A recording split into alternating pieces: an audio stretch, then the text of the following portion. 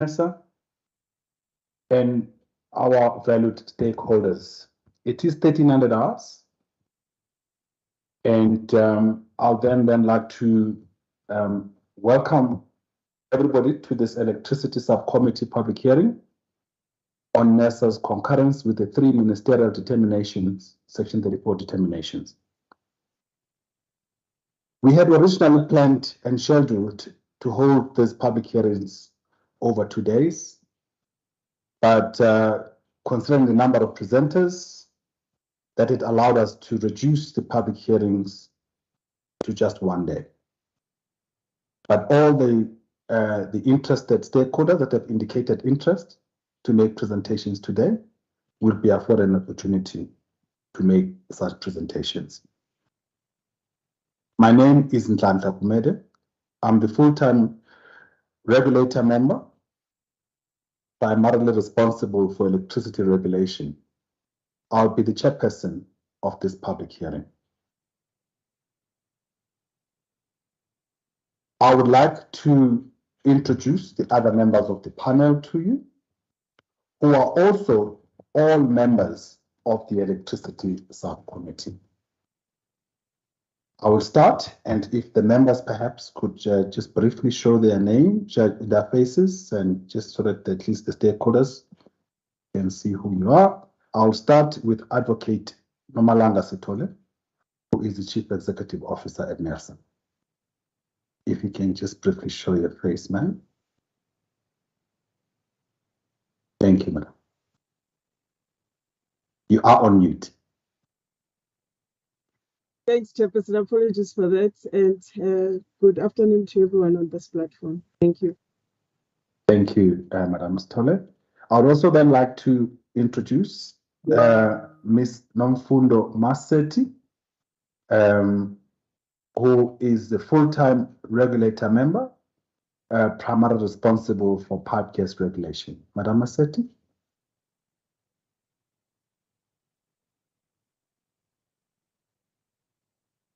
Yeah, on mute, ma'am. Good afternoon, Chairperson and members and everyone on the call. Thank you, Madam Maseti. I would also like to introduce Mr. Thembani Pukula, who is Nersa chairperson, who's just indicated that he's unable to show his face, but he apologies, Chair, it's been enabled again, so apologies. I can show my face. Oh, okay. Thank you. Thank you, sir. But he's a very well-known person to people on this who are to the stakeholders, electricity stakeholders. Would like to welcome you. I would also like to welcome Ms. Precious Sibia, who is a part-time regulator member. I am not sure whether she has managed to join as yet. Mr. Dlamini, you have not indicated? Not yet, Mr. Kumete. She still hasn't joined us. All right, thank you. Right, fine. So, but when she does join, she will then be able to then perhaps just at least for once just show her face, so the members or the stakeholders that are attending this hearing can also see who they are talking to. Oh, she is. Madam, if you can just briefly introduce yourself. Hey, hi, Chair. Good afternoon. I had the same issue like Chair, because both the camera and the mic was on mute. Good afternoon, everyone. I'm Precious Sibia. I'm the member of the regulator, part-time member of the regulator. Thank you. Thank you, madam. All right, so we've actually got Mr. Muzi Mkiza, the full-time regulator member, primarily responsible for petroleum pipelines. Unfortunately, is not well. So he will not be joining us today. This hearing was duly advertised on the 13th of October, 2020 in the following national newspapers, Business Day, the Sowetan, and the Herald. But the hearing was also posted on the Nersa website. The hearing is held in accordance with the National Energy Regulator Act, in which all affected parties are given an opportunity to submit their views and present relevant facts and evidence to the energy regulator. Although we cannot, of course, regulate how the members, that the stakeholders deliver their views or even constrain the input from stakeholders. Our request is, to the extent possible, if the stakeholders could limit their input to the topic of the day, please. And if possible, limit it to the areas that are within the Nersa'S jurisdiction. It is just a plea. Since this is an opportunity afforded to stakeholders to provide their input to Nersa, Nersa itself will not Nersa itself will not be able to offer its own views today. Neither will it be able to respond to any questions that may be posed by stakeholders. But the panel will only pose questions of clarity on matters raised by stakeholders and will consider all stakeholder inputs during its evaluation of the request for concurrence of determination sought by the minister. I think that is sometimes it is that some stakeholders do pose questions to the members of the regulator, but this platform is provided only for stakeholders to provide input and not for the regulator members to then proffer their own or offer their own opinions. That the members of the regulator will do at a later stage when they evaluate the application before us. This hearing is governed by the Nersa regulation on public hearings, which can be summarized as follows. All parties will be required to make their presentations under oath. Each presenter will be allocated 20 minutes each, allocated 20 minutes to make their input, and a further 10 minutes would also be afforded to each presenter to respond to the questions that may have been posed by the panel members. Only members of the panel may pose questions to the presenters. However, the members of the public may forward their questions to Mr. Eliezer Dlamini at eliezer.dlamini@nersa.org.za, and the panel will decide on how to deal with those questions. Should presenters wish to present information they consider confidential, the panel will make a ruling on whether to close the hearing or to have the information submitted in writing. The recording of this hearing will be done through our recording system, but there will also be a live audio streaming on Nersa platforms, including Nersa'S Twitter page, which is at Nersa_ZA. And this recording will be the official record of this meeting. The meeting rules for this meeting are: 1, please ensure that your mic and video are switched off at all times, unless, of course, we are making a presentation. Number 2, when making a presentation, please ensure that your cell phone is switched to silent. And then the last request would be the use of the chat function. We request that the chat function, which is available to all stakeholders, that it be used responsibly to contribute to a meaningful discussion through this public hearing session. We have the following 8 presenters to today's public hearing. And as indicated, each presenter will be granted 20 minutes for the presentation and a further 10 minutes to respond to questions posed by members. The presenters are representing Meridian Economics would be Mr. Adam Rove. Representing Richards Bay Industrial Development Zone Company SOC Limited would be Advocate Keith Harvey. Representing NUMSA would be Mr. Wandisile Pram. Representing Southern African Biogas Industry Association, SABIA, would be 2 presenters, Mr. Alberto Borrello and Mr. David Cornish. Representing South African Independent Power Producers Association would be Mr. David Long. Representing the Center for Environmental Rights would be Ms. Nicole Luza. Representing Natural Justice would be Ms. Nelisa Kronung. I hope I'm saying that correctly. I'll be corrected later. And then representing Presenting on behalf of the South African Durban Community Alliance would be 3 parties, Mr. Bongani Ntembu, Mr. Niera Reddy, and Ms. Kashmi Ram Reddy. So those are the presenters today. As indicated, our first presenter will be Mr. Adam Roth. If we can then invite him, please, to turn his camera so he can be sworn in. Thank you, Mr. Roth.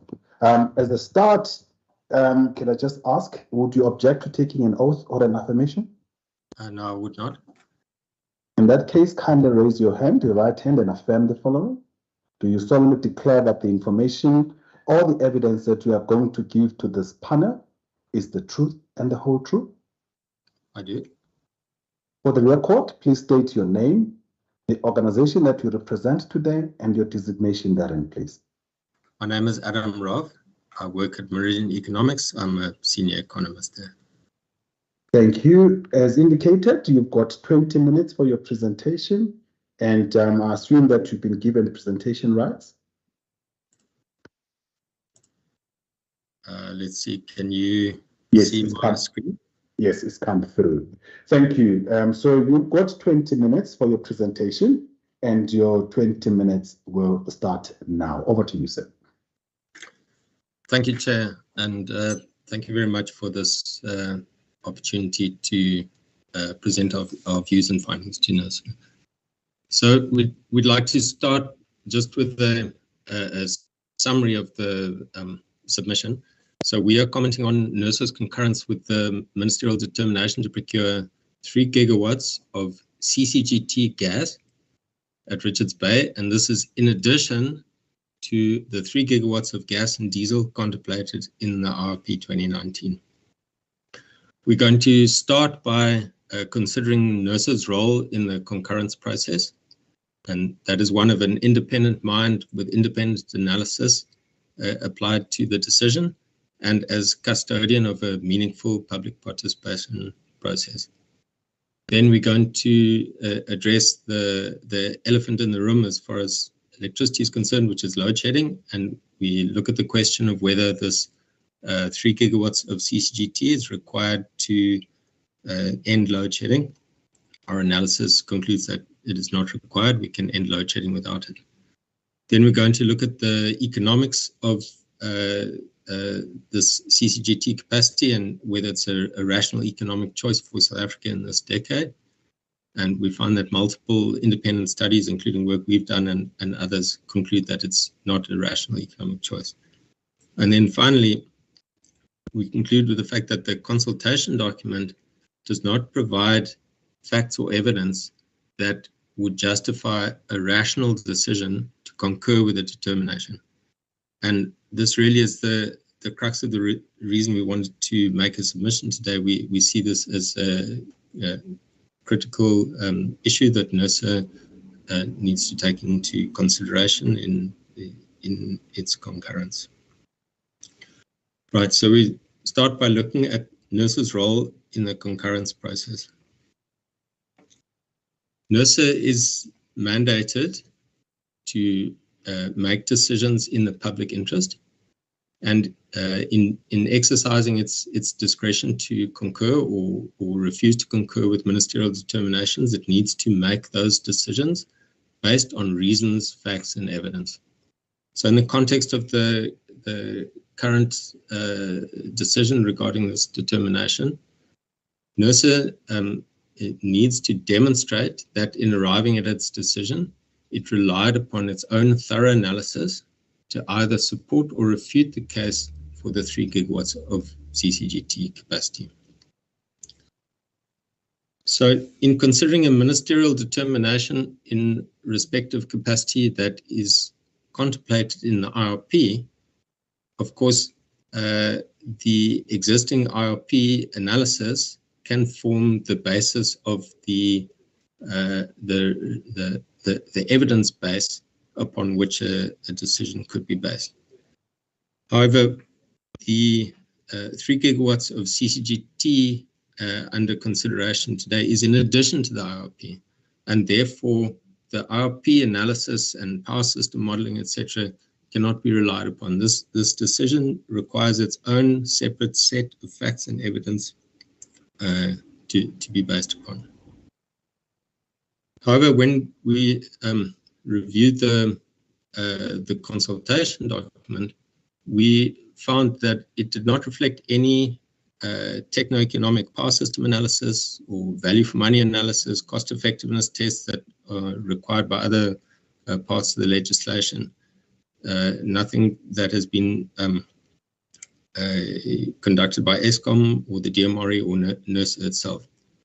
And without such an analysis being presented for the purposes of consultation, interested and affected parties cannot effectively respond to the consultation.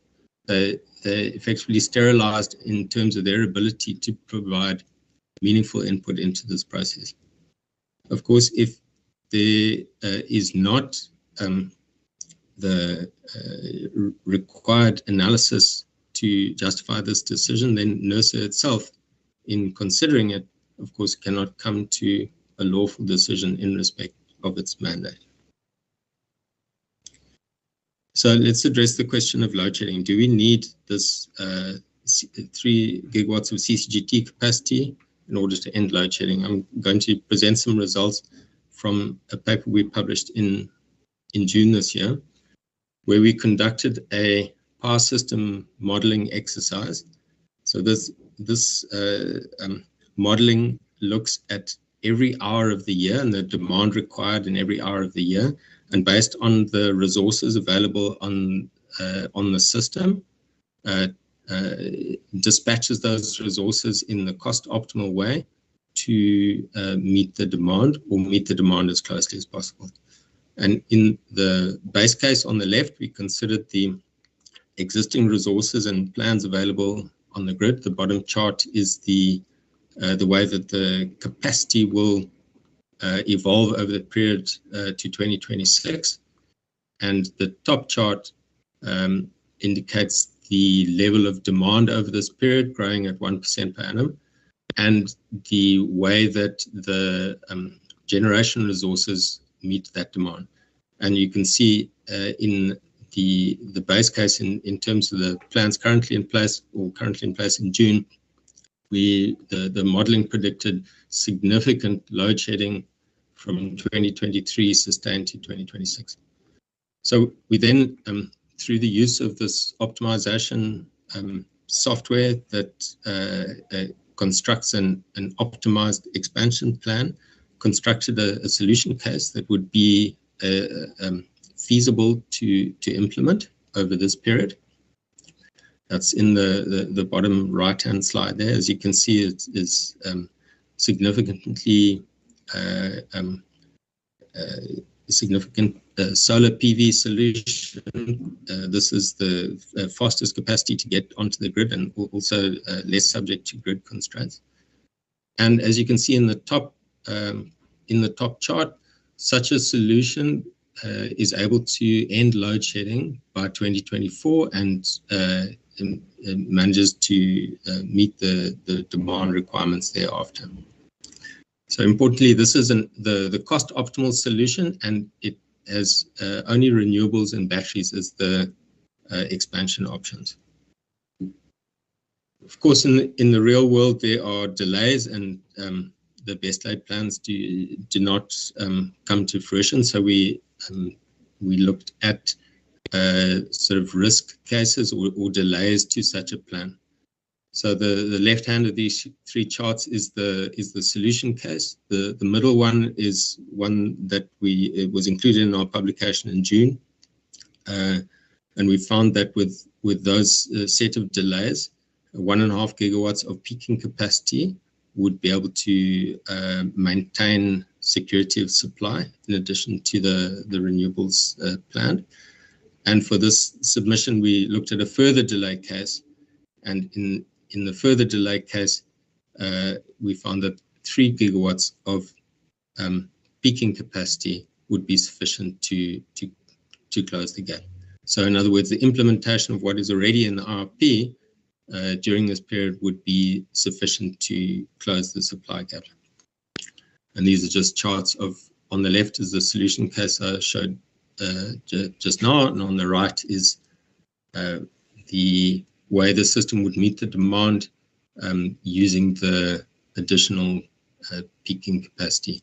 So what we found is for the next couple of years, 23, 24, 25, in these years, if there's peaking capacity on the system, it does run harder than optimally it's designed to do. But thereafter, once the renewables capacity implementation is achieved, it goes back to its usual role of just providing peaking plant support. So that's the load shedding issue. Now we address the economic issue. Is CCGT capacity a rational economic choice for South Africa?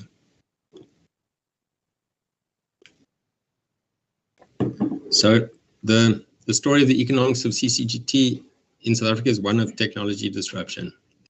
This chart here shows the successive reductions in renewables prices in yellow and blue that have occurred with the successive REAP rounds that have been run over the last 10 years, culminating in the prices in bid window 5 around 50 cents a kilowatt hour.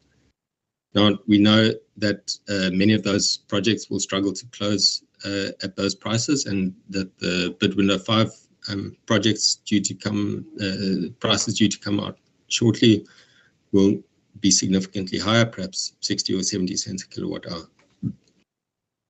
The shaded region here indicates the price of power that would come out of a CCGT generation technology, and that band is what it would have been over the last 10 years or so. And you can see obviously the extreme volatility we've had during the course of this year, with prices between 140 and 2 rand a kilowatt hour. The important thing though is this technology disruption is baked into the pricing now in principle, and energy from renewables is going forward going to be between a half and a third of the price of energy from CCGT. Of course, the price of the energy is only half of the story. CCGT plant provides a bundled function of dispatchable power and energy, whereas renewables only provide energy. So in order to do a like-for-like comparison, we need to compare a CCGT plant to a combination of renewables and the cost of a peaking plant that would need to be run alongside it in order to produce a comparable contribution to the power system security. So that is exactly what we've done as we show in this slide. So what we have here in the chart is the cost stack, the annual cost stack of costs that would be incurred as a result of implementing 3 gigawatts of CCGT gas. You can see there's a capex recovery, opex, and the black is the infrastructure and transport costs associated with LNG, and the brick color is the actual cost of the gas molecule itself. So the CCGT cost is in the region of 20 billion a year and dominated by fuel costs. On the right-hand stack is the cost of a renewables and peaking combined solution. So this is 3 gigawatts of dispatchable peaking plant, could be OCGT or combustion engine capacity, running as it would do something like 5% of the time, and 4.7 gigawatts of renewable capacity. So these two solutions, this renewables plus peaking and the CCGT, they both provide the exact same amount of energy over the course of the year and the same combined capacity and energy function to the system. And as you can see, the combined renewables and peaking plant solution is in the region of 6 billion rand cheaper per year than the CCGT solution.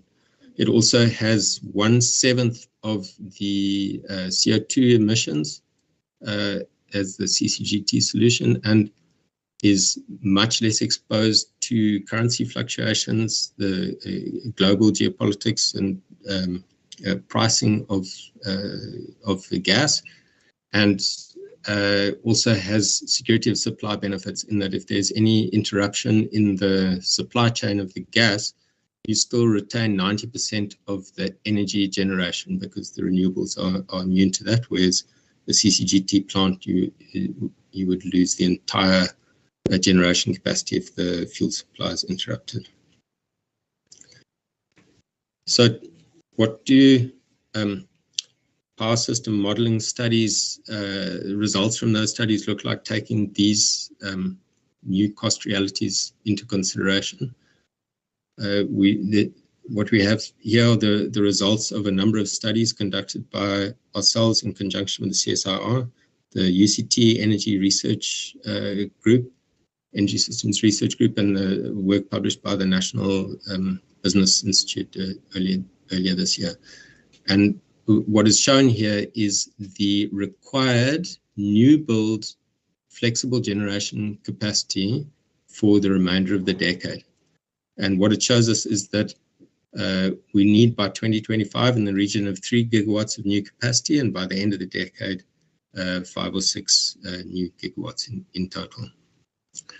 What's important, though, is that across all these studies, this capacity is a peaking function only.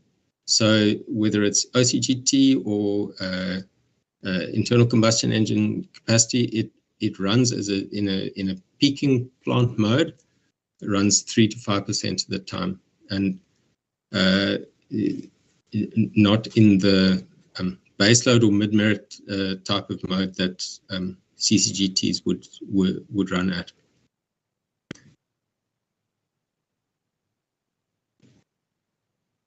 And this really is a sensitivity analysis that ties the previous slides together and shows that regardless of what the change might be in renewables pricing and gas pricing, any credible scenario of changes in the costs of these technologies still results in the fact that a renewables and peaking plant solution will be cheaper than a combined cycle gas turbine solution to provide the same power and function to the grid.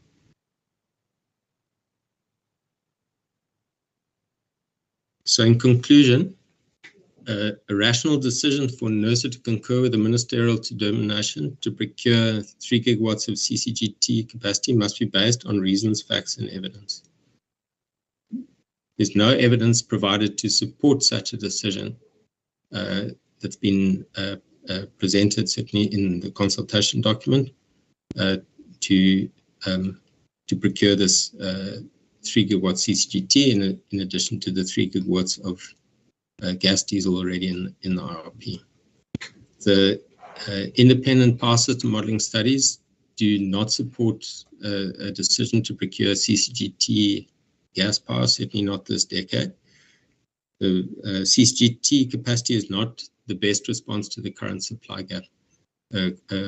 Peaking plant and renewables combination is cheaper. It will be quicker to implement. It has lower emissions. It's more flexible. It can respond more quickly to changes in the power system, and comes with greater energy security or security of supply attributes. So if this is ignored, forcing in the large-scale gas solution, the CCGT solution, it won't replace coal. What it will do is it will displace renewables that would have been built, and forcing out their associated jobs and localization of associated value chains. And this will increase emissions and increase the cost of electricity.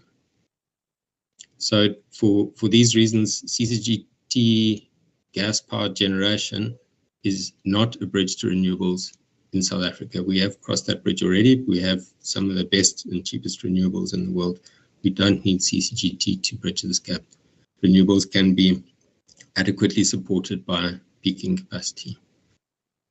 So finally, based on the evidence provided, we conclude that the draft Section 34 determination to procure CCGT gas power is an irrational decision, and that a decision by Nersa to concur with it based on the evidence provided would also be irrational. Thank you, Chair. Thank you, Mr. Roth, for also just keeping to your 20 minutes, well timed. Still gave us a minute back. Thank you. So members, we have the presentation before us. If we can engage with it, please, can I just see by show of hands, members of the ELS, please. See by show of hands, members, if you've got any questions for Mr. Roth. Thank you. I note your hand, Madam Masetti. Can you go first, please, ma'am? Thank you, Chairperson, for the opportunity, and thank you for the presentation, Mr. Roth. I just want to also, based on evidence, as Mr. Roth really, emphasize on the issue of demonstrating, evidence.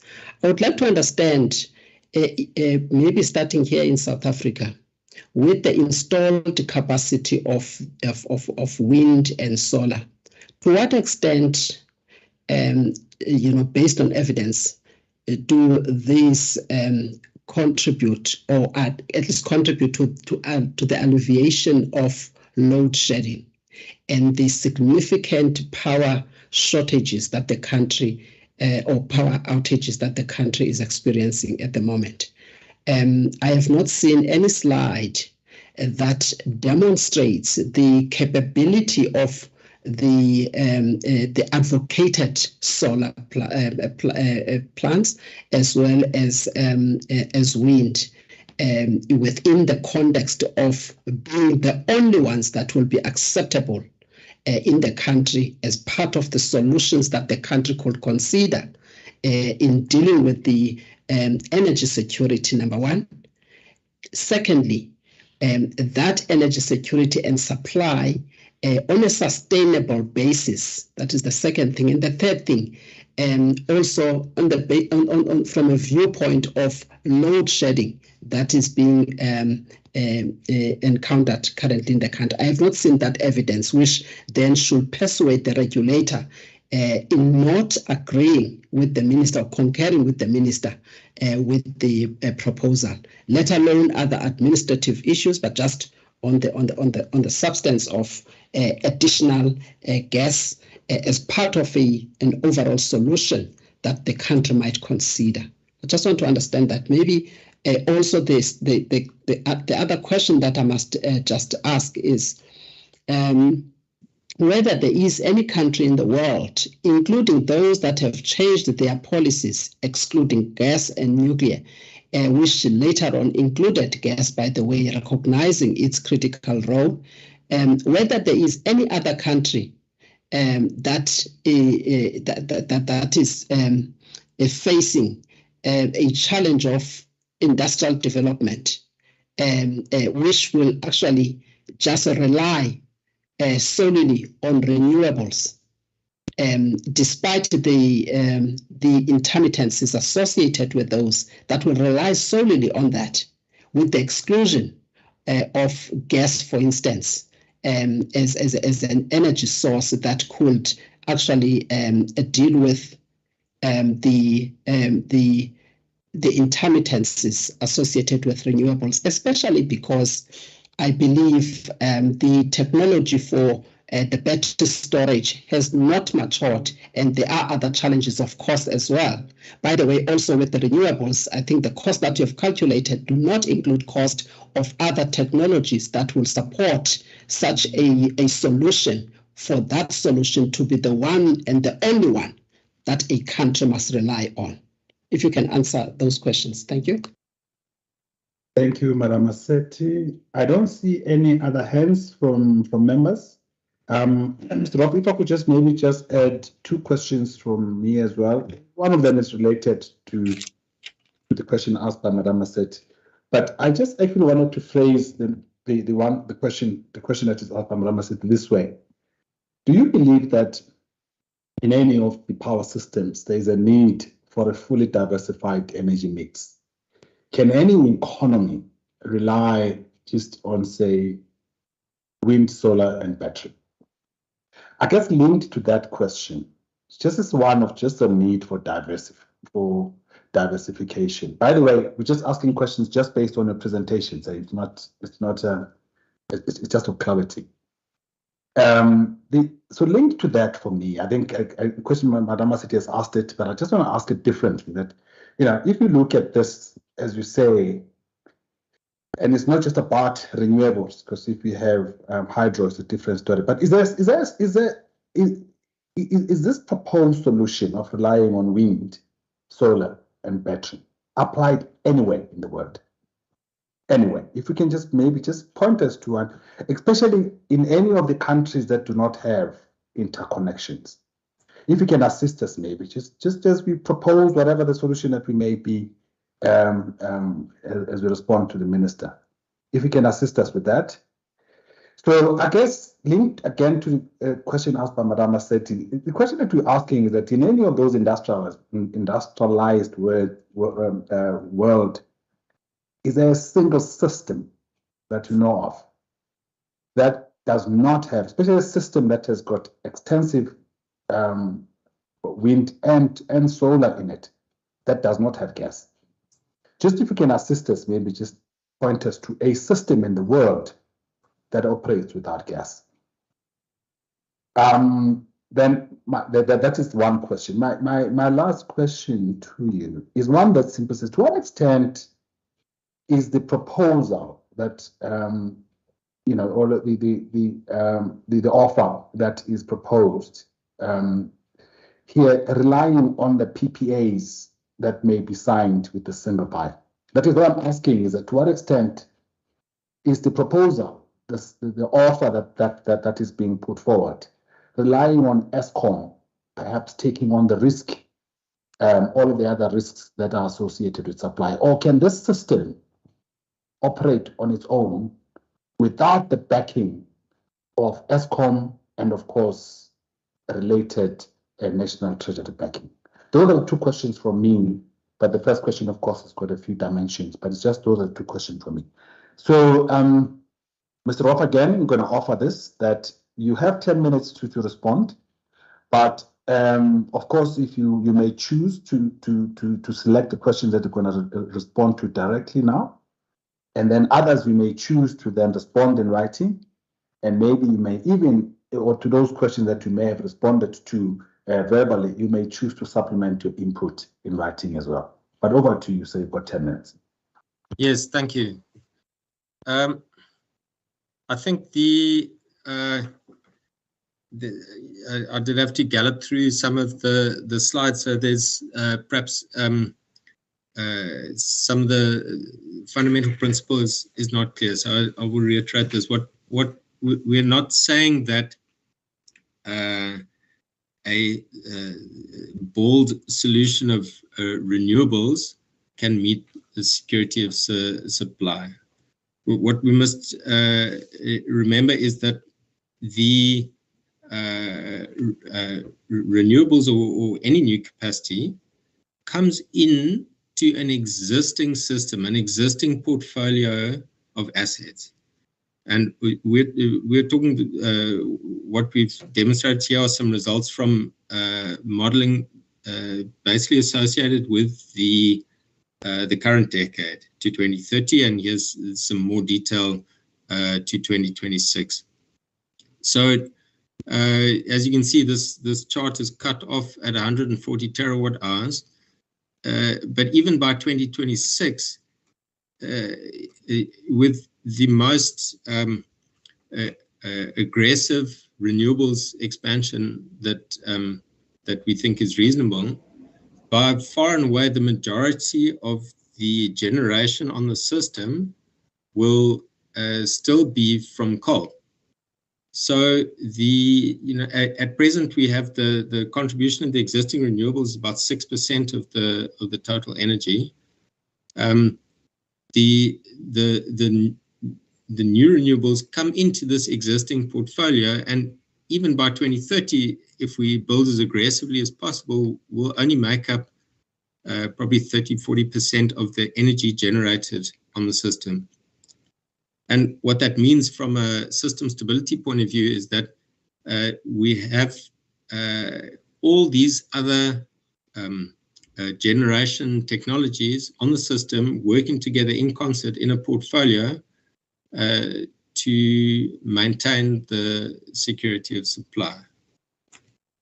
If I can show a slide to address Ms. Massetti's question around the impact of renewables and the ability for renewables to combat load shedding. So in this work that we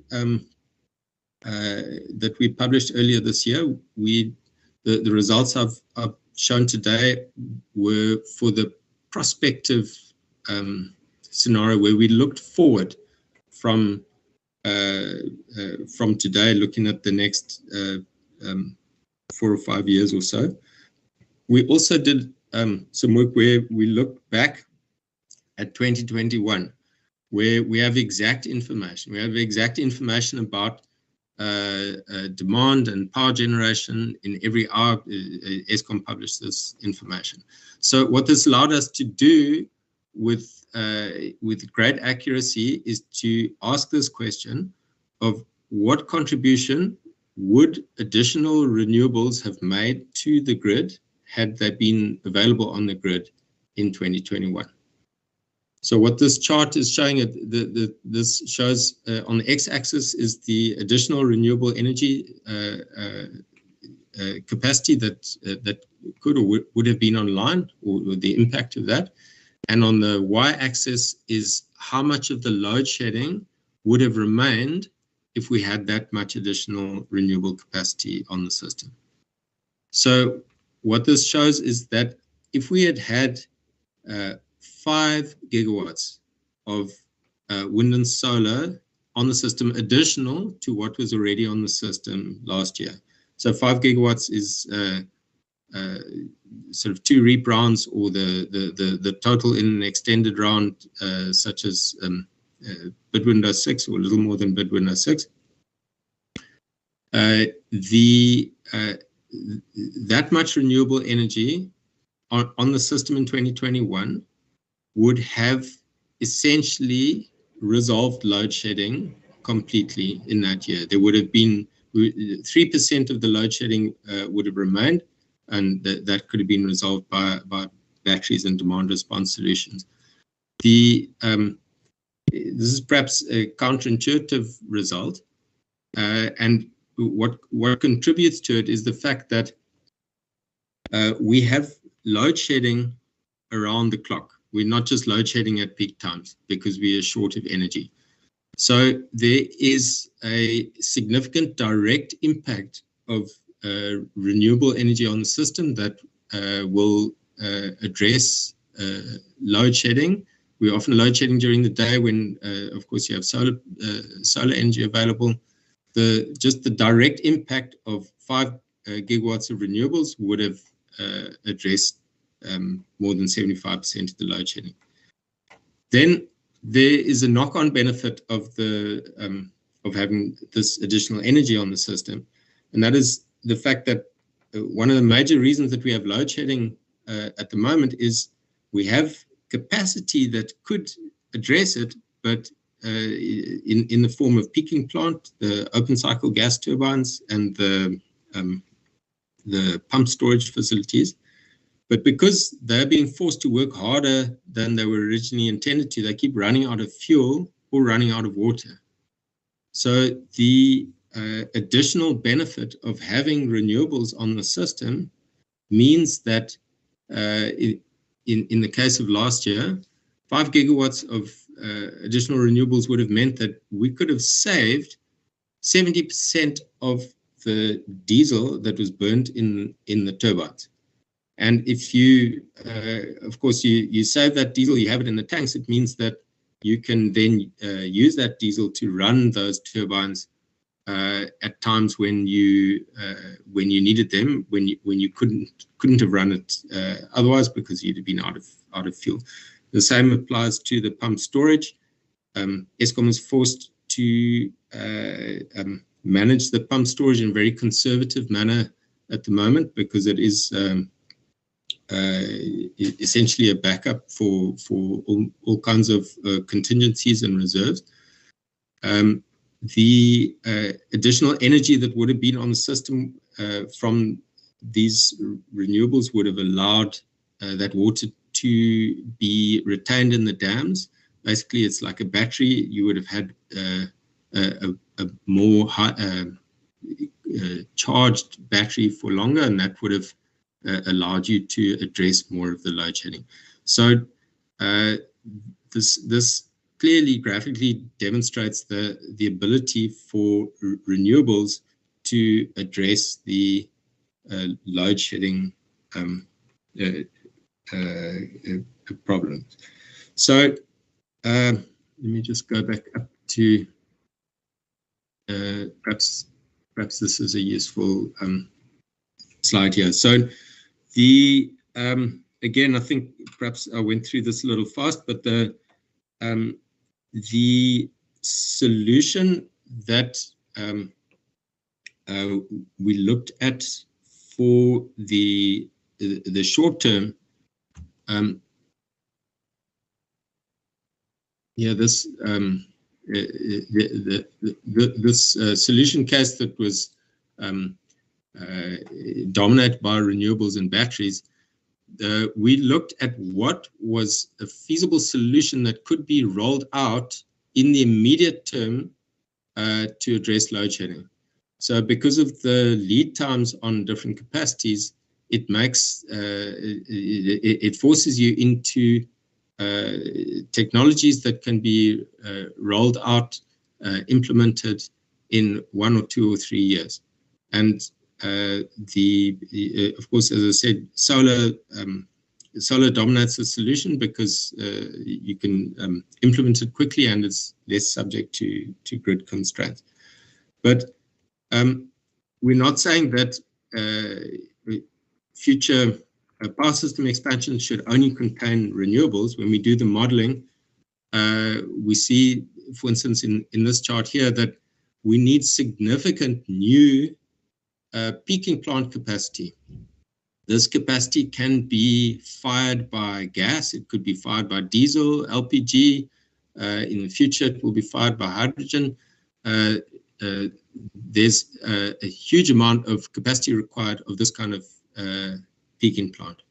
So we are not suggesting that you can run a secure power system on renewables alone.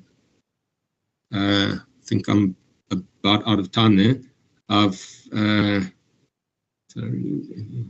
System without gas. Yes, you've got 2 more minutes, I think, but I thought that perhaps so that when you make, there were 2 additional questions that were asked. So maybe in terms of prioritizing your responses, if you don't mind, can I just pose those questions? Is questions from the I don't know if you can see them, but it's questions that actually come from NUMS, from NUMS. I'm not sure if you could see them, but if you can't, can I kindly pose them? But you may choose to respond to them today, or you can respond to them in writing. The first question says, did this model take into account sporadic nature of unplanned breakdowns, which requires the existing OCGTs to be utilized as meet merit and sometimes base load in the instances of unrelenting generation capacity constraints? So the issue of dealing with the EF. No, can I pose the second question? So the second question that was asked is over the years 2019 to 2022, the current OCGT has been used outside peaking hours, thus attracting billions of rands of diesel. This then does this not prove that there's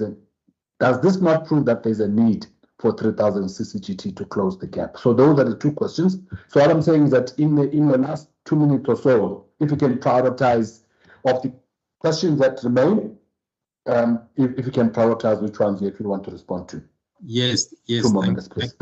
Thank you, Chair. So yes, indeed, in the modelling, we did take into account the declining EAF. The scenarios that are showed here were scenarios where we considered a 2% per annum decline in the EAF, coupled with a 1% per annum increase in demand. So it's kind of like the jaws of a crocodile opening, and we did consider that. Sometimes baseload, yes. So then the existing utilization of the OCGT capacity should not be seen as a model for how that capacity could or will be run. The capacity is being run off its feet at the moment because of breakdowns in the coal fleet. As per the chart I showed just now in respect of the impact of renewables on load shedding, what we see is that because the OCGTs currently are run around the clock, as is pointed out in this question, when you put renewables on the system, you offset a huge amount of the diesel burnt in the OCGTs. As I said, 5 gigawatts of renewables in 2021 would have reduced the diesel burnt by 70%. So what that shows us or demonstrates is the power of renewables to close the supply gap and indeed also reduce the cost of the fuel burn that's required in the flexible capacity. So in response to this specific question on the CCGT, what we see when we do the modeling is that the combination of using the renewables with peaking plant, the renewables significantly and sufficiently brings down the need to run the peaking plant to within the acceptable or design ranges, provided we can get that renewables on the system in time. Mr. Roth, I know you've tried to respond to all of the questions posed to your best ability, especially in terms of the limited amount of time. We have gone way beyond 10 minutes, if you don't mind. I'm sorry to disturb you, but could I ask that for the remainder of the questions, and maybe if you still want to provide better detail and in your formulation of your responses, could you provide something to us in writing, please? We'd really appreciate that if you can provide something to us in writing within 7 days, please. Yeah. Thank you. We'd like, on behalf of NERSA, I'd like to thank you for your inputs, for your invaluable inputs, and your continued support of our processes. As Meridian, we may ask questions, but remember there are certain things we're not asking because perhaps we may agree or not agree with you, but it doesn't really matter. I think that your input is very, very valuable. Thank you. Thank you very much, Chair. Thank you. All right. Okay, we will then move on to the next presenter, who is Advocate Keith Harvey from Richards Bay Industrial Development Zone Company, SOC Limited. Mr. Rob, if you can unshare your presentation, it would be useful. Thank you. So to allow the next presenter. All right. If I can then perhaps see your face. Thank you. Thank you. I see your face. It is a small picture, but I can still see you. It's okay. As you would know, as is customary, we start with the swearing in. Can I just understand? Would you object to taking an oath or an affirmation? No objection, Chair. In that case, kindly raise your right hand and affirm the following. Do you solemnly declare that the information or the evidence that you are going to give to this panel is the truth and the whole truth? Truth, the whole truth, and nothing but the truth, so help me God, Chair. Thank you. For the record, please state your name, your organization, and also your designation therein, please. Thanks. Thank Thank you, Chair. My name is Keith Neil Harvey. I'm the Company Secretary, Legal Manager, Chief Risk Officer for the Richards Bay Industrial Development Zone Company, SOC Ltd. Thank you. Again, as indicated, you've got 20 minutes for your presentation and a further 10 minutes to answer questions later. Yeah. And your 20 minutes will start now. Over to you, sir.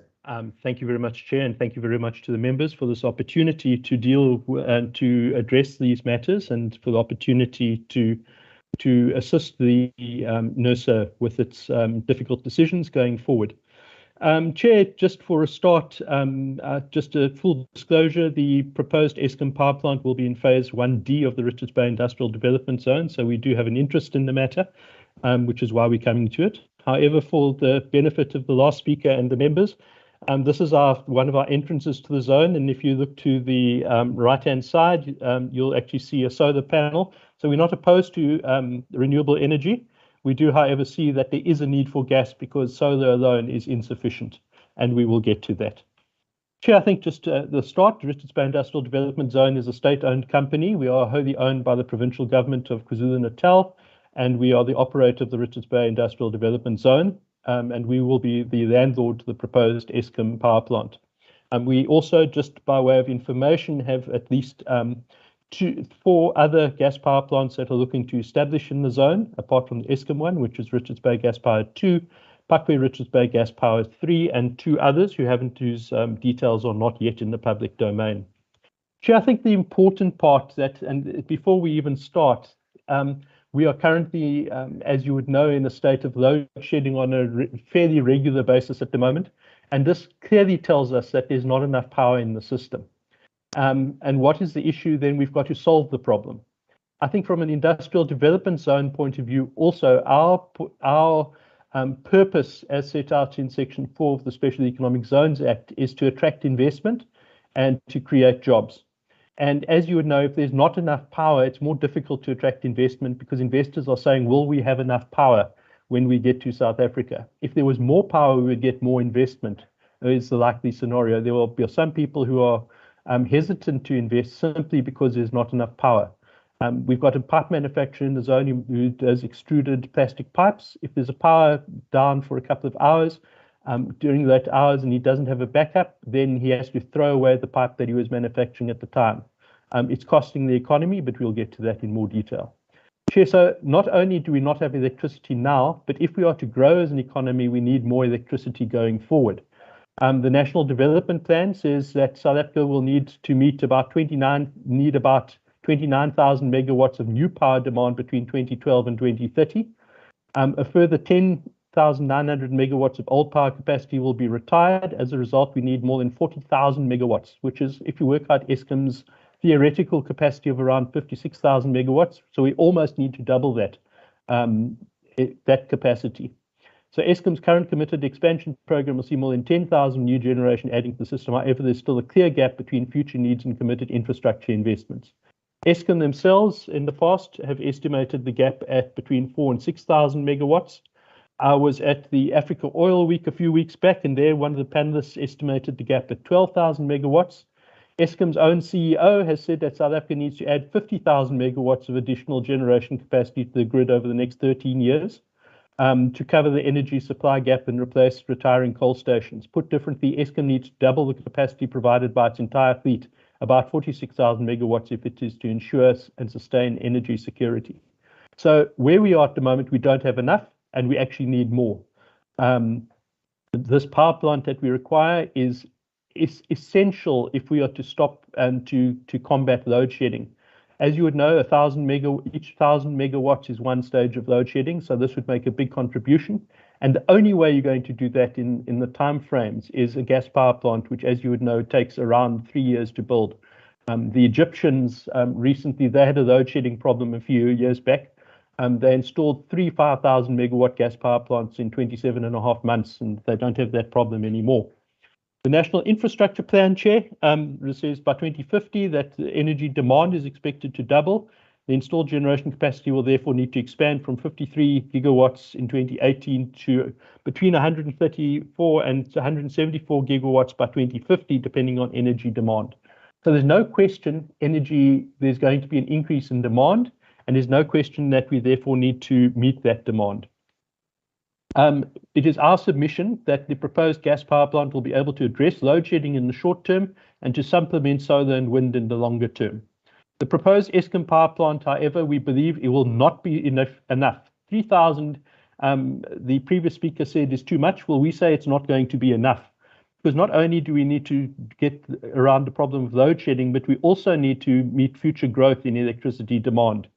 So we are saying that not only do we need the 3,000 for Eskom, the determination, but in addition to that, we need at least an additional 3,000 megawatts, which would be the 3,000 megawatts currently in the IRP, and which would also give our tenants an opportunity to tender for those particular processes. Chair, I think I think there was a concession by the previous speaker regarding solar and wind are not enough, and it's certainly our view that solar and wind is not enough. Before the anti-gas lobby became very vocal back in 2016, there was a study that was done. At one time on 8th of October 2019, solar and wind with a capacity of 3,954 megawatts were only producing 45, which is 1.1% of installed capacity. If there were 10,000 megawatts of renewables, they're producing 1.1% of capacity, they would produce 110 megawatts. On other occasions, they have produced 99% of their rated power. So while grid demand only varies by between 1.6 to 1, renewable production can vary by 100 to 1. Planners must therefore allow the worst reasonable scenario, and energy planners would have to say if we have another 10,000, energy planners would have to say if we have another 10,000 megawatts of renewables on the grid, in the worst case scenario, they will only produce 110 megawatts on some occasions. So we've got to provide for that. And yes, although it's not an open cycle proposed gas turbine, it is more flexible. Chair, it is in my lengthier written submission, but there was an article from the United States of America where there was a nuclear power plant that was replaced by gas, and the operators of the plant were saying how flexible it is, because gas, if it's a 3,000 megawatt plant, it doesn't only operate at 3,000. You can turn it up and you can turn it down. It's got some flexibility in the system. So it's not just a fixed base load as with others, as the committee would well know. Chair, another one, and this is again from earlier days. Solar PV production is virtually non-existent during the evening peak of the winter months when electricity demand is at its highest, and this is a South African study. Average capacity factor during this period is 2%. A detailed analysis indicates that during the high season evening peak periods, solar PV average hourly capacity factors are below 10% for 94% of the time. Then with regard to wind, during the low season, wind output has an average morning peak capacity of 23.3% and an average evening peak capacity of 40.8%. On the worst day, the average capacity factor was 6.35%, and the lowest hourly factor 1.9. On the best day, the highest average capacity was 65.6. So, Chair, and I think if the previous questions by the honourable members, if you look what's happened with Australia, you look what's happened with Germany, you look what's happened with Texas, they've all learned that they cannot survive on just wind and solar alone. And if you look at what's happening at the moment with Germany, they're busy, they're actually cutting red tape to put in more and more LNG terminals rather than building more wind farms or building more solar farms. And in fact, there's an article, I think about a week ago, if I recall correctly, that they were actually tearing down a wind farm to get to the coal underneath it. So it is a problem that solar and wind is not enough and you need something extra. Chair, then let's go to the report that was quoted by the previous speaker, because I think if your detractors agree with you, in general, you know, it makes for your case. So if you look at what that Meridian report says, which is entitled The Hot Air About Gas, which clearly indicates it's not in favor of gas. In the median 5 to 10 years and longer term, substantial new flexible dispatchable generation capacity will be required in the form of open cycle gas turbines, combined cycle gas turbines, or internal combustion engine generators. This need is primarily driven by the increase in the non-dispatchable wind and solar capacity that will need to come online during this period. Estimates of new flexible dispatchable generation capacity required by 2030 vary across studies from 3.08 gigawatts to 7.27 gigawatts, depending on different economic scenarios. But 5 gigawatts is a general assumption. We are looking at 3 of that 5, Chair. If you then look at the issue, so we don't have enough electricity. And wind and solar, though, are not enough, so we've got to fill in the gap. And one of the ways you can do that is utilizing a combined cycle gas turbine.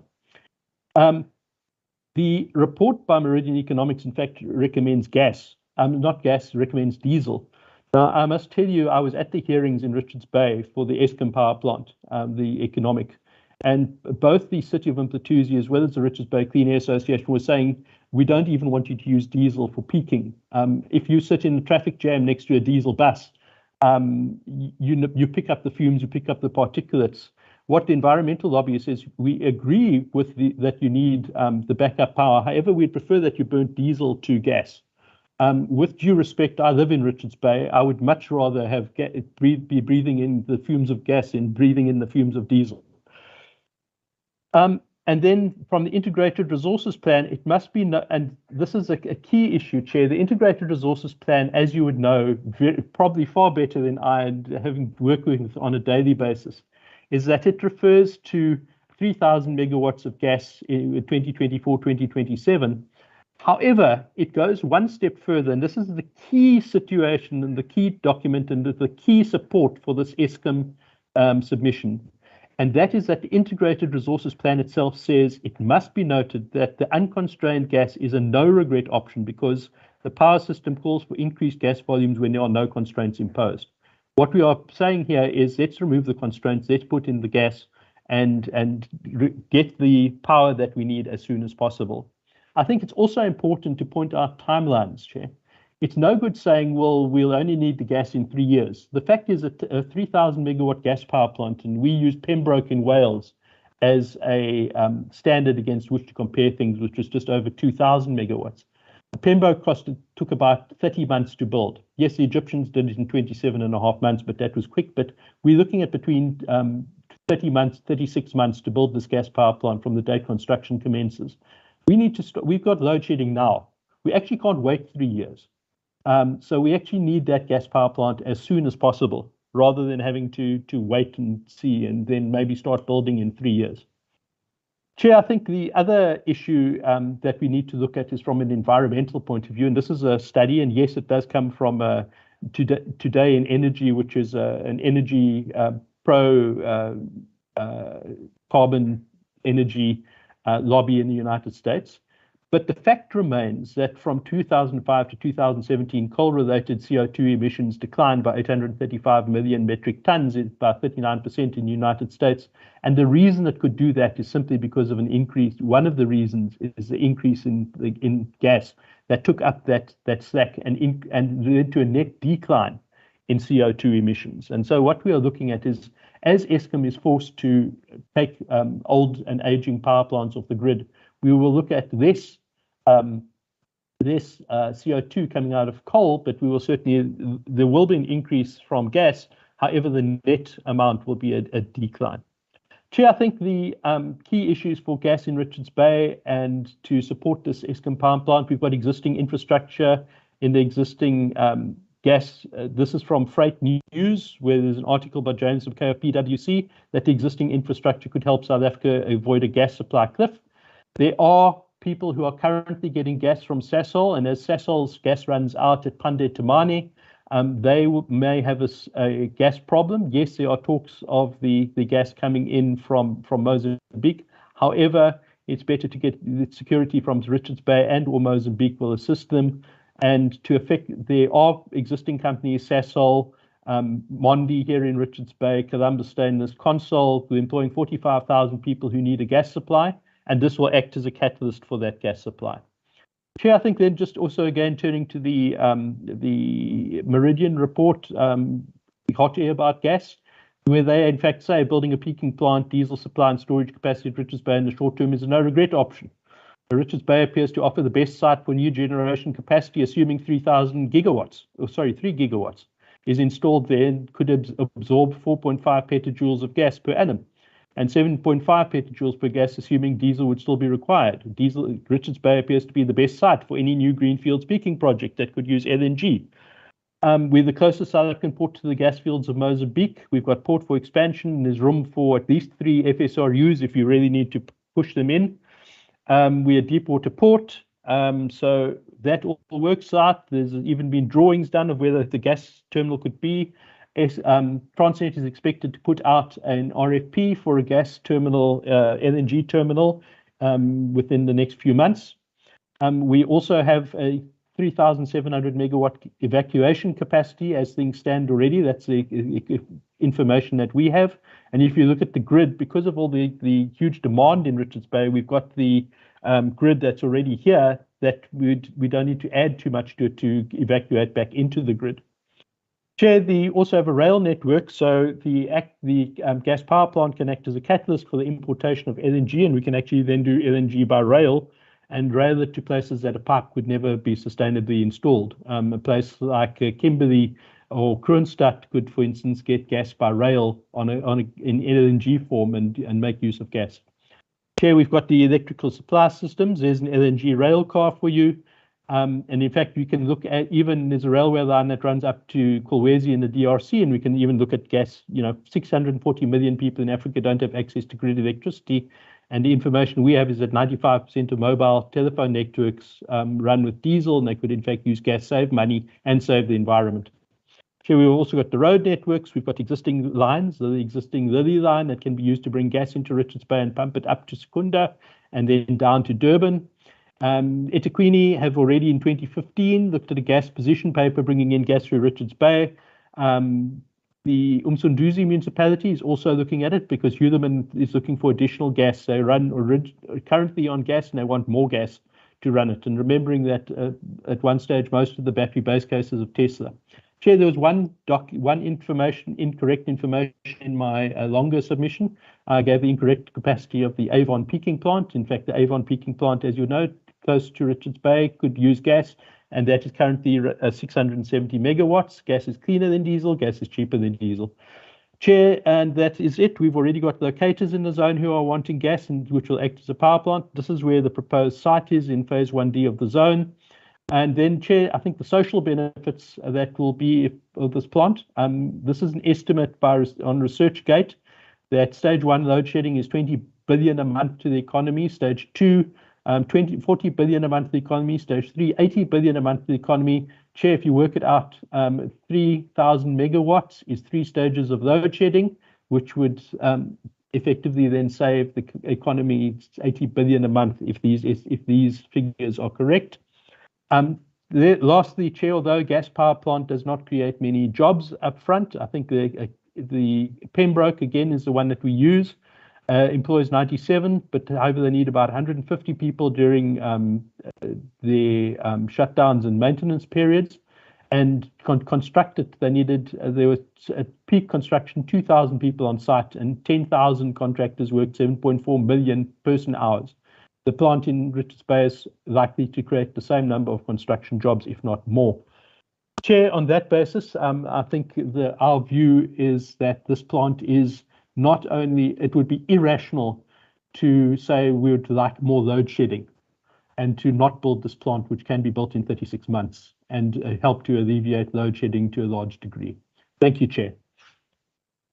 Thank you. Mr. Harvey, I'm not sure whether you considered being an auctioneer, because you've gone through, I don't know how many slides, but in just less than 18 minutes. That was great. Thank you. Members, you've got the presentation before you. If you can engage with it, please.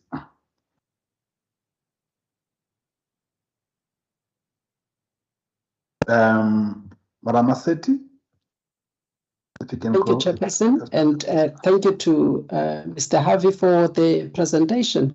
I just have one question, Chairperson, for Mr. Harvey. And my question is, how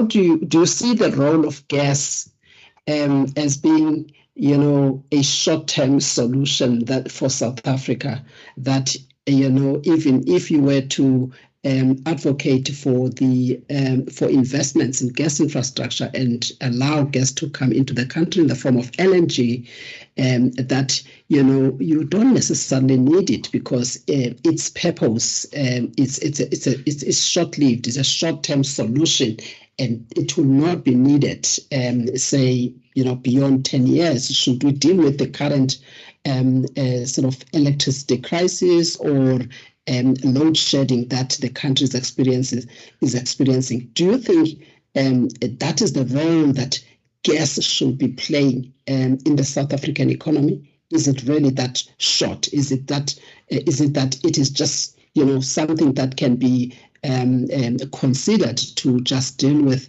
the load shedding, such that there are other options that are available that could actually alleviate load shedding? Or do you see it as something that could still play a critical role in the future if one looks at sustainability of energy supply?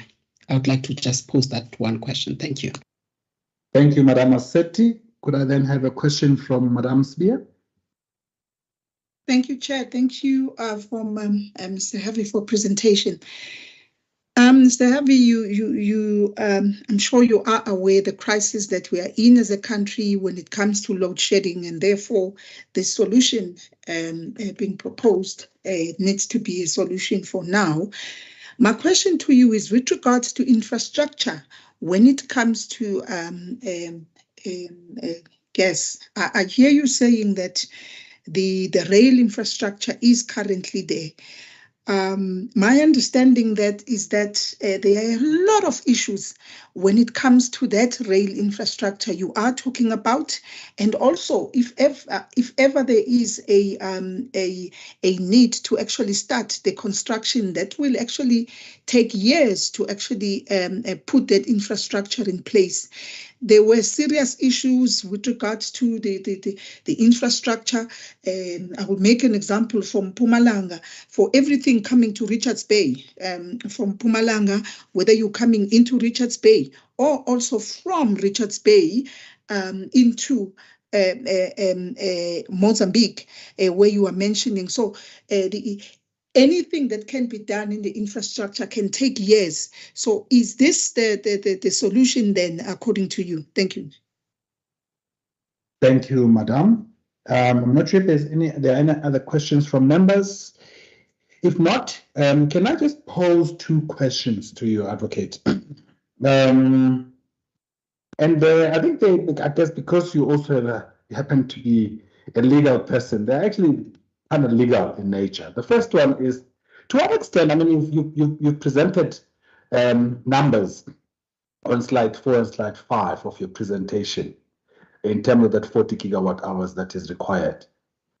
But to what extent are those numbers that you presented talk to the IRP 2019?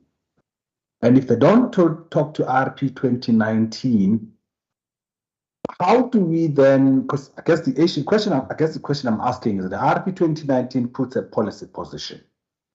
To what extent are those numbers that you are putting in there deviating from the official policy position? And if they are deviating, how do we deal with that deviation as NERSA? So that's the first question.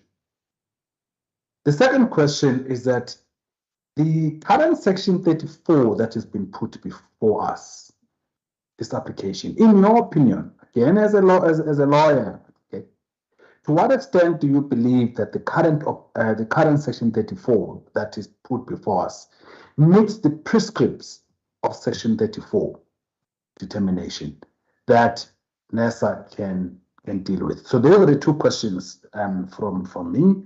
And we've got the other questions from the other members. So as you know, you've got 10 minutes to respond. But we also would appreciate if you want to take any of them off, and actually respond to in writing, so that you can provide us with a greater detail. We'd really appreciate that. But over to you. You've got 10 minutes, sir. Thank you, Chair, and thank you to the members for those questions and the ability to the potential to address them.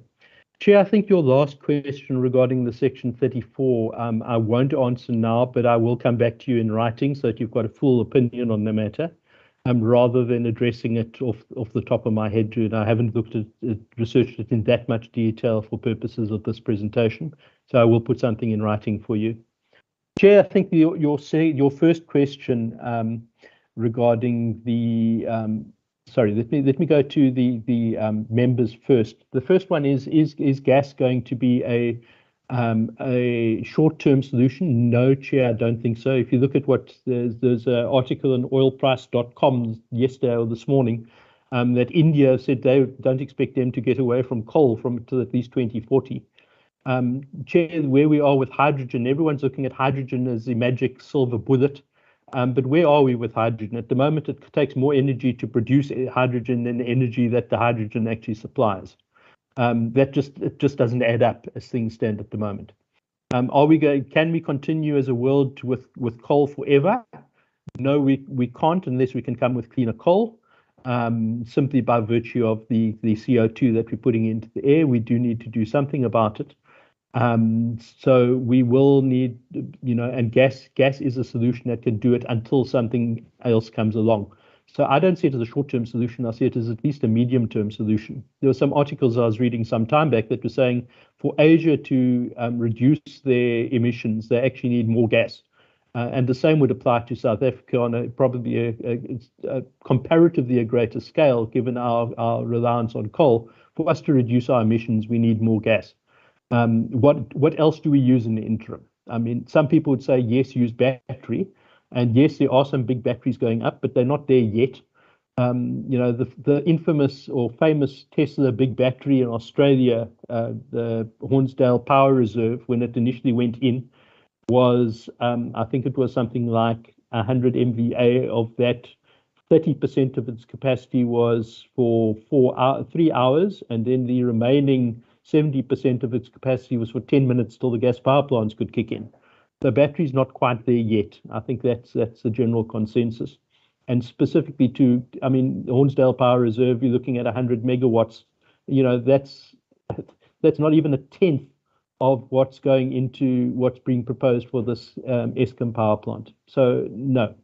The second question, Chair, regarding Richards Bay and the coal trucks, yes, probably because of the energy crisis worldwide, coal is going through. Yes, there were some problems with the railways, I think, a week ago, but in general, that railway can handle, 56 million tons. It can do more if we can double the Overval tunnel, and we can put more on rail. At one stage, we were doing about 86 million tons per annum utilizing rail. Now, everybody and their brother is also trucking coal, which is disliked in Richards Bay, to put it intensely. We would much prefer to have gas, I think, than certainly all the coal trucks going around, but that's going to be an export no matter what happens with this Eskom power plant. The benefit of Richards Bay is the use of existing capacity to effectively bring gas into Richards Bay. You can send it up reverse the Lily line, send it up the Lily line to Secunda. You can send it to Newcastle, to ArcelorMittal. You can send it down to Durban, and there have been feasibilities into convert the previous Durban Johannesburg line, and then to convert part of that to gas as they previously did with the Lily line. But the main thing will be that you're bringing in the gas, you're converting it to electrons and sending up an existing power line, which is a huge advantage that you have. It will, South Africa, of course, don't forget, we talk about South Africa having an electricity crisis. The whole world is in an energy crisis, because it's not just electricity that's a problem. If you want to convert, if people say about electric cars, well, as things stand with load shedding, I think the electric car might have some difficulty. We actually need a form of energy. Natural gas can do that. Hydrogen's not there yet. It takes too much energy to produce. And then batteries, again, are not there yet. Chair, your first question, if I can just come back to that, if you can just remind me of it. Apologies for that. Thanks, Advocate. I think it was more asking the issue that says, on your slides 4 and 5, you presented numbers. Yes. It's really about that. To what extent do those talk to the IRP? Yeah. And if there's a difference, how then do we deal with it as NERSA? Thanks. Thank you, Chair. On that one, again, I will expand on it and we'll come back to you on it, as with your first question. Thank you, Chair, for your you make my life interesting. Chair, I think the aspect to it is we must never forget that the RP 2019 is, for all intents and purposes, out of date. For one thing, it made provision for emergency supply, and there was emergency supply, which was resulted in the risk mitigation IPP. Possibly there should have been a time shift in that, given the effect of COVID and how it's affected the economy and how it's affected construction, that we might have had more years of risk mitigation measures that the RP provided for. The key element of the RP is, I think I speak subject to correction, and again, the members will know far better than I, is that it worked on an energy availability of Eskom's fleet of about 75%, and we know we're not even close to that. So the RP is out of date as things stand. The RP, yes, it provides for 3,000 megawatts, and we are saying that you're needing this 3,000 in addition to that 3,000, which I think is what the Section 34 is all about. It's that we're not just looking for the 3,000, you're not sort of looking to give the full 3,000 in the RP to Eskom, you're looking to give additional capacity to Eskom outside of that 3,000, which, if it wasn't for the timeframes in the RP, might have been deemed to be part of the risk mitigation measures. And I think also, Chair, if you look at where we're coming from, this is essentially a backup power that's being provided. You're not going to find many IPPs looking to do it. Eskom also needs to, if they shut down all their coal fleet, they have no revenue. And this would give them a source of revenue as well, which also assists. So to answer your question in a short manner, Chair, the RP, let's be quite honest, is not currently in date, and therefore this is needed in addition to that, and it could be seen as possibly be seen as part of a further risk mitigation measure in terms of RP. Thank you, Chair. Thank you, Advocate, and we'll definitely welcome your further input in writing, and also if you want to expatiate on some of the other questions asked by the other members of the panel, please feel free to do that. We'll give you 7 days to actually do that. We really appreciate your further input on this. Thank you on behalf of NERSA. Thank you, Advocate. Thank you, Chair. May I be excused?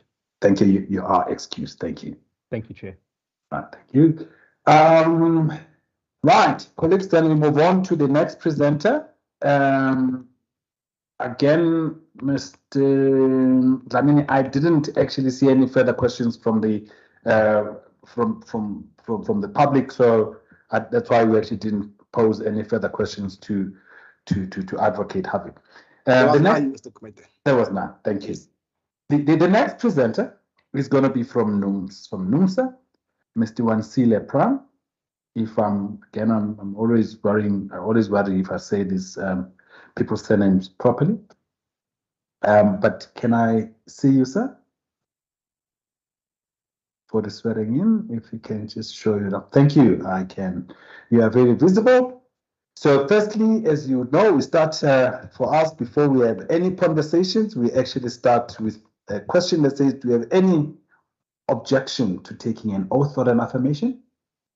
No, I don't have any objections, Sir President. Thanks. Thank you. In that case, kindly raise your hand, the right hand, and affirm the following. Do you solemnly declare that the information or the evidence that you are going to give to this panel is the truth and the whole truth? Yes. For the record, if you can just state your name, your organization that you are representing here today, and your designation in it, please.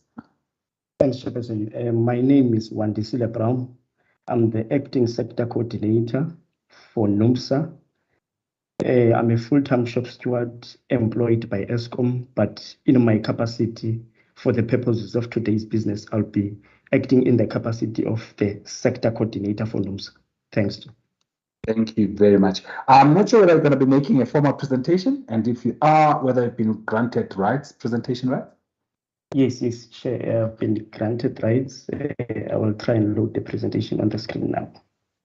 Okay, and then we will start your 10 minutes, 20 minutes, sorry, once you've loaded.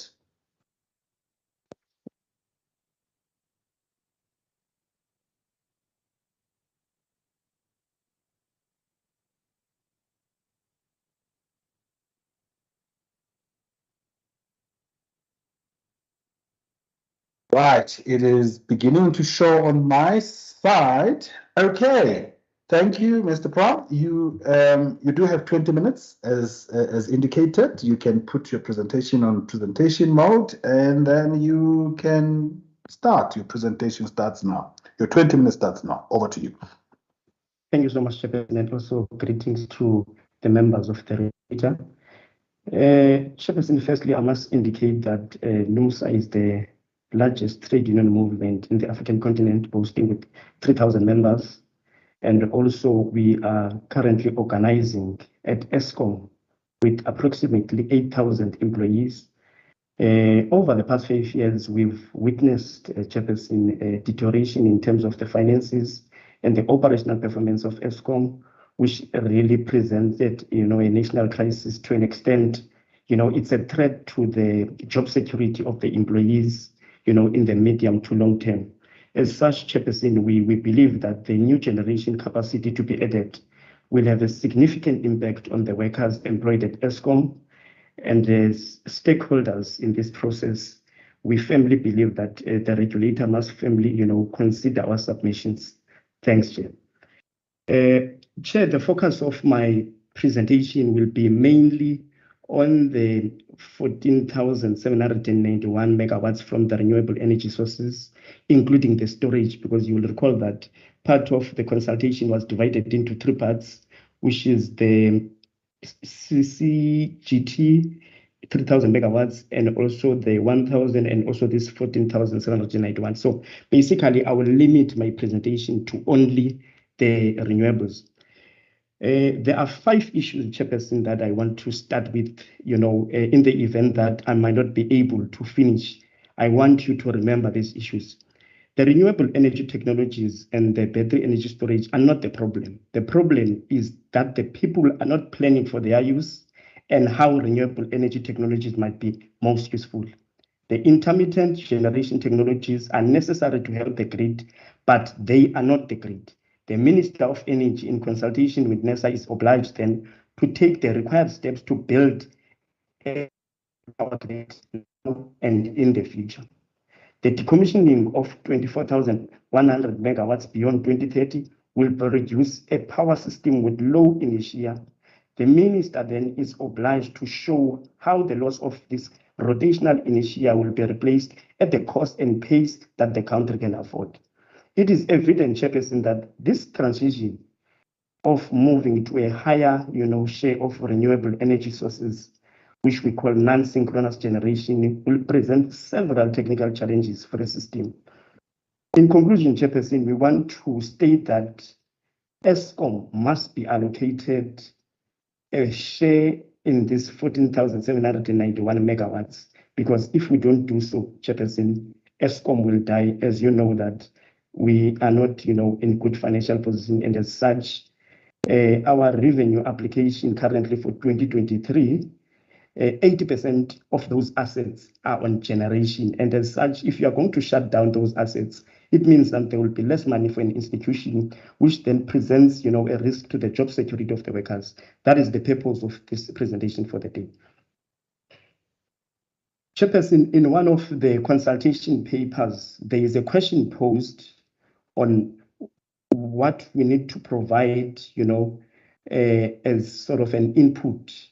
Basically, one of the questions we want to respond to relates to provide what you consider to be the risks and challenges associated with this new capacity. As such, this will our response, Chairperson. NUMSA admits that there is no technical report conducted for addressing the major technical challenges arising from high share of renewable energy sources and massive synchronous generation plant envisaged to be shut down. Consequently, Chairperson, we are saying the hasty transition to renewable energy sources may have catalytic consequences. The failure of renewable energy sources led to a complete blackout in South Australia in 2016. I've referenced that at the end, and also in Texas in 2021 and in February 2022. These are some of the risk, Chairperson, that will be coming with the new generation capacity in the form of solar, wind, and the storage. The frequency stability associated problems, your voltage stability problems, your transient stability problems, power quality, which relates to the total harmonics distortion, and also the generation capacity will be the focus of this presentation when it comes to the risks posed by the new generation capacity. As you know, Chairperson, that there is a newly published South Africa medium-term system adequacy report, which was published month end October, and I fully request, the members of the regulator to go through this report because it provides a comprehensive outlook on the medium term, on whether our system is able to meet the demand. And as such, when I was scanning through it, there is a lot which is not there in the public. To an extent, Eskom being the custodian of the system, I think, the collaboration between the regulator, Eskom, and also the Minister of Energy will yield the positive results. Basically, on this slide, Chairperson, we've got the Eskom historical outages that dates from 2017. As you would know, the period of 2016-2017, we didn't have the load shedding. And as such, the load shedding started to come back in, which correlates with the high unplanned breakdowns between the period of 2018 up to now. And if you check the graph, Chairperson, focusing on the blue line, on the left, you've got the megawatt hours lost. So basically, your unplanned breakdowns now are in the actual megawatts, not in the form of, the percentage which is normally reported by Eskom on the stats. So basically, over the years, the issue we are having is the number of which have spiraled up to an extent now they've reached alarming levels. On average, the load shedding we've witnessed in the period of September, July 2022, the unplanned breakdowns were somewhere between the gap of 10,000 to 15,000, and in some instances reaching above 15,000, which is one of the problems that we need to respond to. On page 18, Chairperson, of the medium-term system adequacy report, there is a code which I inserted specifically for purposes of this presentation. It says the variable generation sources will reduce the energy gap if the degree of their energy production and the demand shortfall coincide. There may be instances where the degree of coincidence between the two is low or non-existent. In such instances, new additional generation resources will be required to reduce the shortfall further. Now, the issue here, Chairperson, is that even if there's an additional new generation capacity as outlined in the consultation paper, but the challenge with variable renewable energy sources is that not every time they are generating power, that power will coincide during the period when we need them. And this is demonstrated in the next slide. Basically here, this was the 18th of September 2022. We experienced stage 6 load shedding. It was implemented somewhere around 4 a.m. You look at their hourly production on the left-hand side of the presentation, you will have the time here is around 4 a.m. up to 12. So it's different categories. It's 6,200. So basically around this time, 4 a.m., the hourly production from the renewables that we have currently in the system, it was around 7% of the installed capacity. Although it grows during the day, it reaches 40%, but the issue is it cannot be sustained for hours and days to come. And that is the issue that we're dealing with when it comes to the energy security. We're saying the renewables might be helpful, but not to an extent they can totally eliminate, the load shedding crisis that we're dealing with, because the issue you're dealing with is the sporadic nature of these breakdowns. Basically, when you lose a couple of units within a short period of time, you will need then to close that gap because the system operator is faced with a challenge to maintain the 50 hertz, frequency. And in those instances, the production from the renewables is not always favorable. That's what I think many energy experts, are failing to grapple. Also in the report, Chairperson, in the conclusion of the report, it says traditionally, the new capacity will need to be procured through Section 34 determination process to improve the security of the supply and set the counterpower systems on a path to recovery and growth.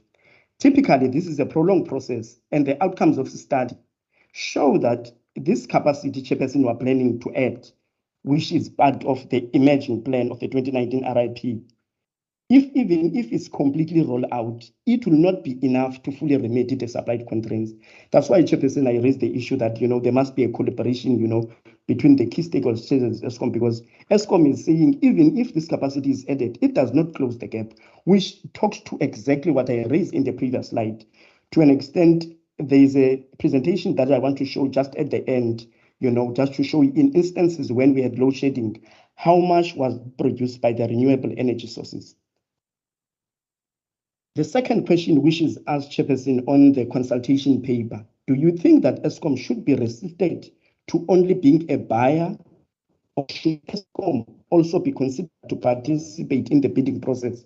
To answer this question, we rely on the IRP, that is page 17, section 2.6.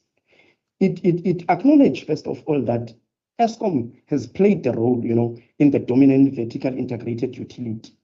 And as such, it is expected, to play the role, despite the unbundling process. But the point that I'm trying to raise, Chairperson, is at the end of this section, it says the strategy must be developed as part of an unbundling to enable Eskom to participate in the development of new capacity in line with the IRP. The submission we're making, Chairperson, is the following. We submit that Eskom should be allowed to participate in the bidding process.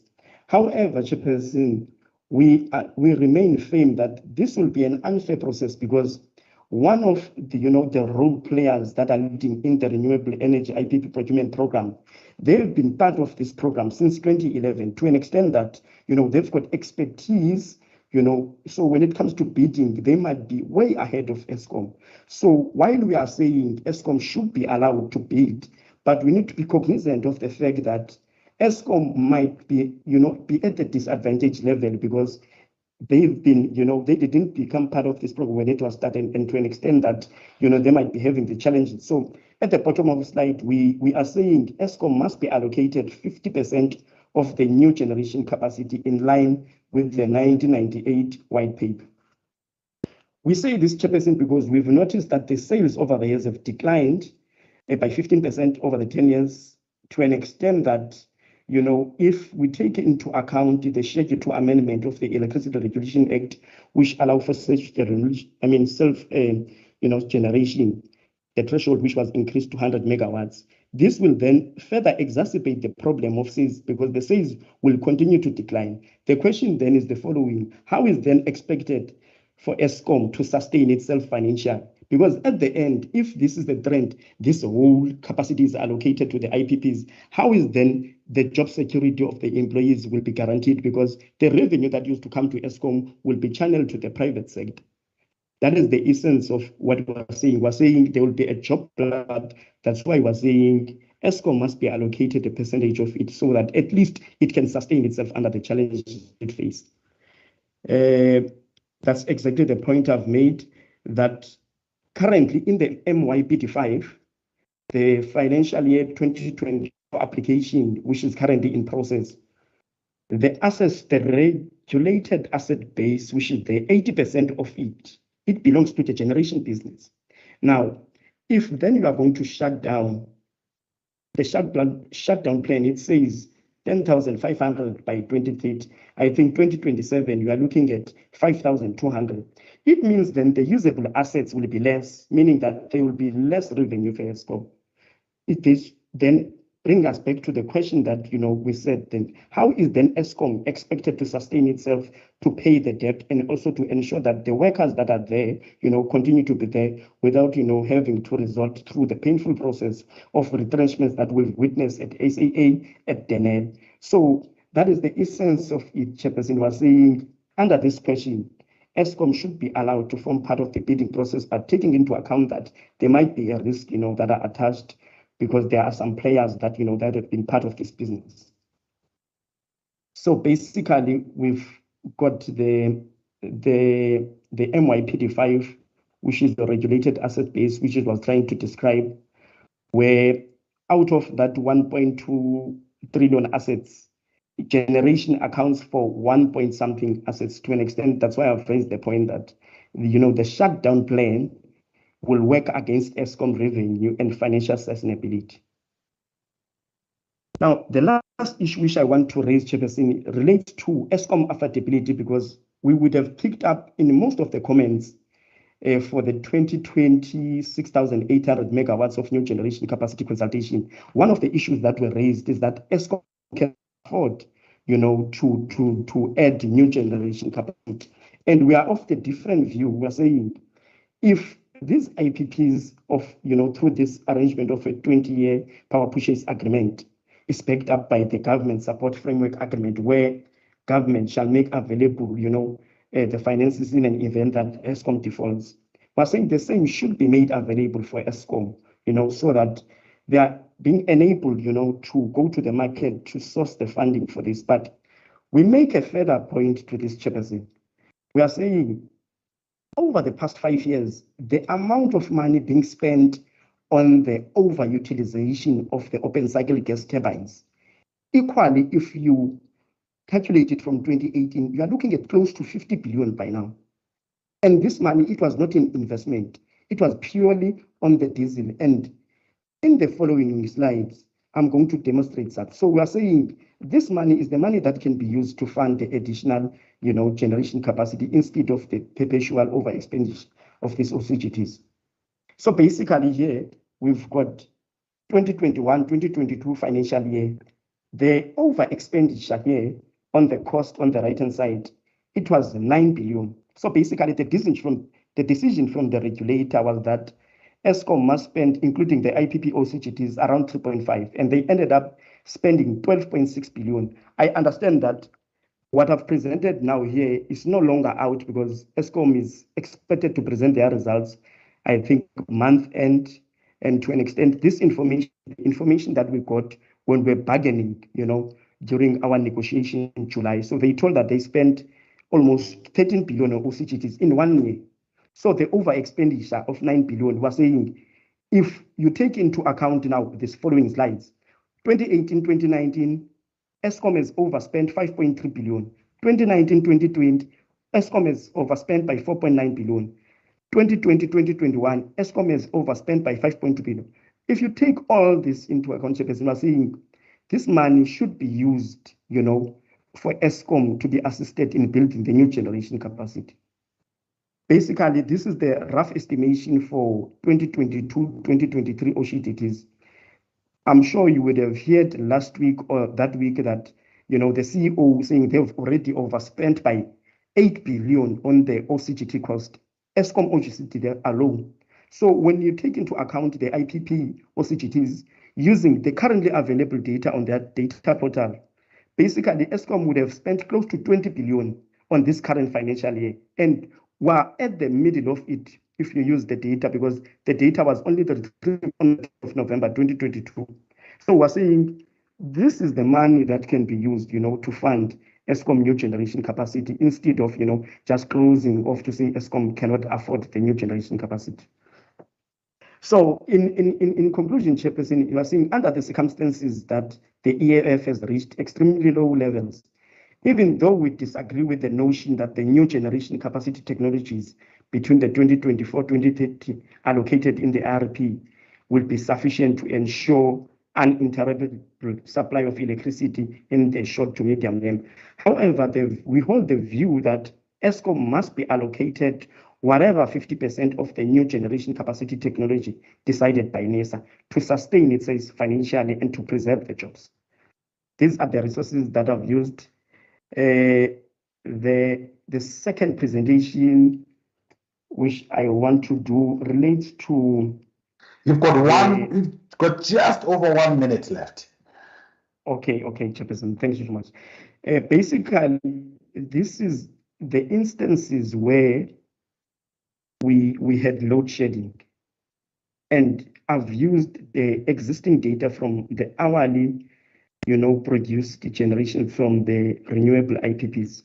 So if you look here on the 8th of March, 2022, their hourly production isn't much really they've assisted that. I mean, it fumbles around 20-30% at most their generation.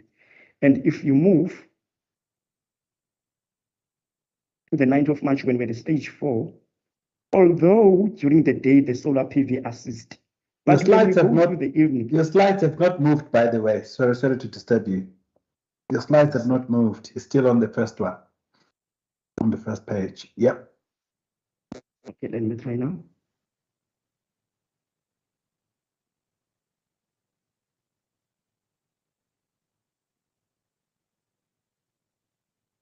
I'm not sure, Chairperson, whether, can you see Yeah, now? I'm on I 9th can- of March, 2022.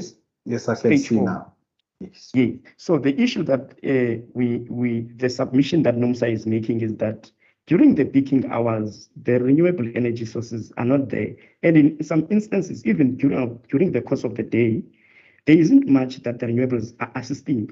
This then, Chairperson, when you look at it from an intraday analysis, I understand that people are making a lot of models that we don't see numbers. But what I've shown here is the actual data that is coming out of the ESCOM portal.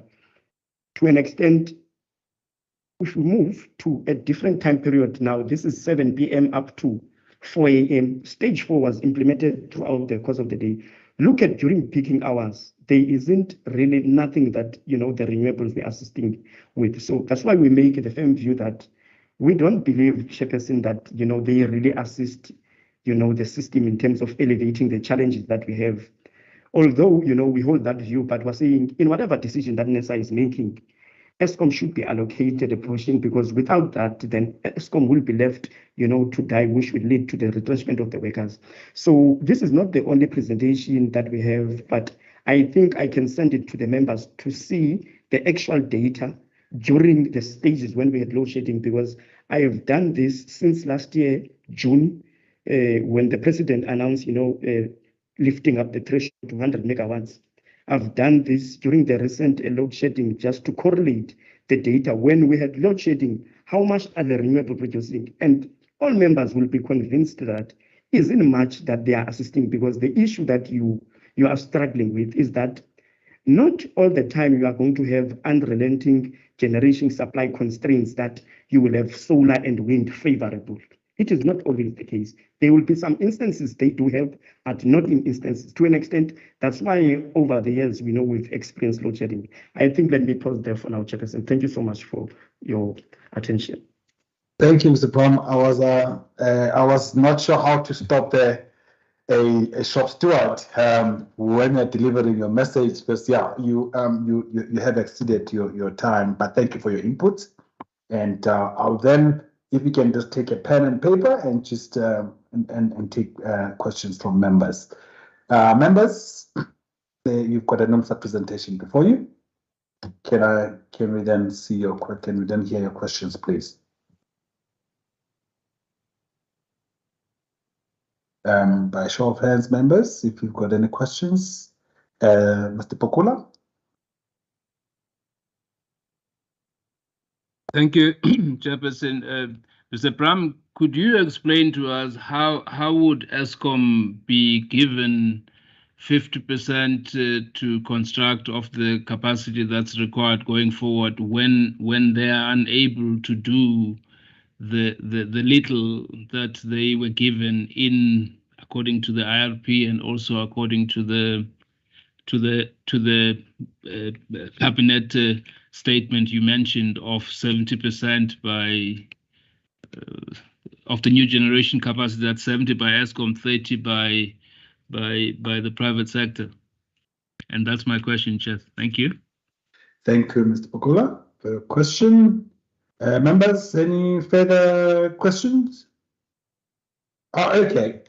With no other questions from members, other members, can I just pose? I think these two are kind of related. Maybe can I start with the one that maybe kind of talks a little bit to the question posed by Mr. Pokula, which would be, how would you see, so in terms of the Section 34, the process there that is envisaged is one where there is bidding. Would you see ESCOM also bidding for this 50% to supply itself? How would you, if maybe can just expand a little bit in terms of how you see this process? Are you just simply saying that ESCOM should just, for instance, out of this 14,791, are you saying ESCOM should just be given the right to to supply 50% of that? Or are you also envisaging that Eskom will then bid for this 50%, but to supply itself? Maybe if you can just explain to me, I'm a bit lost. Maybe I didn't hear you correctly. So that is my first question. My next question, I guess, you did mention the issue when you started. You talked about I think from what I understand, maybe you can confirm. Basically, my understanding is that what we are advocating for is that out of the 14,791 megawatts, that Eskom should also be allowed to participate in that. And your proposal is that it should be 50%, because if you don't, then we'll be killing the utility. Can you confirm that? Is that what your position is here? It's not about saying you should not have this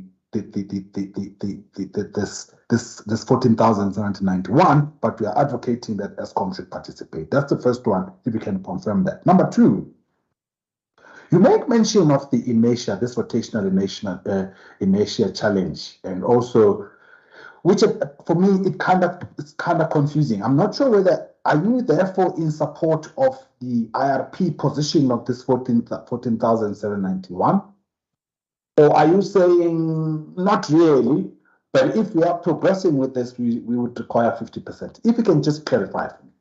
I'm not sure. I'm hoping my questions are clear. Remember, again, we give you 10 minutes to respond, but of course, you've got an option to actually come back to us in writing for the questions that you did not respond to, or to expand on the questions that you may have responded to. And your 10 minutes starts now. Thanks. Thank you so much, Chairperson. I think let me start with your last question, Chairperson. The issue we are having, Chairperson, was saying we are going to make submissions, but it is not entirely up to us to decide whether the regulator will concur or not. But we're saying, even if you disagree with us, because we're of the firm view that the additional generation capacity is not going to close the gap, especially the one that is there in the renewables, allocated for the renewables, solar, wind, and storage. And this is further supported by the Eskom medium-term system adequacy report. But the question that you are phrasing, although I've tried to answer, is that even if the regulator disagree with us and they firmly believe that the new generation capacity, that is in the draft determination will be sufficient, we're saying at least Eskom should be given a portion of it, because the issue of allowing Eskom to bid, we might saying it might not yield the positive, results. To an extent, we're saying when you take into consideration all the other issues, please think about the workers that might not have jobs, because if then you are going to have, in the draft paper, it says 24,100 megawatts to be shut down. That's a significant amount of assets, less the revenue to the company, presenting challenges to millions of South Africans that will be losing jobs, because it's not only, the employed workers, but taking into account how many, people each worker is feeding. So that's the issue we're making, Chairperson. And also to go to your sort of, I'm not sure whether it was a question just to confirm, but Chairperson, what NUMSA is saying, we are saying the issue of the inertia, we are saying there are various studies. To an extent, we think the regulator might be well placed, to conduct a study, because we know there is no technical study that has been done to check the other technical challenges associated with the renewable energy, high renewable energy penetration into the system. And as such, we are saying this is going to present other problems except the adequacy. That's why we are saying, even if there are these challenges, the regulator is of a view that, these challenges are okay, but at least give, Eskom, a portion at least to sustain itself. Just to go to Mr. Bukula, a question about, dating back to the white paper, and the history of building. Our view on the issue of the failures within, the utility is that although there have been some challenges, in the new capacity that has been allocated previously, But we believe that there's never be a thorough diagnosis as to say what led to, firstly, to the delays, what led to you building, new plants that are currently perfect at, at the west currently, they are not, producing, energy at the levels that, it was planned in the RP 2010. To an extent, we're saying some of the things that could be done, look into what is it that has been done wrong. And I firmly believe that the issue of the state capture that is currently happening now, to dig into some of the inflated things and some of the contractors that are appointed wrongly, that we can moving forward to correct it, Chairperson. You would recall that in 1981, 1982, Eskom faced some of the similar challenges, but at no point the government at the time decided, no, this is the end for Eskom, we're giving it to the private sector. So as well, we need to look into the institution and how it's going to sustain itself moving forward, not to say we're going to close shop, that's it for Eskom. I don't think that will be fair, for the workers. Thanks, Chairperson. I think I will attempt to provide a comprehensive response, in written submissions in 7 days, as you have indicated. Thank you so much. Thank you so very much. We'll actually be assisted, especially in this issue of the 50% of this 14,791. If you're proposing Eskom participation, it'd be useful if you can provide something to us in writing on basically in terms of how you see Eskom participating in this. Thank you, but we're looking forward to your further written inputs. We'd like to thank you on behalf of NERSA. Thank you, sir. Members, I propose we do one more presentation, then we can take a break. If it's okay with the members, so that we actually take a break in the middle. It would also be just a comfort break, a 10-minute or whatever break. But if we can just push ahead, go to the next presenter. Presenters, who's going to be Mr. Alberto Borello and Mr. David Cornish, jointly representing Southern Africa Biogas Industry Association, SABIA. If I can see you, please, gentlemen. We will then swear both of you, but one at a time.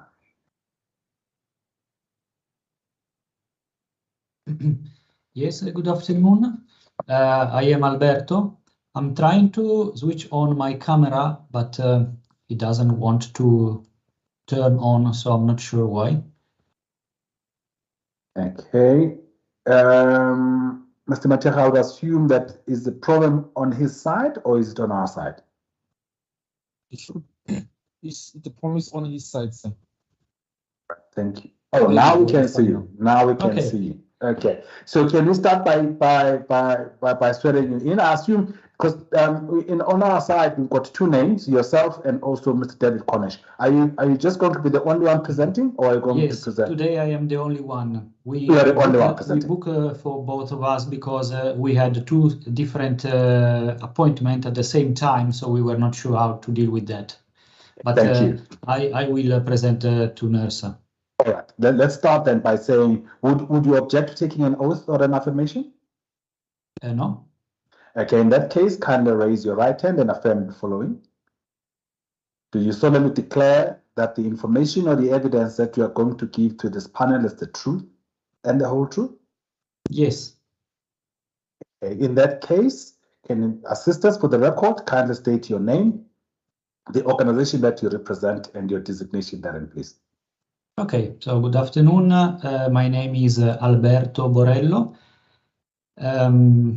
I work full-time for a private organization who specializes in renewable energy, specifically landfill gas and biogas.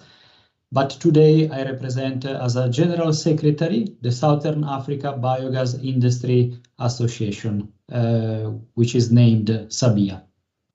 Thanks. And your position in it? My position is Secretary General of the association. Thank you. In that case, are you going to be making a formal presentation and have you been granted rights?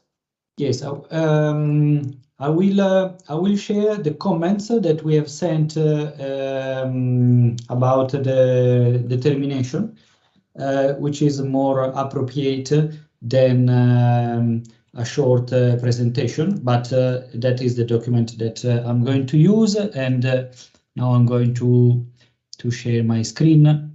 Okay. So you as you've indicated, you have 20 minutes for your presentation. The 20 minutes starts now.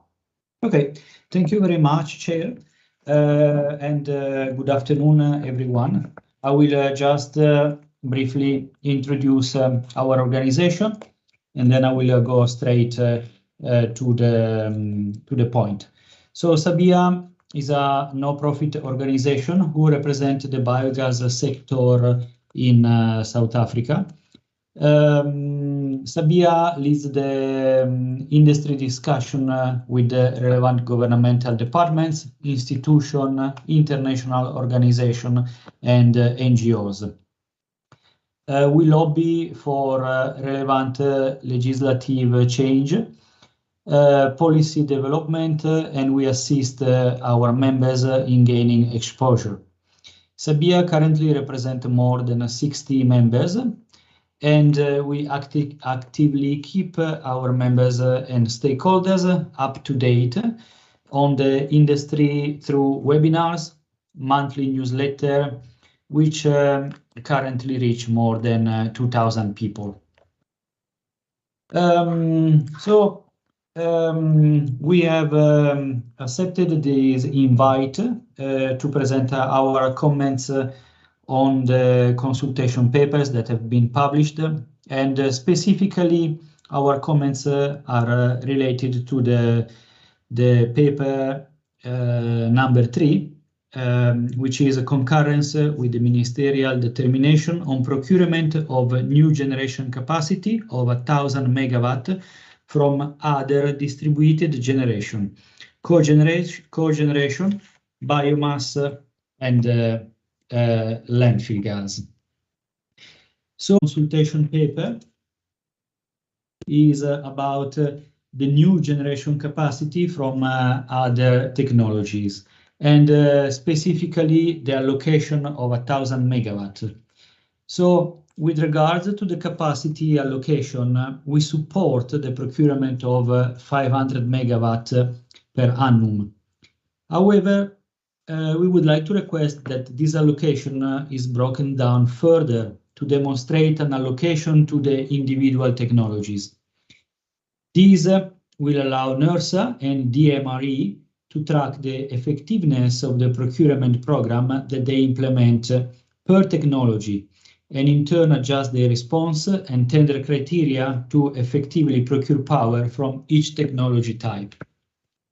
So we anticipate that the dominant technology would be cogeneration, and cogeneration will presumably use natural gas or LPG, followed then by biogas and landfill gas and biomass. As biogas and landfill gas and biomass projects have a relatively long development time frame, we suggest that the program will not just run for 2 years, but have a longer and predictable, reliable implementation time frame. These will provide developers with the confidence to invest in the early stage development and develop a pipeline of projects with the confidence knowing that the procurement program has some longevity. This is important as the ESCOM coal fleet is nearing the end of life, and the numbers of coal-fired plants will be taken offline with growth over time. Our view is that this determination, although welcome, needs to take the above into account and allow for a long-term procurement program to allow market adjustment and uptake. The second point or paragraph is about the pricing cost pass-through mechanism. We appreciate that the cost of this renewable is higher than the aggregate cost across the current fleet within ESCOM. However, we need to consider that this additional generation capacity needs to be compared with other new build cost and not to the aggregate cost for ESCOM. For example, the benchmark for pricing should be compared to the cost of new clean coal-fired power generation plant or baseload combined cycle gas generation. Biogas and landfill gas projects are good self-dispatch baseload technology that will provide much needed baseload generation and alleviate the severity of load shedding. We are not here to compete against PV or wind. We believe that all the renewable energy source must be included and must be developed in terms of from an environmental point of view. But we want to highlight the fact that the biogas and the landfill gas are the only two renewable energy sources available in South Africa that can generate power almost continuously. The cost pass-through for these technologies and cogeneration will be significantly less than that of the diesel power peaking plants and the new gas power ship type technologies, which are running or will run non-stop and cost ESCOM billions of rand.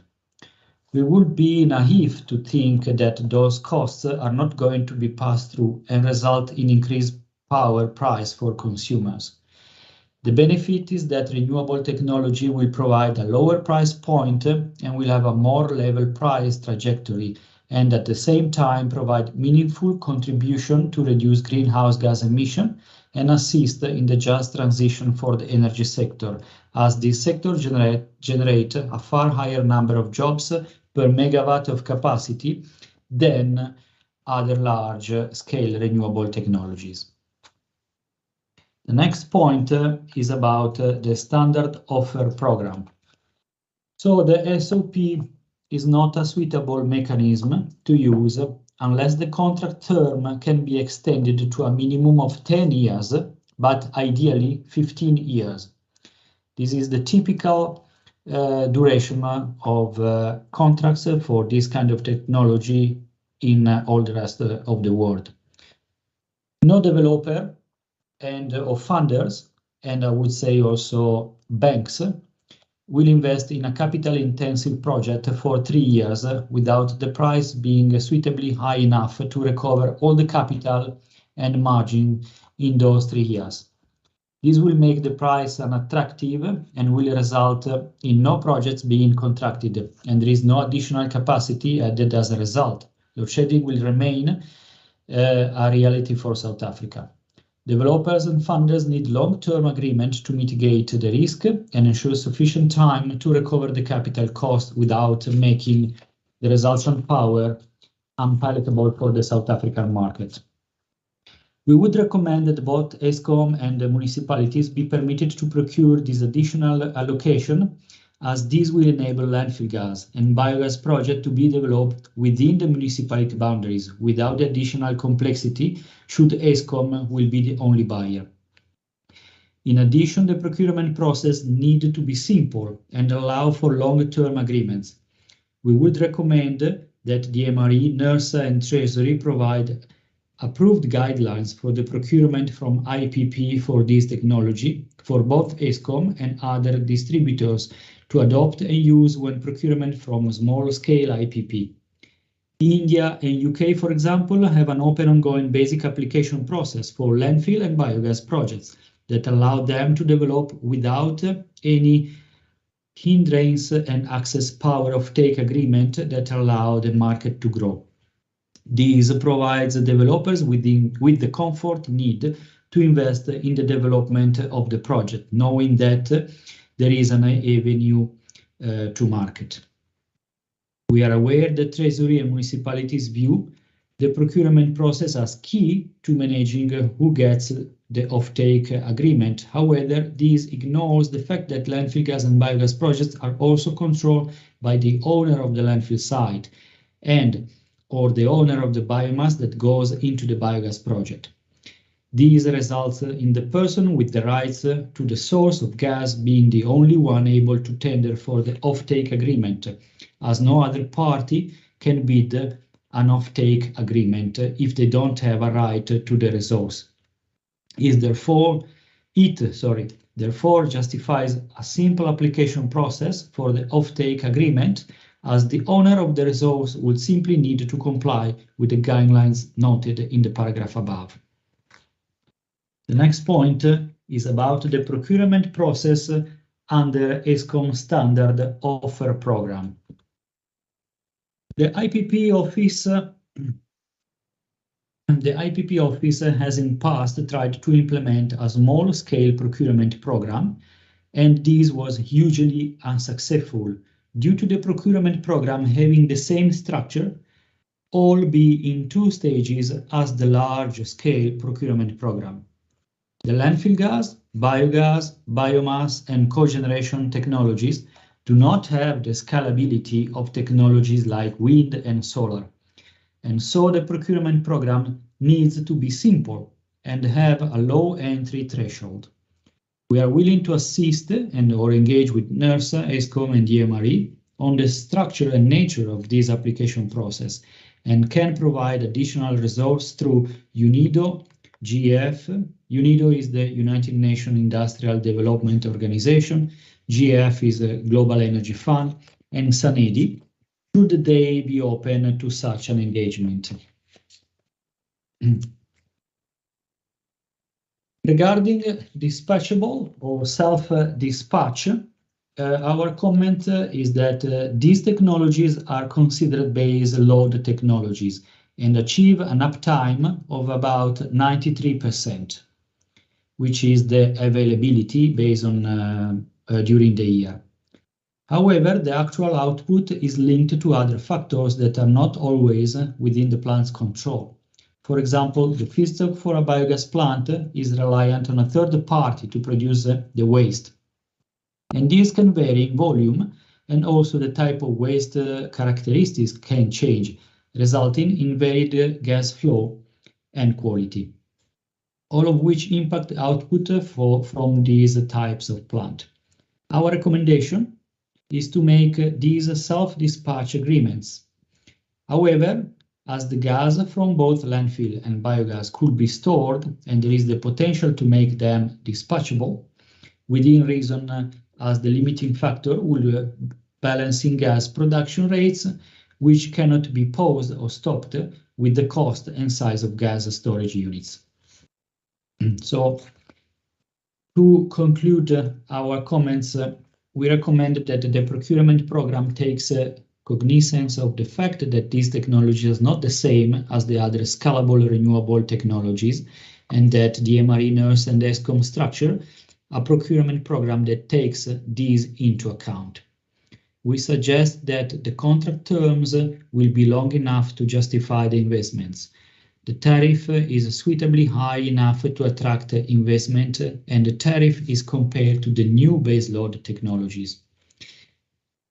And we suggest that the procurement process allow projects in the early development of conceptual stages to qualify for an allocation, PPA, and build in a time frame in which the projects need to reach financial closure, as opposed to asking for bids with construction-ready projects. Thank you very much. Thank you very much, Mr. Barello, for your input. And we do have your written submission. I would like to then invite the members of the panel now to pose questions to you. Members, any questions from Mr. Barello? Madam Massetti, if you can go first, ma'am. Thank you, Chairperson, for the opportunity, and thanks to Mr. Barello for the presentation. My question relates to the role of gas again, just the way that different stakeholders have sort of diverse views about the role of gas in the energy mix in South Africa. Some stakeholders, especially those that are aligned to renewables, or those that are the renewable proponents, believe that there is no role for gas, and if there is, it will be just for short term. I would like to understand whether this is your view, that perhaps even this procurement that is proposed here is not needed, if one takes the approach of the proponents of the renewables that say that instead you must upscale renewables as opposed to taking gas. And therefore gas, it will have no role in the future, and it's something that can maybe considered for maybe current challenges. Just want to understand whether you agree with such sentiments, and if you don't, if you can perhaps state your views so that we can understand and appreciate why the proposed additional gas to power volumes should be considered as something that is rational and something that will assist the country not only in terms of its current needs, energy needs, but also for the future and the future of the citizens and the people of South Africa, on the decisions that are taken today that will have impact in the future. So I'd like to understand your views touching on those points. And then given that very same concern or that is stated by those that are against gas, it is also stated that there could be a risk if one proceeds to allow investments in gas infrastructure, because such investments may take a period of 20 years or maybe longer. So if you allow it, then you are risking a challenge, or a potential challenge of stranded assets. Do you think that is a possibility under the current circumstances, and also looking just into the future 10 years from now or 20 years from now? Do you think that we could actually have a challenge of stranded assets in terms of the gas infrastructure if the country proceeds with additional gas to power projects? Those are the two questions, Chairperson. Thank you. Thank you, Madam Massetti. Are there no other questions from other members of the panel? If not, actually, I do not have questions for you also, Mr. Barello. So those are the two questions, and the offer stands. You can respond directly now. We've got 10 minutes, but you can also choose to then provide your further input, or you can choose to actually do that in writing. But over to you, sir. Okay, thank you very much for the questions and for the opportunity to share a little bit more in detail some consideration about gas and biogas and landfill gas. So I would like to start from our point of view as an association of biogas in South Africa, sharing a couple of numbers about the potential of biogas in South Africa. So we have done an in-depth analysis in 2021, and we have arrived and evaluated that if all the feedstock, which means all the organic waste which is produced in the country, can be collected and transformed into electricity, there is the potential to generate up to 10 gigawatt of power continuously during the year. This is the size of the biogas, theoretical biogas contribution to the electricity production in South Africa. But considering several aspects, and considering also that not all the organic waste is collected, not even all the waste is collected in South Africa, but especially not all the organic. So if we consider what is practically doable, in 5 years, there is the potential to install and generate up to 1.2 gigawatt of power in South Africa.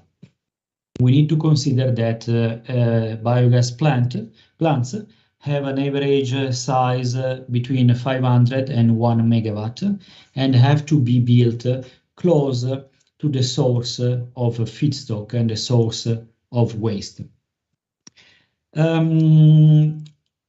What has happened in many other countries is that biogas projects have been developed for the production of electricity, which is what is needed immediately in South Africa. The technology is well known all around the world, is a proven technology. There are projects that have been built 30, 40 years ago.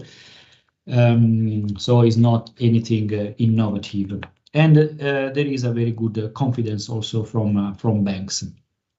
What is happening in the rest of the world is that due to the current situation, also because of the war in Ukraine, the availability of natural gas is decreasing.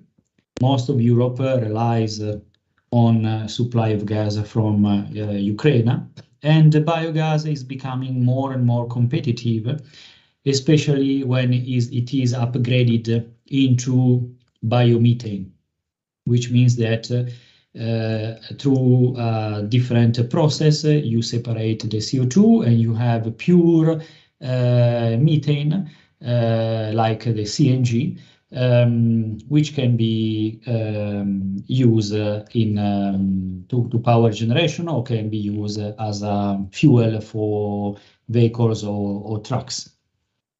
So that's the perfect and ideal solution, which has been facilitated in many other countries by the presence of a very wide availability of pipelines, of gas, natural gas pipelines, because the renewable gas can be injected into the pipelines and then can be transported and used everywhere. So it is a fact that the biggest emitters in South Africa are looking very closely to replace coal with gas. And that is part of the process that they are following, especially in terms of their target of greenhouse gas emission. The displacement of coal with natural gas for them is the quickest and probably the only possible or the only alternative that they have to drastically reduce greenhouse gas emission. I see that as one necessary step if South Africa want to match the national determined contribution that have been presented at following the Paris Agreement. It will definitely will decrease the total greenhouse gas emission of the country, but I don't see that as a from a competition point of view towards the renewable energy. There is so much need on new generation capacity that the two things can coexist, and especially when the discussion gets involved PV and photovoltaic, my experience that as a engineer which has worked for more than 10 years in Italy in the energy sector before moving to South Africa in 2015, is that gas power generation plant, they can ramp up very quickly and they can contribute and represent a very good base load. And the energy mix in many countries includes gas power generation plant, which doesn't create a limit to the development and shouldn't create a limit to the development of PV, wind and biogas, of course, which should have priority of dispatchment to the grid, But as you say, when certain renewable energy is not available, there is the need to cover the base load. I just want to highlight that biogas is definitely one renewable energy that can contribute and help to the base load, but the capacity, the potential of the biogas in the country is not enough to displace completely coal or gas to contribute to the base load, to cover the base load energy requirement of energy or electricity. So I see this as a process, as a development that will go through natural gas, and in a very long term will definitely with different solution, including batteries or eventually in the future hydrogen, if that will be able to compete from a price point of view against existing energy source, then that will be the final energy transition towards the renewable energy. We need to conclude, we need to consider that all these analyses should be based also on how much different sources of energy are contributing in terms of greenhouse gas emission and global warming. So it's not just about the price of the production cost of the electricity, but also the impact to the environment. Regarding your query about gas investments, my view is that has been confirmed by very recent articles that I've seen published by big companies in South Africa, which are not too keen to invest in a very long term in a gas pipeline, but they are evaluating alternatives to do not be locked with the 20 or 30 or 50 years investments in gas pipelines, but there are alternatives that are cheaper and faster even to be implemented. So I believe that that's the direction that we should go. Thank you, Mr. Barello. Your 10 minutes was almost up, but I see there's a quick follow-up question from one of the members. Advocate Sithole, you can fire on. Thank you, Chairperson. I was just going through my notes. I think at the beginning, Mr. Barello, let me thank him first. He mentioned that the allocation should be broken further down per technology type in terms of the 500 megawatt.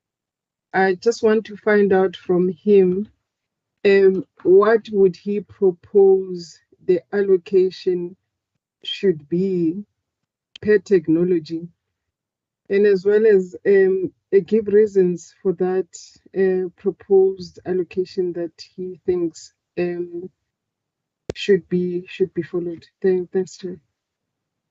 Thank you, Mr. Barello. In the next 2 minutes, please. Thank you. Thank you for the question. I think that on this we should reply in writing and maybe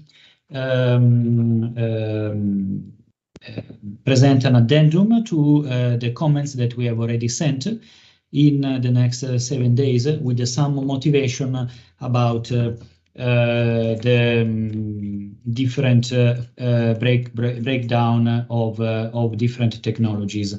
We will base our analysis on what we have evaluated in terms of biogas, landfill gas, which are renewable sources, of course, and the balance should be covered by cogeneration. I mean, the feedback that we have provided includes also some indication on how what are the requirements to give access to biogas and landfill gas to the grid with the long-term agreement or the different kind of power purchase agreement, which is absolutely necessary and required to attract investment and make a project feasible, sustainable and feasible from a financial point of view. So the allocation of power generation should take that. It will be based on this consideration, on this assumption, to present something that is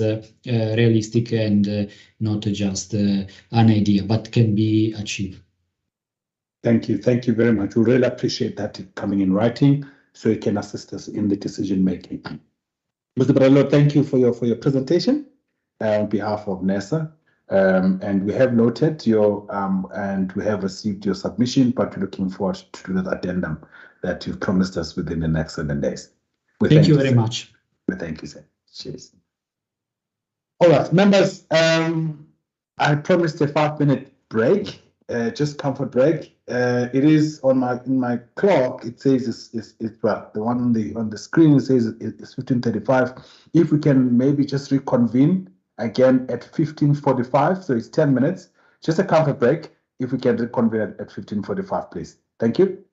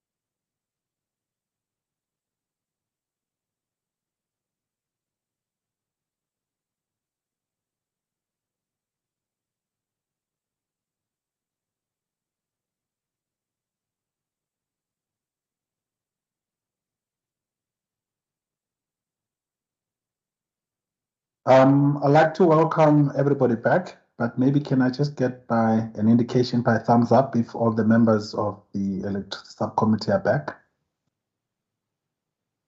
Thank you. Thank you. Thank you. I can see you, Advocate. I can see you, Madam Spear and Madam Massetti. Mr. Bukula, are you back, sir? Thank you. I can see your hand. Thank you. So the members are back. So the next presenter, it is again, in terms of the clock, is 15:45. We can then reconvene and hopefully we'll be able to take a reasonable break. The next presenter, we're only halfway through. We may have to speed up processes a little bit. We are only halfway through and it's 3:45 already from 1 o'clock, but without putting pressure on the presenters or on the members for questions, but we may need to speed up processes a little bit.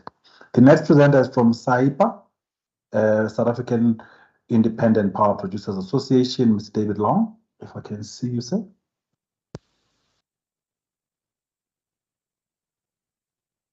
For the swearing in. Here I am. Yes, I can. Good afternoon. I can see you now. So to kickstart the process, just want to understand, would you have an objection to taking an oath or an affirmation? None at all. Thank you. In that case, kindly raise your right hand and affirm the following. Do you solemnly declare that the information or the evidence that you are going to give to this panel is the truth and the whole truth? I do, to the best of my ability. Thank you. For the report, if you can just state your name, the organization that you represent, and your designation therein, please. Right. My name is Dave Long. I represent SAIPA, the Independent Power Producers Association, and I'm the outgoing Secretary General, and that leaves me on playing a role on the Management Committee. All right. Thank you. In that case, are you going to make a formal presentation or are you going to have a verbal input?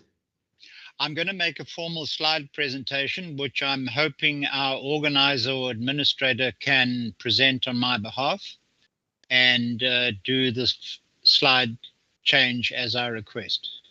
All right. Mr. Lamini, I see your hand is up. Yes, sir. Yeah, I have spoken to Mr. Mateja to assist Mr. Long with the presentation, sir. Great stuff. I see he's now projected it. So in that particular case, Mr. Long, you've got your 20 minutes and your 20 minutes will start now. Over to you, sir. Thank you.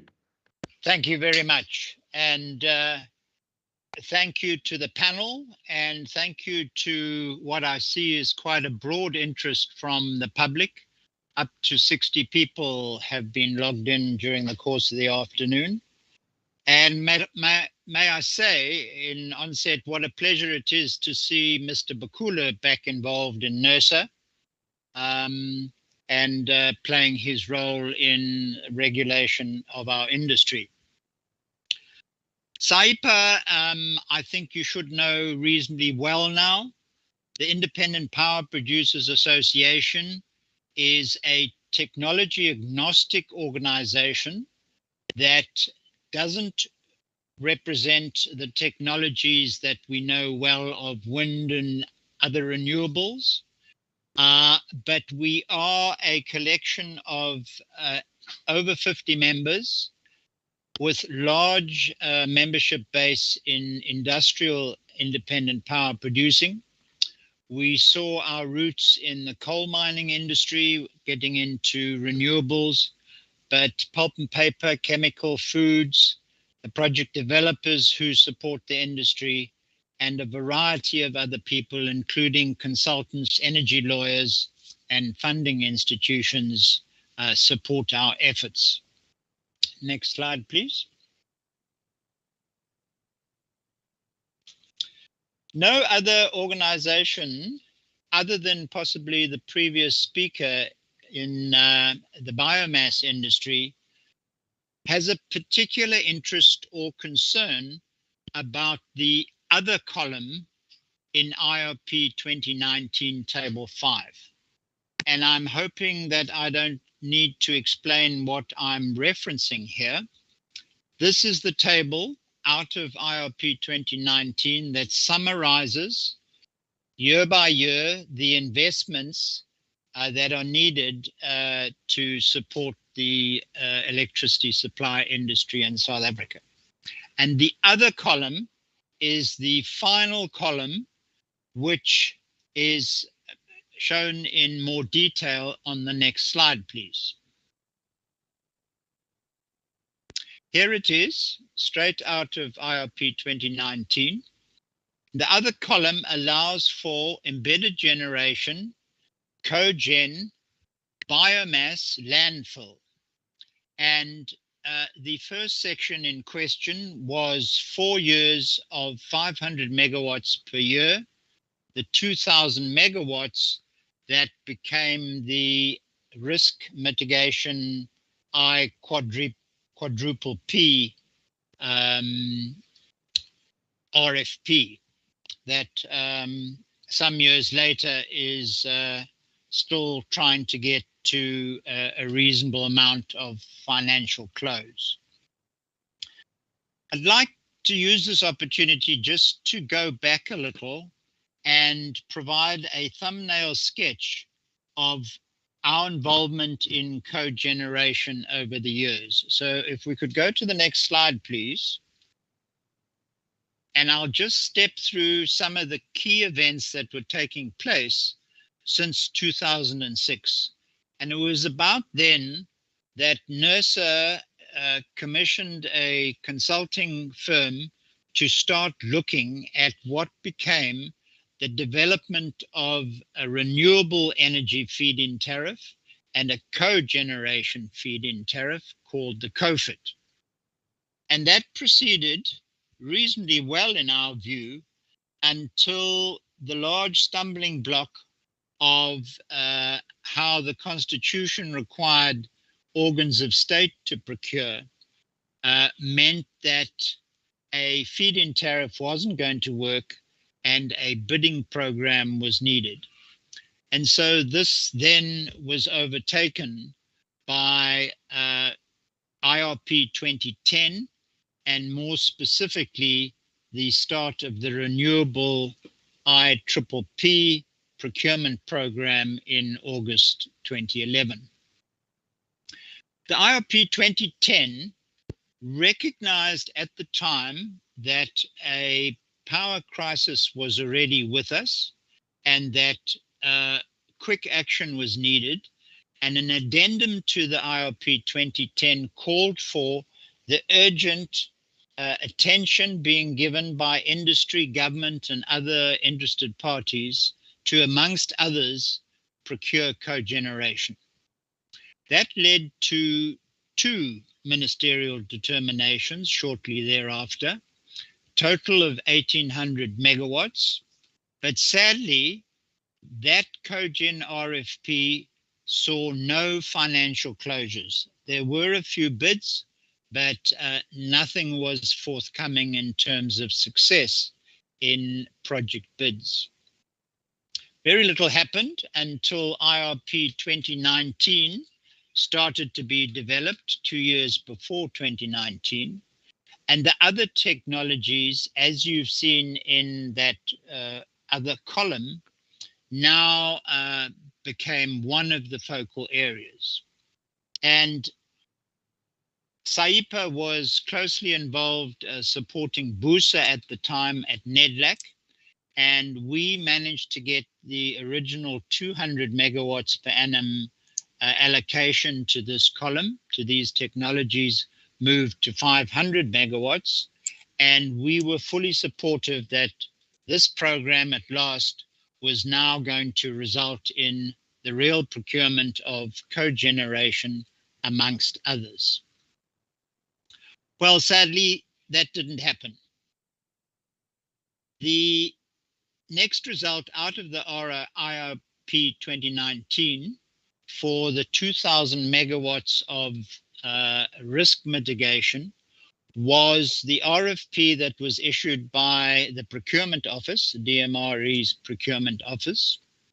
But as we now know, and as we saw at the time, the other technologies we're not going to have a look in. It was written for gas, PV, and battery energy storage. And as we've seen as a result, there are no other technologies that have managed to have a successful bid. And in fact, the writing of the RFP was such that it was impossible for any of these technologies to even consider bidding. Next slide, please.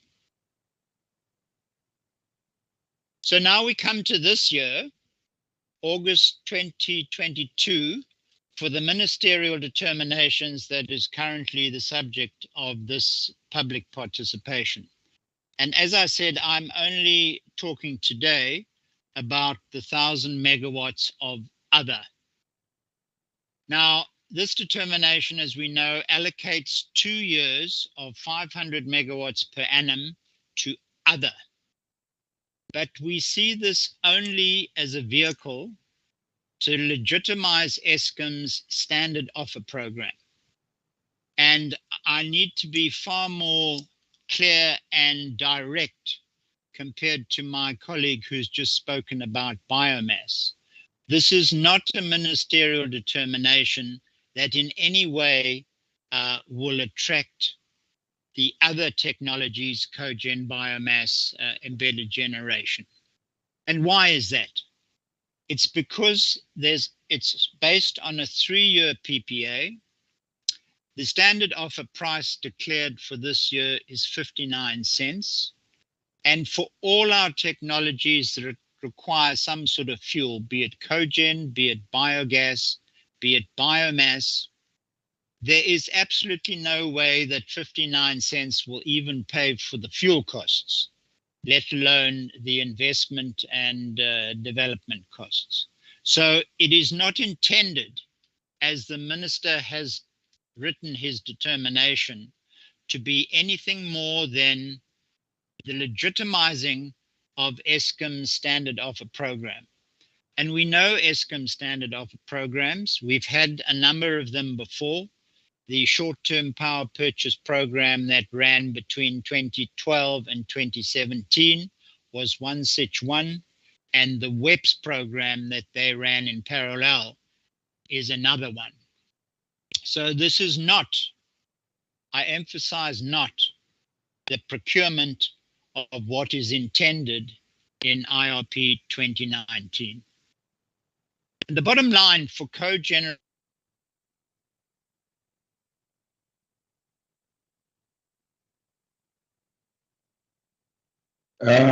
We've lost you there. I'm not sure if it's just me on my side, but Mr.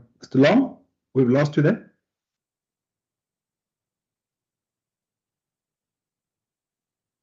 Members, is it just on my side? No, we also lost him, man. We lost him, Chair. Okay. Can you assist him, Mr. Mateha? Okay, hopefully he's going to come back on now.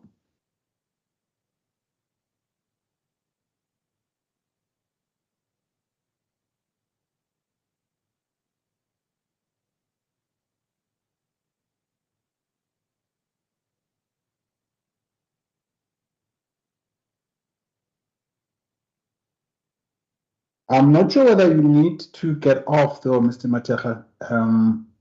You need to remove the presentation. I think you can still keep the presentation on, unless we will struggle to get him back. I was trying to get him back. I'll put the presentation back. Okay.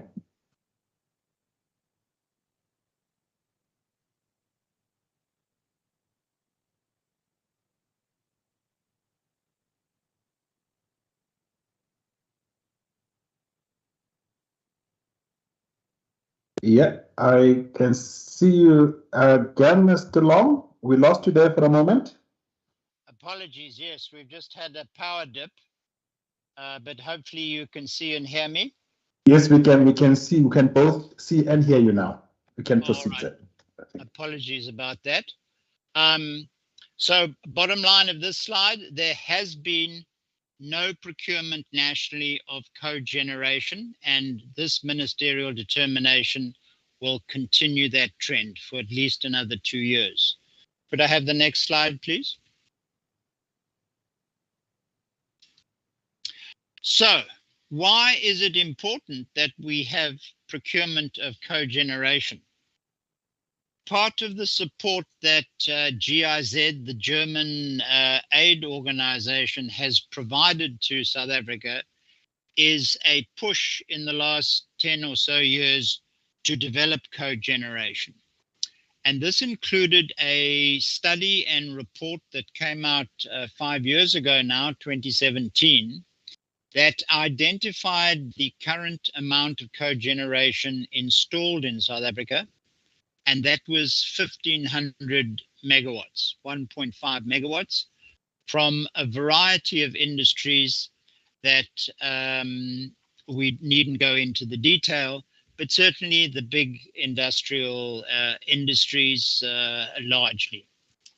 Could I move to the second slide, which is now the potential? The same study then went and looked at the same industries and identified, given the circumstances back in 2017, the pricing and the Eskom tariff or the regulated tariff, what would be the potential that made commercial sense for the investment in cogeneration. And again, we didn't go into the detail, but the important number there is 6.2 gigawatts, 6,219 megawatts identified at that time. And need I put that into context for anybody? Medupi and Kusile, those six-pack power stations are just under 5,000 megawatts. So the potential for cogeneration, if the climate was right, would be larger than one of our new six-pack coal-fired power stations. So moving on to some conclusions then. Next slide, yeah. So our conclusions are that the IRPs have allowed for the procurement of other technologies that include cogen. The potential megawatts from cogeneration is larger than a Medupi power station, and we've presented before on the benefits of cogeneration, and they're well established for anybody who wants to study them. But the important ones are that where a thermal industrial process is required, the drying of paper, the crystallizing of sugar, the flash drying of your soap powders, the producing of any chemical in a reaction that requires heat. By putting in cogeneration, the industrial improvement in thermal efficiencies is at least twice or possibly 3 times what we have at this stage.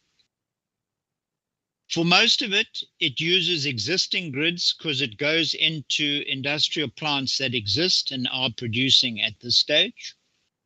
And it doesn't require any additional transmission investments, which I think we all know is going to be a serious concern in the next decade for us, because the load and the generator are largely in balance. If the plant goes down, you drop the generation, but you also drop the load. Start up the plant, the load comes up, but so does the generation, and so you retain a balance. And for anybody concerned about South Africa's manufacturing policy going forward, it's an essential part. For thermal industrial processes, you cannot be building plants now without some form of cogeneration. So our view is that this ministerial determination is flawed. It does not pursue the opportunities that cogen offers. Next slide, please. So our recommendations are simple. We can of anything that allows Eskom to go to the market, to IPPs, and help in solving our electricity crisis. So they need to proceed with their standard offer program, and it includes an emergency procurement program outside of this ministerial determination. I want to emphasize this. We do not in any way stand in the way of what Eskom needs to do for emergency power procurement. It, however, requires the minister to change this determination to reflect what IRP 2019's requirements are, that it is the plan to procure those other technologies and it's not used for something else. And it brings to mind a point that we've made before.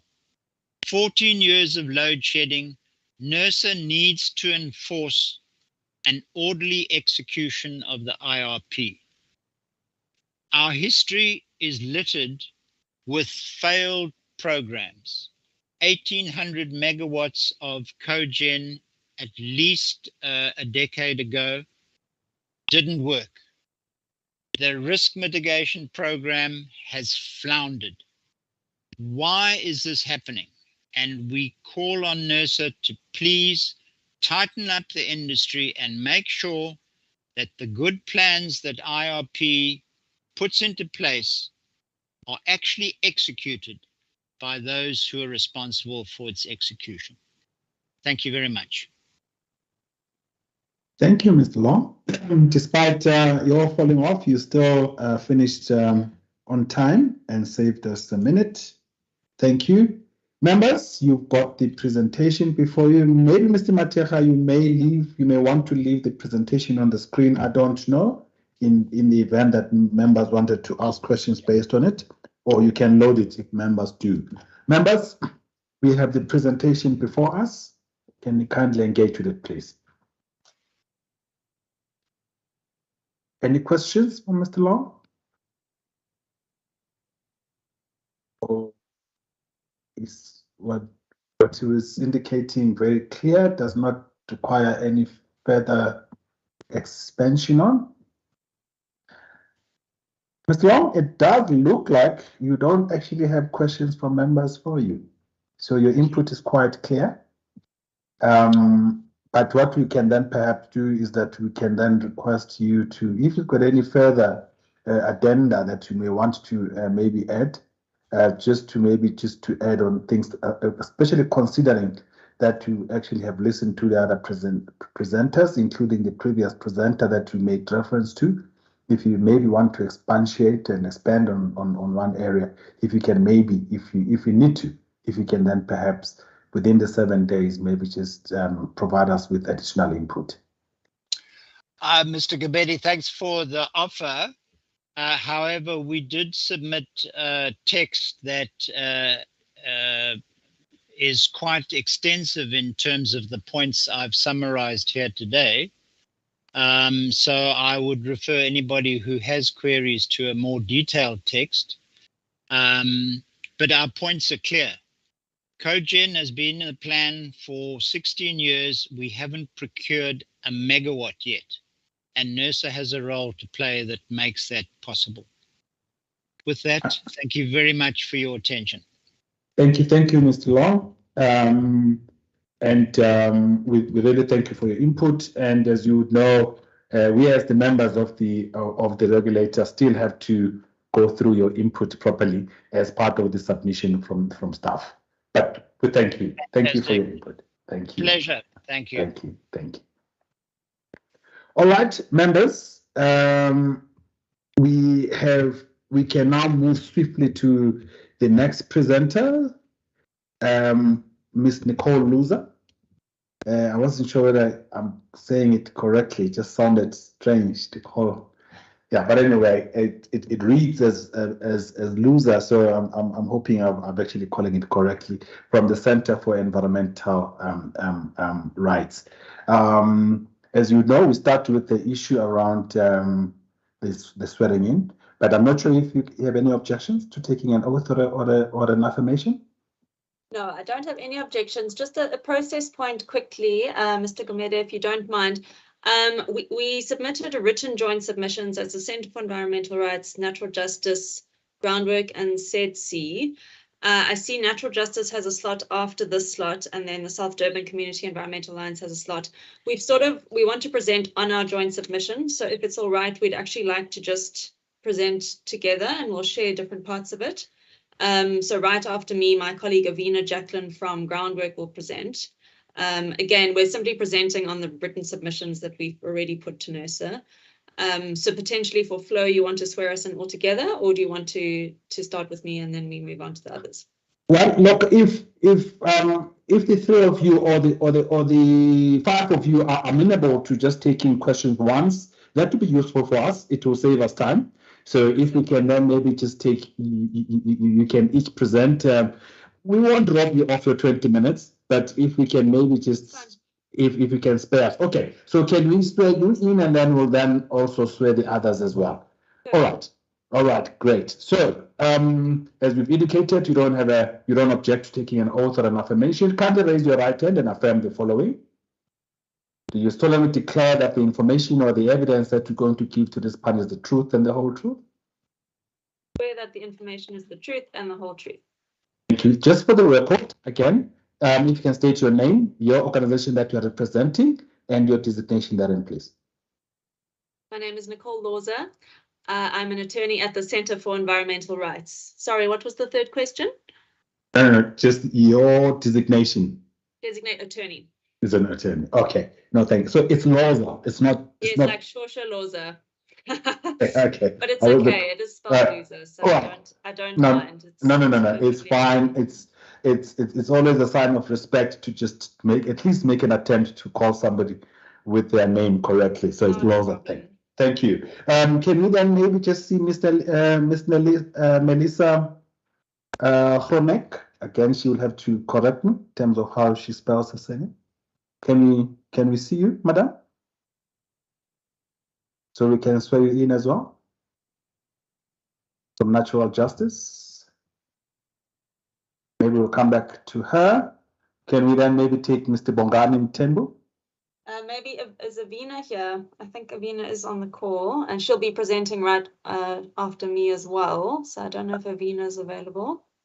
Oh, yeah, she's saying she's unable to unmute or to put a video on. Yes, she's an attendee. Okay. Mr. Mateja, if you can assist, please, to grant them rights.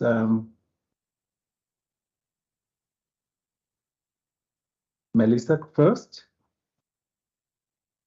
Mateja, have you granted her the rights? Yes. I'm still looking for his name, for her name. Okay, she just posted a message, so she'll be under attendees rather than a presenter. But can we also then maybe, whilst waiting for her, if we can then maybe get Mr. Bongani Mtembu? Are you able to unmute and show your video?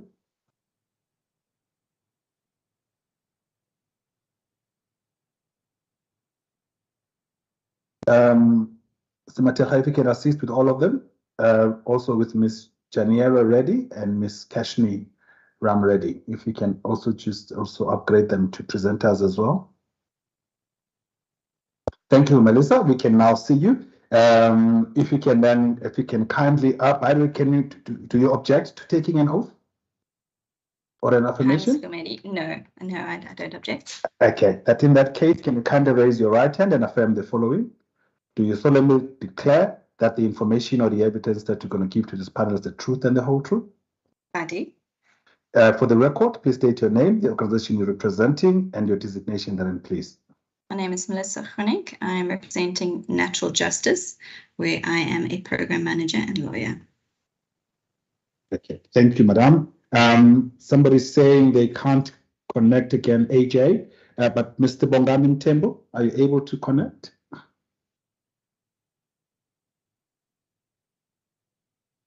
Or Ms. Janera Reddy? Or Ms. Kashni Ram Reddy? It might be that our South Durban colleagues are expecting to join later. Yes, So if you would okay. like, we can start. No, that's fine. We can start with the two of you. So you've got your 20 minutes each. Yeah, I think if myself, Melissa, and Avina can go so long, then maybe we can break it up that way. All right, thank you. Avina just needs access to her camera and her mic. Avina, unfortunately, I've not sworn Avina in. I think because her mic and camera aren't working. How do you spell Avina?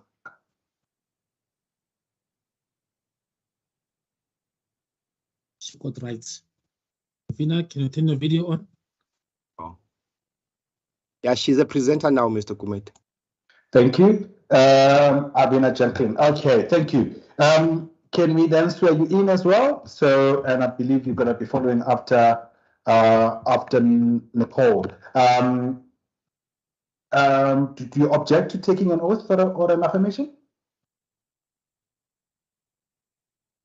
No, I don't. Okay, in that case, can you kindly raise your right hand and affirm the following? Do you solemnly declare that the information that you're going to give to this panel is the truth and the whole truth? I declare it's the truth and the whole truth. Thank you. For the record, please state your name, the organization that you represent, and your designation, please. Avina Jacqueline. I'm the Climate and Energy Justice Campaign Manager at Groundwork, Friends of the Earth, South Africa. Thank you very, very much. So, in fact, it's the three of you. So, but I've got you presenting as two presenters. So, but we'll give you in total 40 minutes amongst the three of you. Would that be adequate? That's fine. I think that's probably more than enough. Thank you. So your 40 minutes amongst the three of you starts now. Please proceed now. All right. Thank you very much. Thank you, some members, for the opportunity to present. So as I mentioned, we will be presenting on the written joint submission that was made by Groundwork, the South Durban Community Environmental Alliance, Natural Justice, and the Centre for Environmental Rights. So our four organizations jointly submitted on the draft gas determination of September this year. I'll ask my colleagues to introduce themselves as and when they present. From my side, I'm Nicole Loza. I'm an attorney at the Centre for Environmental Rights. At the Centre, we are activist lawyers. We defend the rights of communities and civil society organizations to an environment not harmful to their health or well-being for present and future generations. We're a non-for-profit organization. So we would like to focus our submissions today, and in fact, our written submissions focus solely on the 3,000 megawatt proposed gas determination. So that is the only proposed determination we'll be focusing on at this point. So in our submission today, we will explain some of the objections that we have raised and why issuing a determination for new gas capacity would not be aligned with South Africa's constitution and with other relevant laws, such as the Promotion of Administrative Justice Act and the Electricity Regulation Act. In short, simply to summarize, the following are our main grounds of objection. Firstly, we would like to record that the public consultation process preceding the draft determination has to date been woefully inadequate.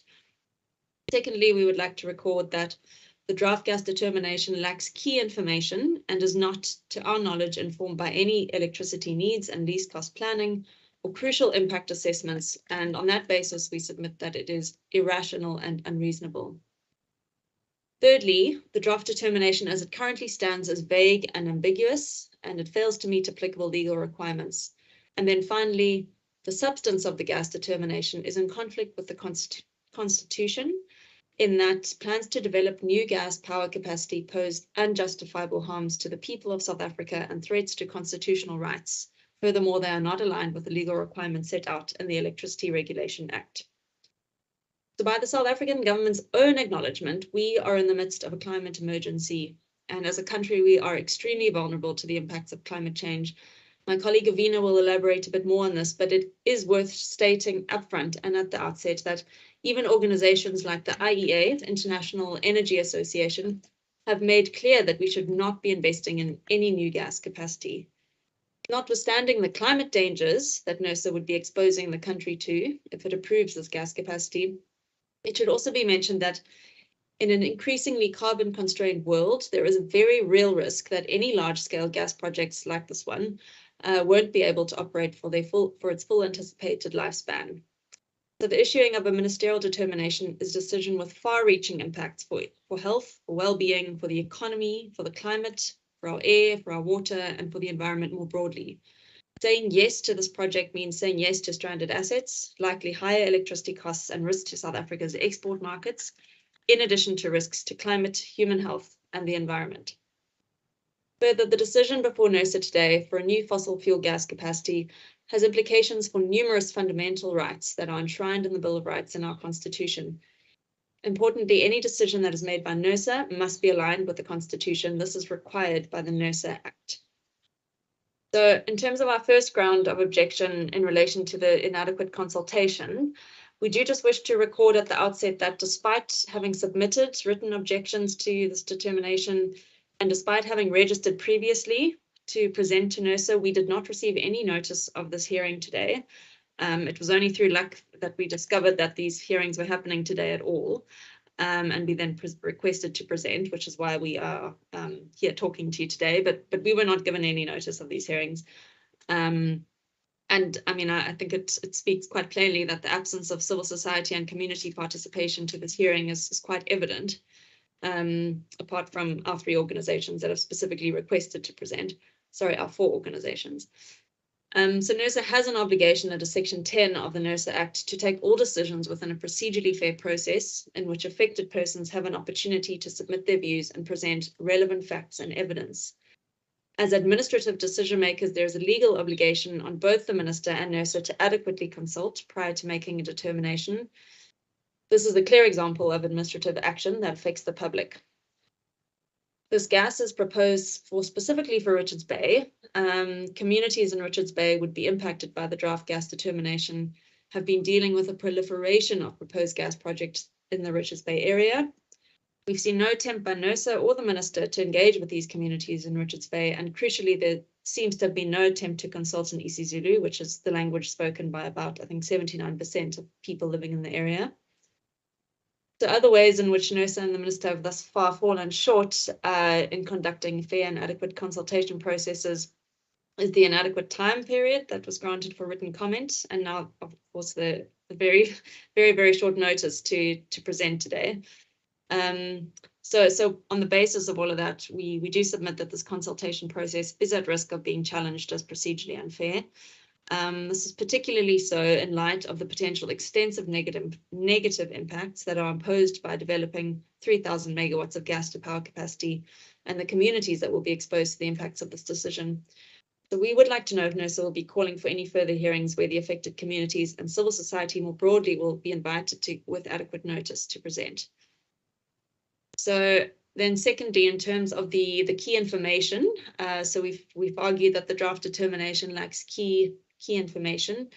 It appears that the capacity in this draft determination firstly falls outside and would be in addition to the allocation to gas in the IRP 2019. This is confirmed in the erratum that was subsequently issued by Nersa. And further, it's clear also that the full 3,000 megawatt gas allocation in the IRP has already been allocated under a 2020 gas determination.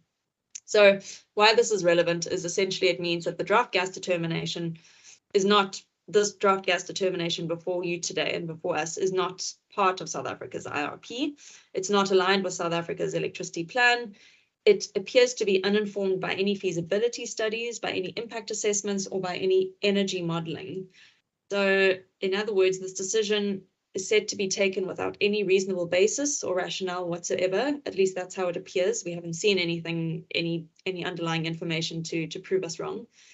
So we would like to ask Nersa what modeling and assumptions have informed this determination. Did Nersa conduct its own investigation, or has Nersa conducted, or is it planning to conduct its own investigation into the need, desirability, and local feasibility of this proposed gas to power? Further, we would also like Nersa to advise on the following. Has there been any assessment by NERSA of the impacts of developing this gas capacity on, for example, South Africa's climate commitments that we've set out in our nationally determined contribution under the Paris Agreement? Has there been any assessment of what this gas capacity will mean for our climate commitments? Has there been any assessment of what this means for anticipated costs of electricity? Has there been any assessment of what this gas capacity means for South Africa's water resources, for the health and well-being of the people living in the Richards Bay area? So as you can see, there are a number of questions that we would like to put to NERSA and to the Minister before this determination can be promulgated. And we would like to ask NERSA that it provide a recent techno-economic analysis that supports the procurement of this 3,000 megawatts gas to power. What also is problematic is that it's not clear what the intended load capacity of this plant would be, and we haven't seen any evidence to support whatever is proposed. And then just finally from my side, the third issue is that this draft determination is vague and ambiguous. It lacks key and legally required details. So the draft gas determination, specifically the draft gas determination that was made available, makes provision for Eskom to be the procurer of the capacity through a tendering process, yet no buyer has been specified in the draft determination. So if Eskom is the designated procurer, the implication is then that there will be a procurement process where the capacity must then be procured by an IPP. This is what the Electricity Regulation Act specifies. Where there is a procurement process, there must be an IPP that then develops the capacity. And yet none of this is clearly set out in the draft gas determination, even though the regulations for new generation capacity do require that a buyer be specified. And then contrary to this, so we have what's in the draft determination, but then we also have the erratum that was published by NERSA. The erratum paints a bit of a different picture. So while the erratum makes clear reference to an application by Eskom for a determination for the implementation of a 3,000 megawatt combined cycle gas power plant in Richards Bay, this isn't what the draft determination says. So while the draft determination envisages a bidding process to be run by Eskom as the procurer, the erratum implies a specified and already envisaged gas project, which is currently owned and proposed by Eskom. So not only does this further add to the ambiguity and uncertainty around what is being proposed, and what is proposed by this gas determination, it also renders redundant and potentially highly conflicted the proposed procurement process in the draft determination. So again, just to emphasize, it's impossible for the public and stakeholders to engage with this process and with the proposed determination without this key information, without knowing who's going to be developing this capacity. Of course, whether it's Eskom or an IPP, all of this comes with cost implications. I'm now going to hand over, thank you very much, to Melissa.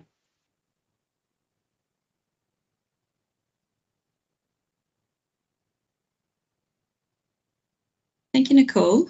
I've already introduced myself, so I won't do that any further. But I would like to introduce the organization that I'm representing here today, which is Natural Justice.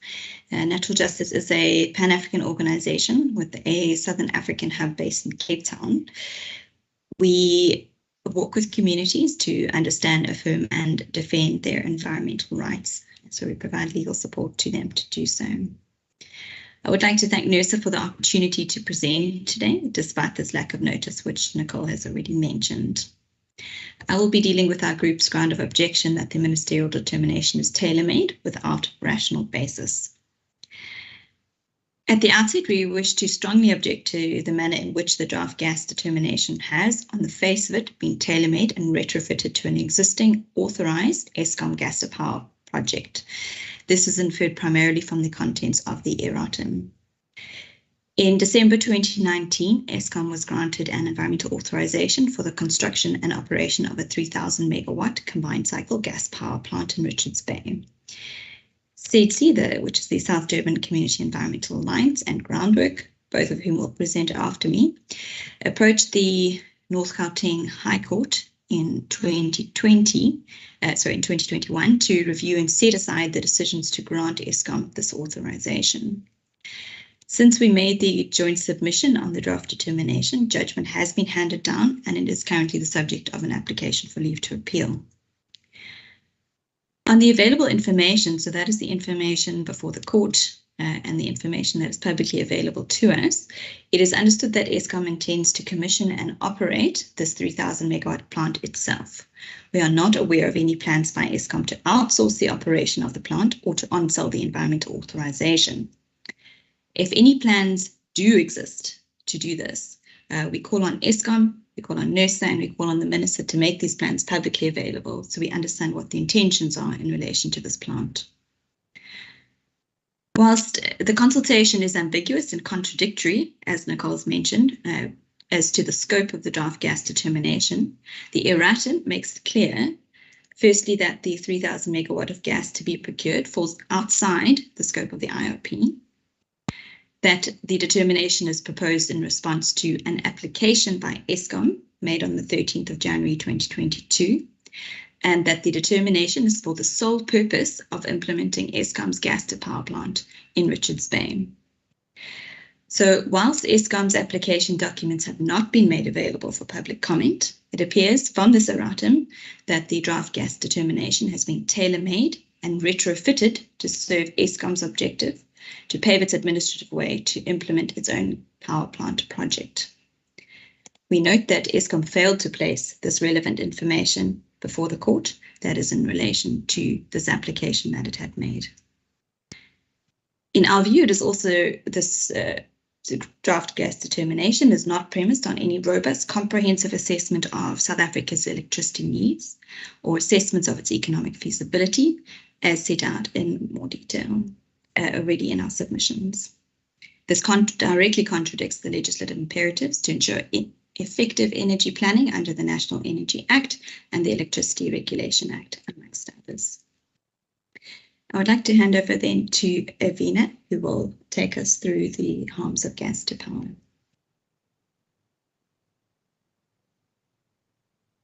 Thank you very much, Melissa. As indicated earlier, I am Avina Jacqueline, representing Groundwork, Friends of the Earth South Africa. We are a non-profit environmental justice organization working primarily in South Africa and seeking to improve the quality of life of vulnerable people. So our objection today is, to the determination is based primarily on the harm that will result if Nersa and the Minister proceed to issue this determination of 3,000 megawatts of gas. There is extensive evidence that demonstrates that burning gas for electricity results in significant harms to human health, climate, the environment, and the economy. And these harms cannot be justified, particularly when the availability of feasible and cost-effective alternatives, which do not have the same harmful impacts, are present. So any decisions by Nersa and the Minister to proceed with gas to power through this allocation would be in conflict with Section 10 of the Nersa Act, and as well as the Constitution and NEMA. Burning gas at power plants emits powerful greenhouse gases that will accelerate climate change. These are also air pollutants that are extremely harmful to human health.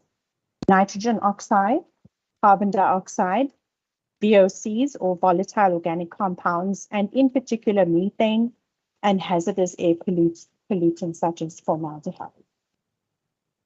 The life cycle impacts of gas must also be considered. The extraction, processing, transport, and burning of fossil fuels results in methane, can cause significant amount of methane to be released. According to the United Nations, methane is 82.5 times more potent as a greenhouse gas than carbon dioxide over a 20-year period. Growing evidence by independent greenhouse gas emissions tracking shows that methane gas leaks from production, transport, and the use of natural gas are largely unaccounted for and underreported.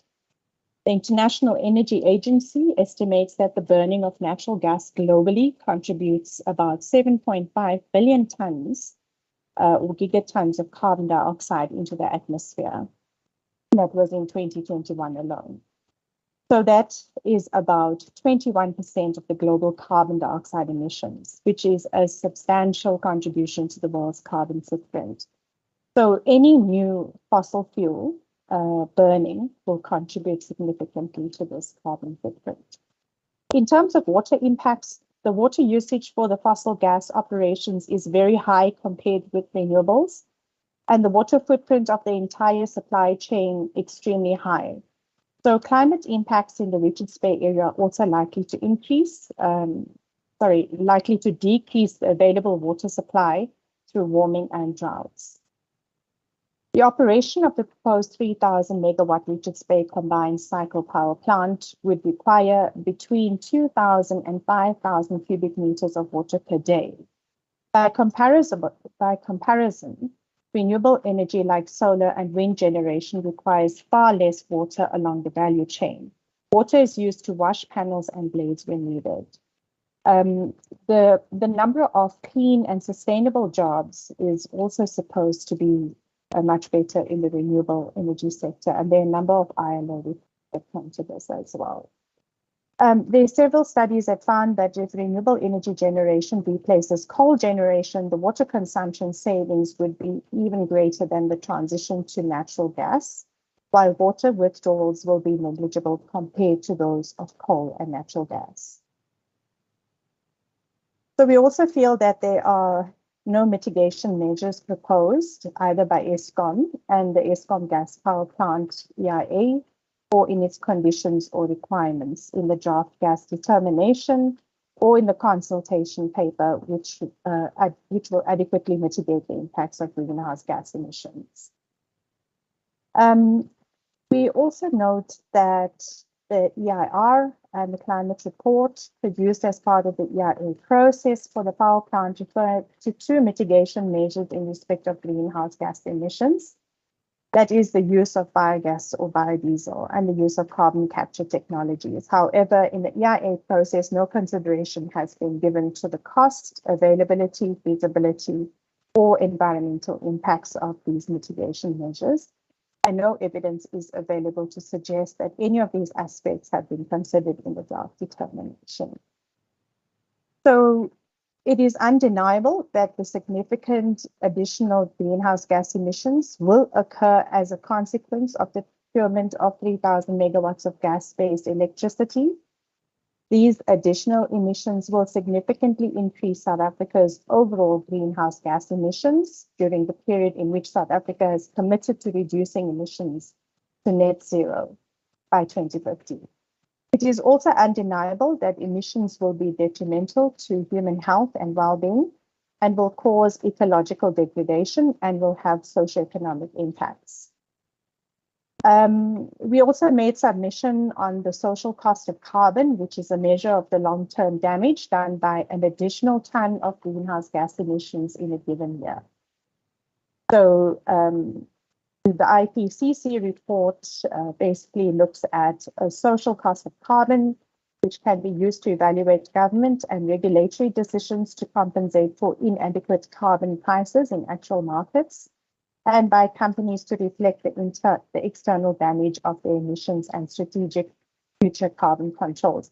So we submit that a full and proper assessment of the social cost of carbon in relation to the proposed determination must be undertaken to inform this proposed additional capacity and energy planning more generally and the decisions that follow. So South Africa is not just a contributor to greenhouse gas emissions. We are in the middle of an urgent just transition process away from harmful fossil fuels. And the just transition is more than just an energy transition. It is about the inclusion of people and the addressing of injustices of the past, and in particular things such as energy racism, etc. So South Africa is not only a contributor to greenhouse gas emissions, but it is also particularly vulnerable to climate change on health, livelihoods, water, and food, and it will disproportionately impact on the poor, especially women and children. Climate change is already having an impact in South Africa. We have marked temperature and rainfall variations and rising sea levels. Over the short term, policy needs to respond really quickly and effectively to protect the natural environment and mitigate the effects of climate change. Already, we are feeling the impacts of drought, extreme weather events, and fires in South Africa and have cost the country millions. This proposed Eskom CCPP plant is supposed to be about 75 billion rand. How Eskom will find the funds to actually build that is also a question. And, you know, can this money not be better spent in cleaner technologies, as well as looking at reparations for those communities that are already suffering the impacts of climate change?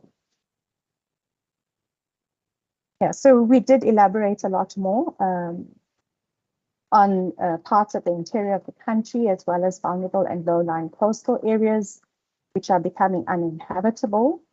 So, you know, we are talking about the displacement of people. All of these impacts together will dramatically alter the lives and prospects for today and tomorrow's youth, who will suffer significant harms in a combination of detrimental physical health and well-being, mental trauma, social upheaval, and reduced opportunities for self-advancement.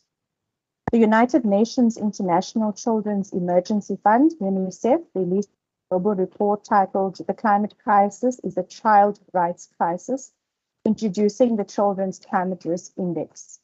This report highlights how children and young people in South Africa are among those most at risk of the impacts of climate change, threatening their health, education, and protection.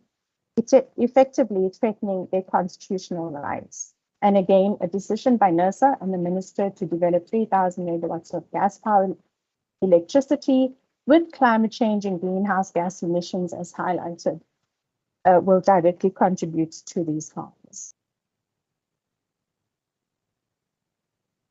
In the SONA response address, Minister Creasy noted that the science tells us that our country and our continent are warming much faster than the rest of the world. Whereas the world on average has warmed by roughly 1 degree above pre-industrial times, in Southern Africa, the rate of warming is twice that. Africa and South Africa are warming at a rate that is about twice the global average temperature increase rate. So we're saying ultimately there will be no jobs on an uninhabitable planet.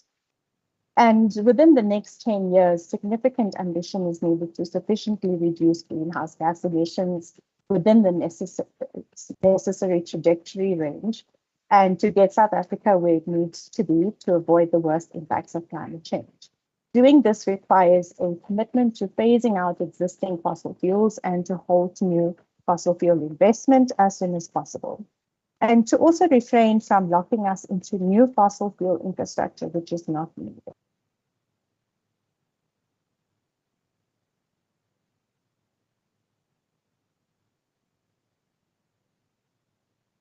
Thank you. Can you hear me? Yes, we can hear you. Have you concluded now?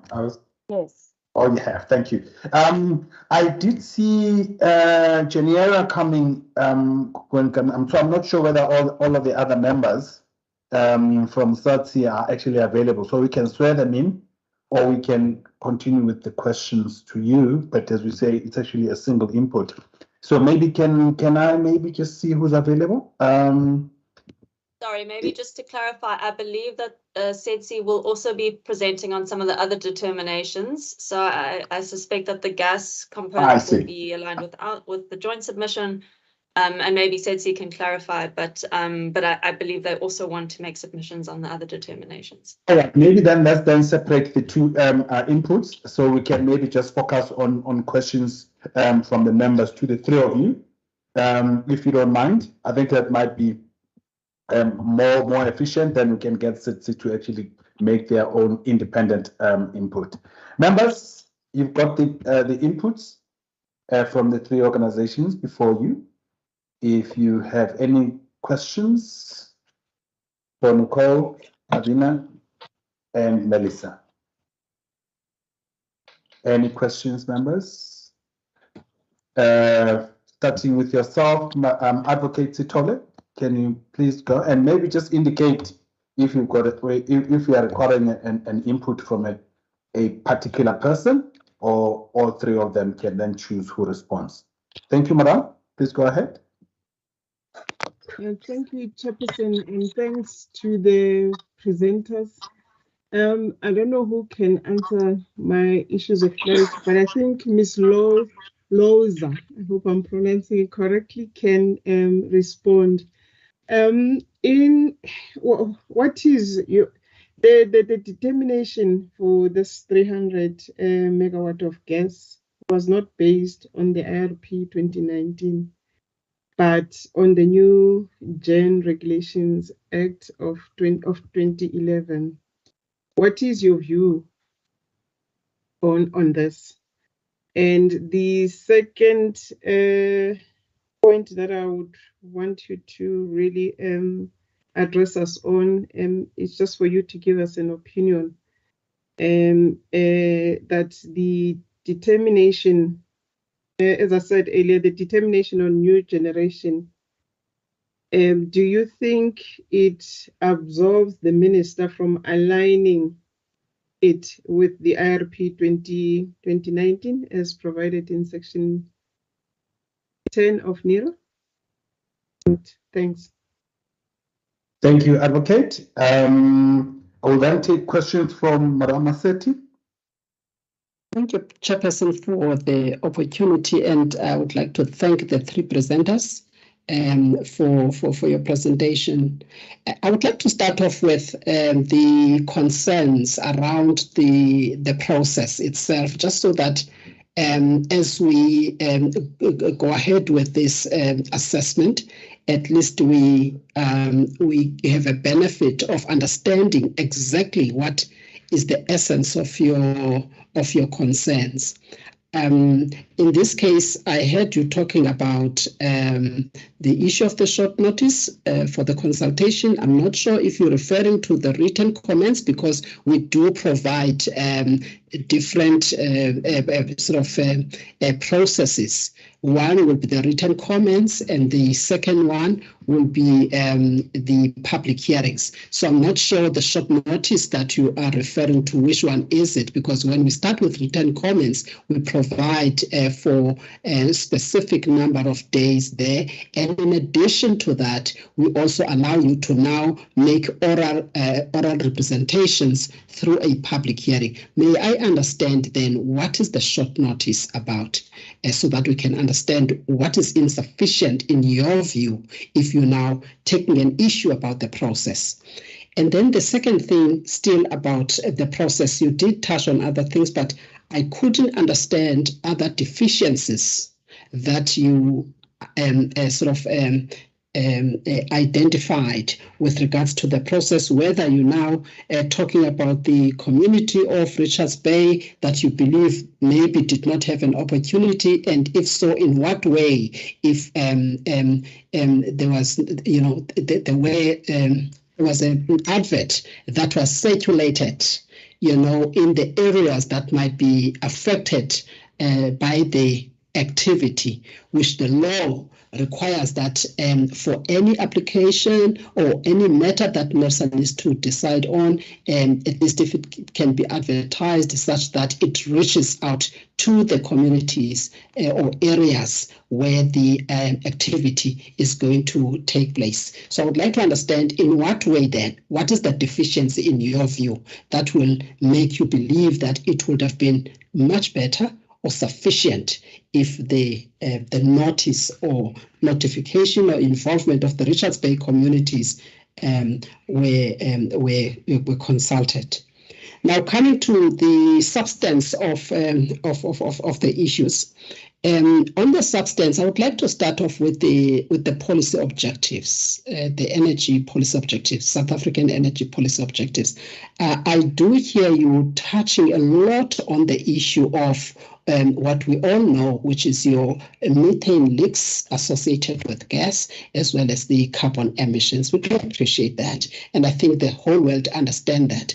But I would like to understand, in your view, is it the South African policy energy, is it driven largely by environmental objectives, or if you like, climate change objectives? Is it something that is of paramount importance in the way that we should take decisions as the regulator, of which decisions must not be at variance with the published government policy? And in this instance, that published government policy will be the IRP 2019, for instance.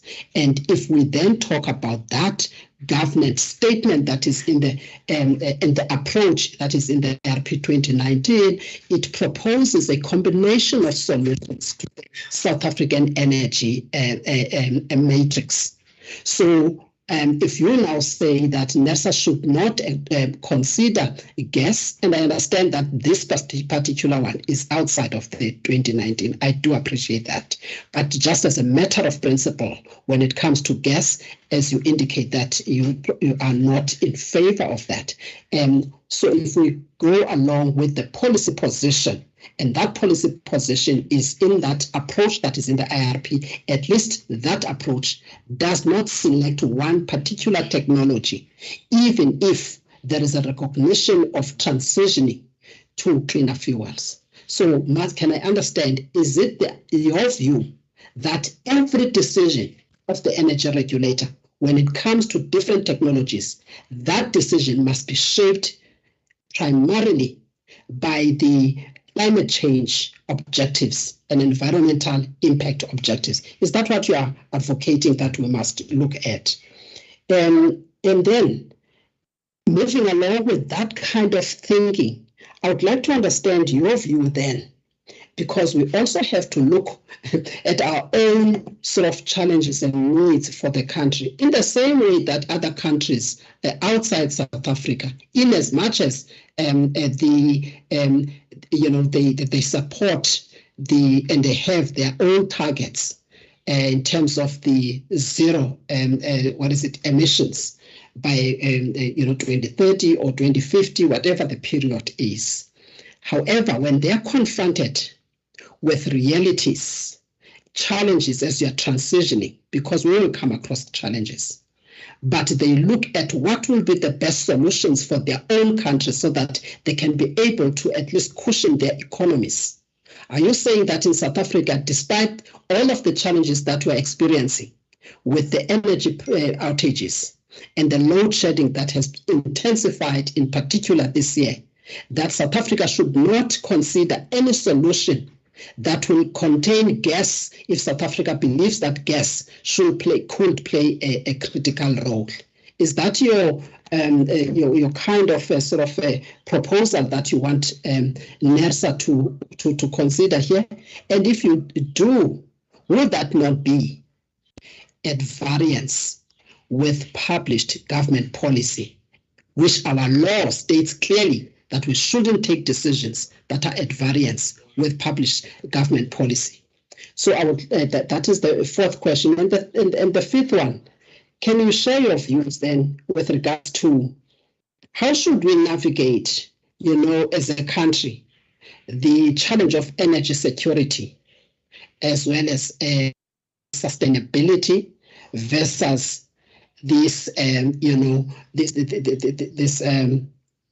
the need for transitioning and transforming our energy systems towards clean energy targets? What is it? How do we strike the right balance there as we navigate our journey to that target?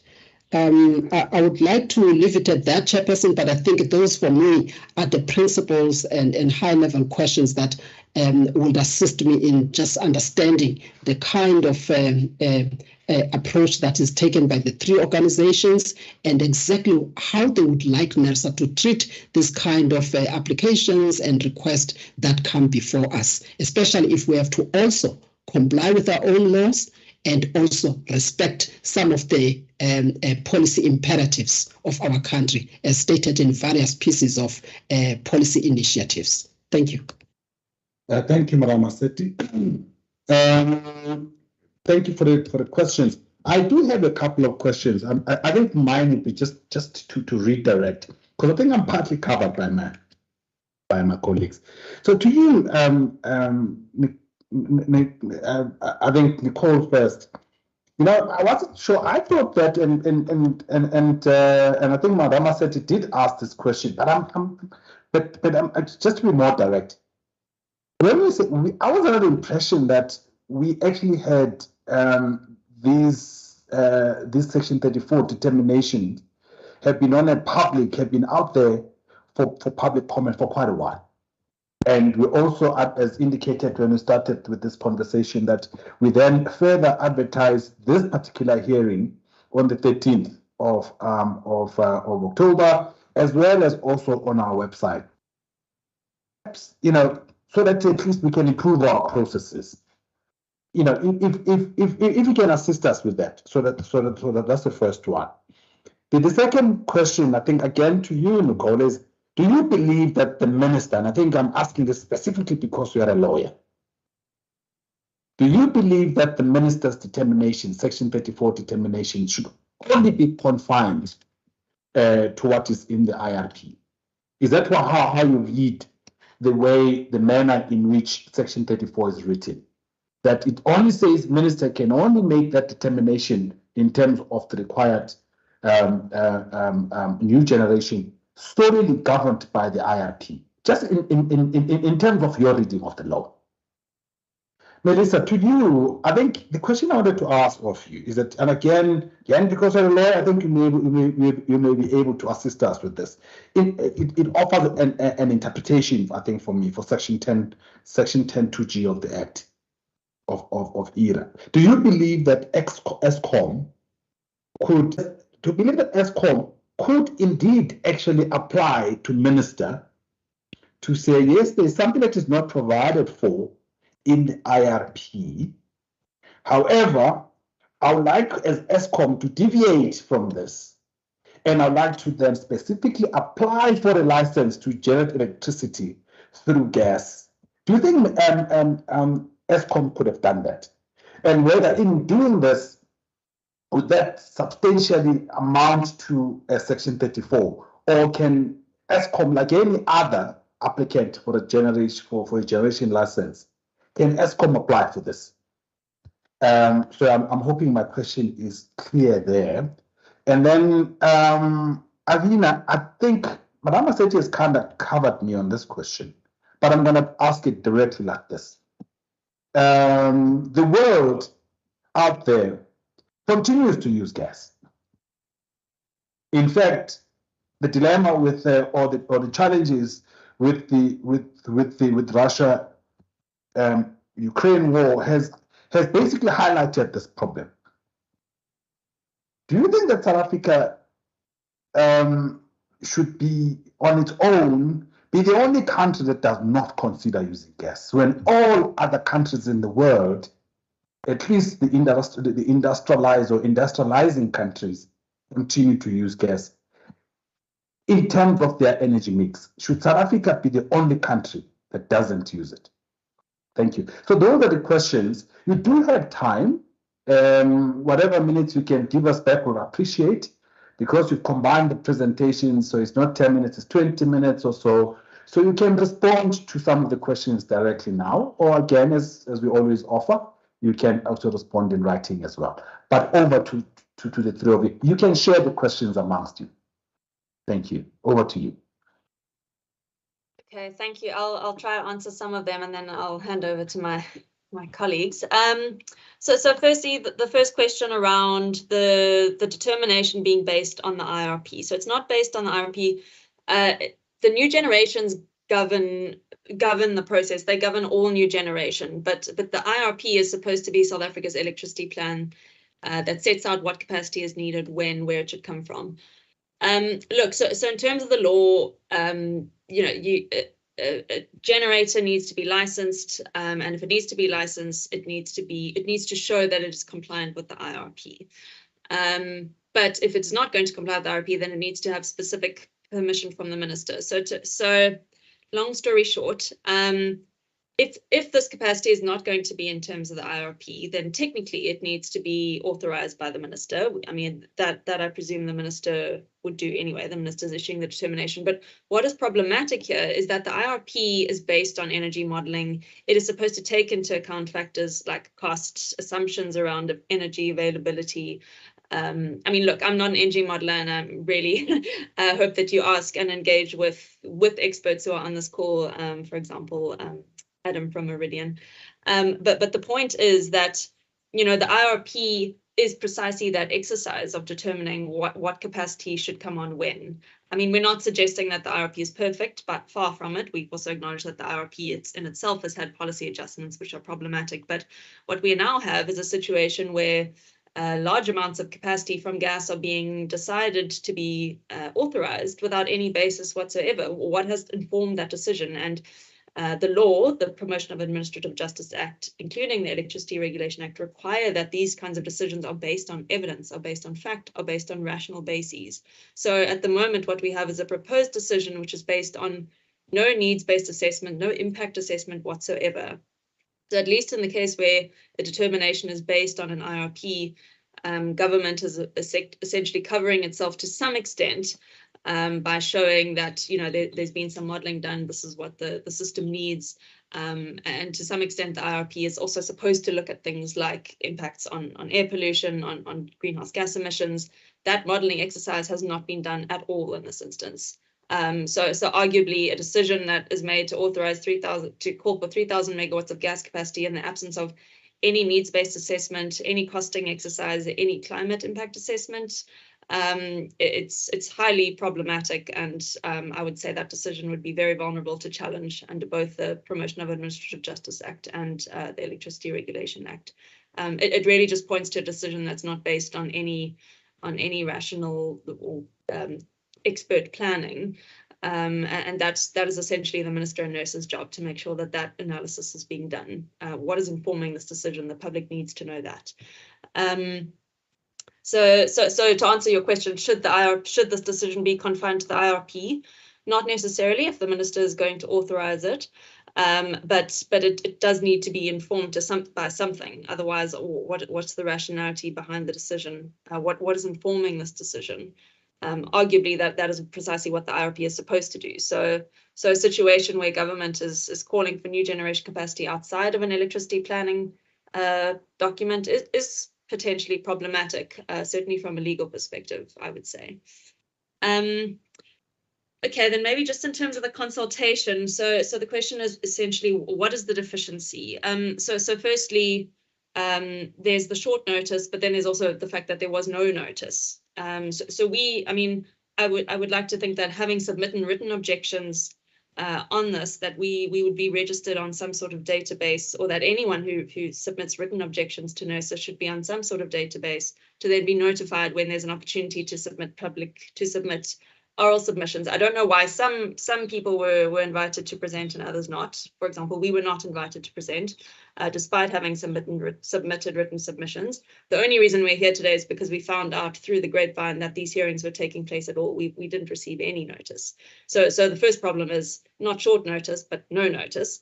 The second problem is, yes, with regard to the written submissions, well, firstly, it was, as far as I can recall, it was very short notice that was given for the written comments. First, the deadline was the 23rd of September, and then it was moved forward to the 16th of September. A moving target like that is problematic. And of course, you know, we're engaging with communities that we represent and work with. It's these sorts of things take time. We can't just engage with a highly technical document and also engage with people who are going to be affected by these decisions in a short space of 16 days. But maybe more specifically, and look, I'm not going to advise NERSA on how it should do its public consultation processes, but you know, I take the point that you say the stuff is on your website, but there's no way of knowing when it gets put on the website. It's very difficult to navigate that website. It's very difficult to know when things get published. So I mean, I think what some departments do is they have a database of stakeholders, so that whenever something comes out for comment or for notice, an email goes out to all those people. Simply saying it's on the website isn't really enough for us to know that it is in fact there. And for this particular determination, you have gas capacity that is specifically being proposed for Richards Bay. Unlike other determinations, which are more countrywide, this is specifically Richards Bay. We would expect to see some attempts at least to engage with people within Richards Bay, the communities, for example, who will be affected there. Look, I don't know if that attempt has already been made or if those engagements are happening. If they are, you know, point taken, but we have certainly not seen any attempts by Nersa or the minister to engage with communities in Richards Bay, where this proposed gas capacity would be based. So arguably an additional level of effort is required, particularly because the Nersa Act is very clear in terms of Nersa's obligations to consult. Consultation must be done with a procedurally fair process in which affected persons have the opportunity to submit their views and present relevant facts and evidence. So, I mean, it's quite clear. And then there's also the Promotion of Administrative Justice Act, which also sets out processes there. Okay, and then your other question. Deficiencies in the process. So, okay, so the energy policy objectives, I mean, I'll also leave it to Melissa and Avina to answer this one, but I think an important point that I want to make, and that I think really does need to be made, is that this isn't an environmental issue only. When we talk about climate change, we're talking about impacts with far-reaching implications. We're talking about access to food, to water, to housing. I mean, all you have to do is turn on the news to know that this isn't an environmental issue. This is a human rights issue. So again, the law is quite clear that Nersa's decisions must be governed by the Constitution and by public interest. So we've long made the case that, you know, if you know that climate change is going to impact the people of South Africa, you know the devastating impacts. Government has made it very clear. It's not in any way disputing that South Africa is facing devastating impacts from climate change. And at the same time, it is now authorizing 3,000 megawatts of fossil gas that is going to contribute to those harms. Arguably, South Africa government and Nersa would be making a decision that would contribute directly to harms and to breaches of constitutional rights. These are arguments that are being made in courts all over the world, and courts and civil society groups that are bringing these cases are winning, purely because climate change is a human rights issue. It's a constitutional issue. It's not an environmental issue only. We're talking about very, very far-reaching implications. And you will have heard me also talk about economic impacts, because this is also very much about costs that are going to have to be borne by society as a result of these plans. So it's really a weighing exercise. And what's important to note is that in some instances, rights under our Constitution can be limited. The Constitution does acknowledge that rights can be limited by law of general application. But in this instance, we would argue that because there are alternatives that do not have the same harm, because they are cleaner energy alternatives, flexible generation capacity alternatives, we have other options. We don't need to invest in this gas capacity, certainly not on this large scale, in this gas capacity that is going to undisputedly give rise to human rights and constitutional rights violations. So I just want to emphasize again that Nersa is bound to make decisions that are aligned with the Constitution, and this is very importantly where the Constitution is relevant. And again, I mean, it shouldn't really be the people we work with, and you know, people are getting tired of this binary approach of, you know, jobs versus health, or jobs versus climate, or electricity versus climate. There's no reason that someone should have to choose. People are entitled to health and to clean air and to jobs. And there are jobs in alternative sectors. It's not to say that if we don't proceed with this gas, then, you know, then our economy will be destroyed. Quite the contrary. Again, I'd like to just refer to expert reports here, and reports by, for example, Meridian Economics, which show that we'll be wasting money if we proceed with this gas capacity. Okay, I think I can leave it there. Please, Avina, Melissa, go ahead.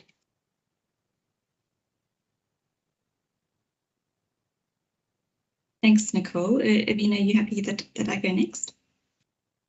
Okay, great. Thanks for those questions. I'm sure they are questions that are on the minds of many people, so thanks for raising them. Firstly, just to support what Nicole has said already, and rather just to add on to that. The one thing I wanted to just add around the public consultation is that, in this, in the challenge to the gas power plant in the High Court, it was found that the failure to consult in Zulu in particular was inadequate consultation that did not meet constitutional imperatives. So and even if it can be said that, the boxes have been ticked in the law, it doesn't mean it's adequate and meaningful consultation. So, we really do implore with Nersa and the minister's team to conduct consultation effectively. And I'm sure I don't need to remind anybody here of the judgments we've had around the country in relation to consultation in the Shell case, in the Searcher case, and we're just seeing more and more of them, which really emphasize the importance of meaningful and effective consultation with people in the way that it is consultation to them. All right, then to Mr. Gomede's specific question to me, which is around Section 10.2G of the Electricity Regulation Act, which of course deals with that electricity generator can apply for a license. I would just like to say that, you can't read that in isolation and ensure that regulation sets out that section sets out the requirements for applying for a license. But I also draw your attention to Section 34.3 of ERA, which says that the regulator in issuing a generation license is bound by any determination made by the minister. So Nicole's already dealt with the links between the IRP and Section 34. So just to wrap that all in, of course, so, if you're saying to me that Eskom in fact applied for a license under Section 10.2G, which resulted in this determination, well, that's news to me, because we certainly haven't seen any application or understood on what basis it was made, because certainly there's nothing in the regulations which sets out how any such application can be made, and that's why we've really, called for those documents to be disclosed. I'm not sure why there is some censorship, for want of a better word, around those documents. Of course, it is also concerning or peculiar, you can word it as you'd like, but throughout these processes for the Richards Bay gas power plant, Eskom has relied squarely on the IRPs, and that was in its EIA documents, that is in its pleadings before the court. And no mention was made that in January already this application had been made, whether it was for a license, which you might be telling us now, or if it was directly for new generation capacity. Well, it's the reason for it being held back and not disclosed when there is direct public interest and direct legal challenges related to it. It's really concerning that has not been disclosed.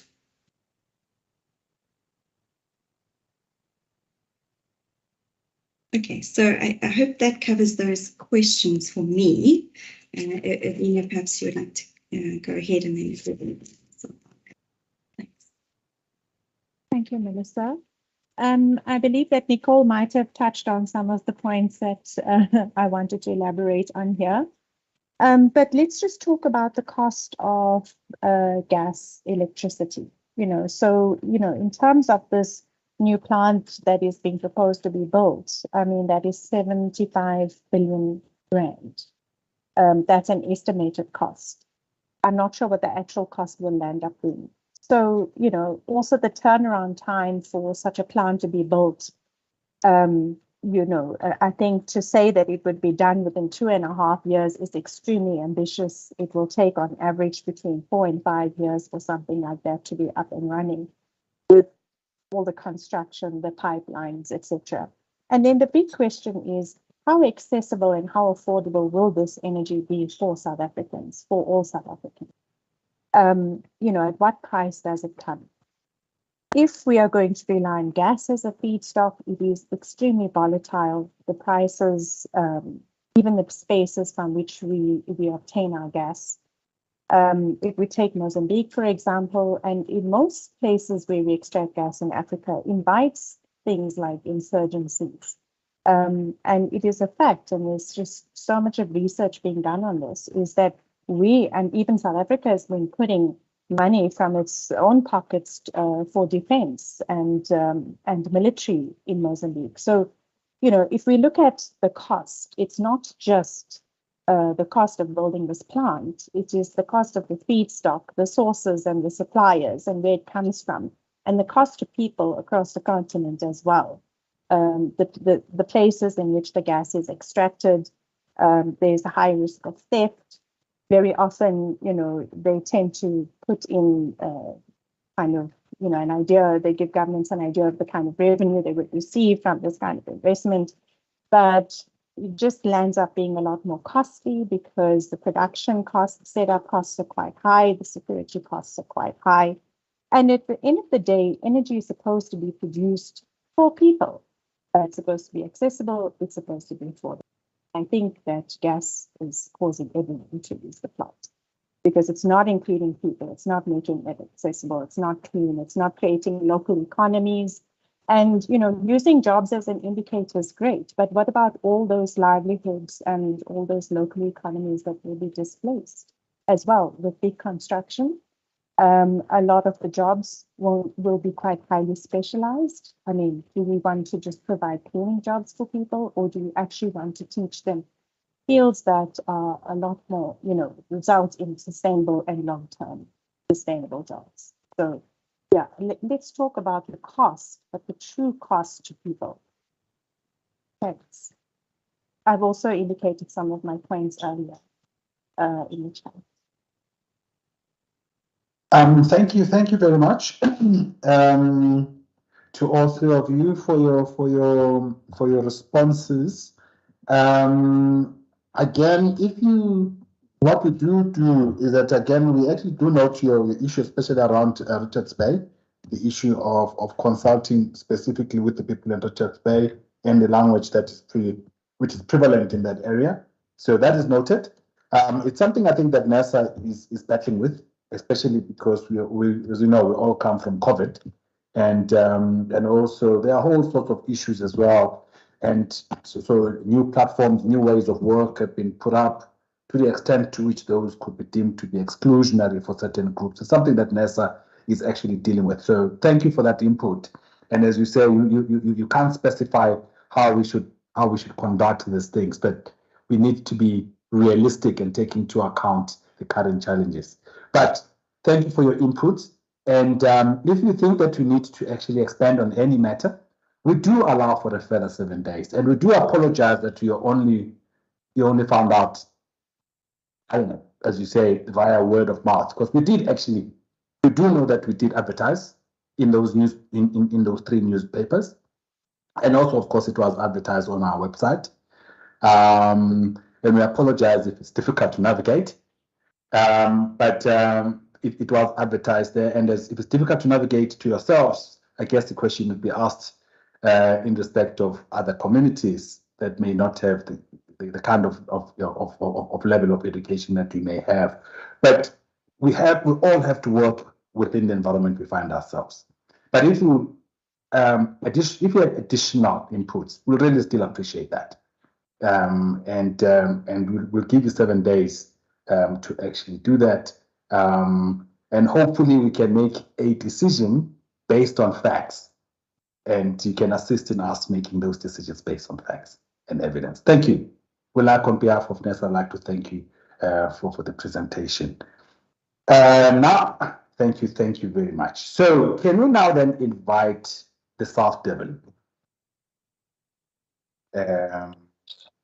I'm not sure whether all 3 of you are there, Mr. Bongani Tembo, Ms. Janira, I did see you coming on, and then of course Ms. Kashni Rande. So I'm not sure what order you'd want to be sworn in.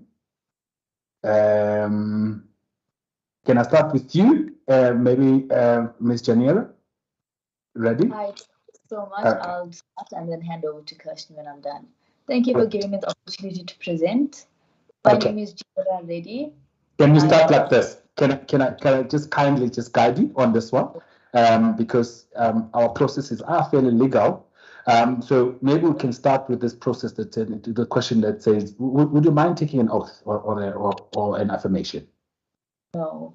No, you don't. In that case, kindly raise your right hand and affirm the following. Do you solemnly declare that the information and the evidence that you are going to give to this panel is the truth and the whole truth? Yes. In that case, kindly state your name now, the organization that you represent, and your designation in it, please.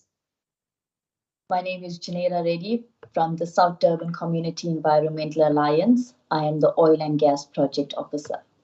Thanks, Ms. Reddy. I assume now the next person is Ms. Ramreddy. Thank you, Kashni. Can I also then ask you as well, do you object to taking an oath or an affirmation? No. Okay, in that case, kindly raise your right hand and affirm the following. Do you solemnly declare that the information and the evidence that you're going to give to this panel is the truth and the whole truth? Yes. In that case, kindly state your name, the organization that you represent, and your designation as well. My name is Kashni Ramreddy. I'm from the South Durban Community Environmental Alliance, and I'm the Energy and Just Transition Project Officer. Thank you. There was supposed to be a third member of your delegation, Mr. Bongani Tembu. Is he available? Yes, he unfortunately sends his apologies. He had a family crisis to deal with. All right. Okay, so at any rate, then between the two of you, you've got 20 minutes for your presentation. I'm not sure that you're making a formal presentation input, or is it a verbal input, an oral input? I'll have an oral input. It's just a verbal input. Okay, all right. So in that case, can I then invite both of you in the order that you prefer? You've got 20 minutes for your presentation, and it will start now. Thank you. Thank you so much. Thank you for the opportunity to present. Okay. Energy justice is an essential part of environmental justice. This includes acknowledging that climate change is affecting South Africa now, and that greenhouse gas emissions and fossil fuel extraction must be limited to ensure that all impacts on people's health and the environment are contradicted. The availability of natural gas in South Africa has become a game changer since gas industries have discovered offshore gas reserves. Our government has leased out 95% of our oceans to oil and gas drilling and mining. We at the South Durban Community Environmental Alliance and other environmental organizations do not condone offshore gas testing and drilling. And since Nersa wants to go ahead with their 3,000 megawatt gas power station in Richards Bay, gas will now be of high demand and will lead to offshore gas exploration. These seismic surveys plays a major role in destroying marine life, and offshore drilling will pollute the water and the air in South Africa. Even after drilling is complete, potentially in 20 to 30 years, the coast will be devastated with permanent structures that are dangerous and expensive to remove and will further damage the marine and ocean life. South Africa has limited natural gas resources, and it is imported from neighboring countries such as Mozambique to meet demand. Although South Africa reportedly has large shale gas resources in the Karoo basin, it has significant challenges to commercially exploit the shale gas deposits. Some of those challenges include the lack of infrastructure to transport and process natural gases. However, gas extraction, processing, and transportation also emits GHGs, including large amounts of methane from leaks and intentionally releases at wells, pipelines, storage, and processing facilities. Natural and coal gas play separate roles in the energy system, with natural gas being used solely as a feedstock for the production of synthetic fuel and coal gas as an industrial and domestic fuel. Natural gas power stations generate almost a quarter of the world's electricity and a significant part of global greenhouse gas emissions, and thus causing climate change. Our legislation framework on Section 24 of the Constitution and arranged in the National Environmental Management Act emphasizes the duty of the state to protect the environment and to ensure when authorizing potentially polluting activities that environment is not created that will be detrimental to our health and well-being. Members of the public in the living in the vicinity of the proposed power plant will suffer from environmental harmful effects that will impact their health and well-being. Further, the contribution of new fossil fuel electricity generation will increase greenhouse gas emissions and intensify climate change. The impacts of climate change have already depriving South Africa of their right to an environment not detrimental to our health and well-being. Therefore, approving new power generation projects reliant on fossil fuel, including gas, undermines this constitutional protected rights. That's all for me. Kirshni, over to you. Thank you so much for the opportunity.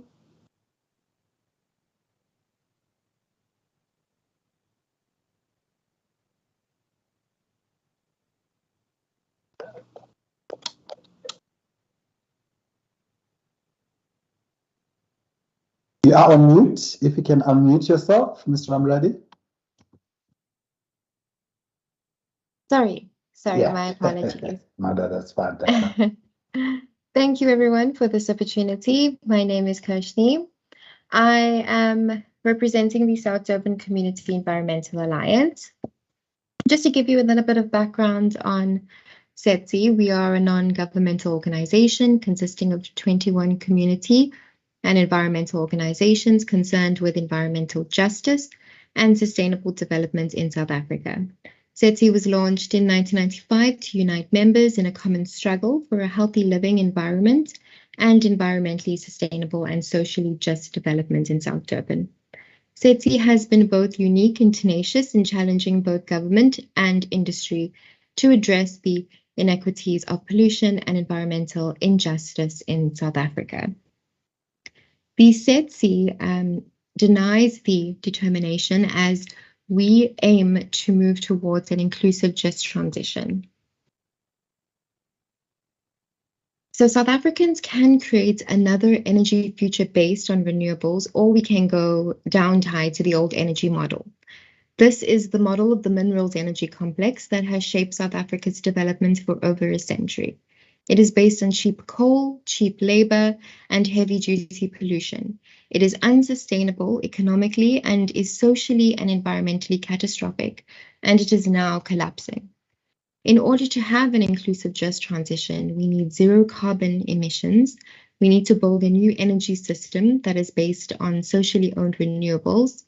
We need to have redistribution of the wealth to all citizens of South Africa, rehabilitation of mines and mining regions, detoxification of land and water.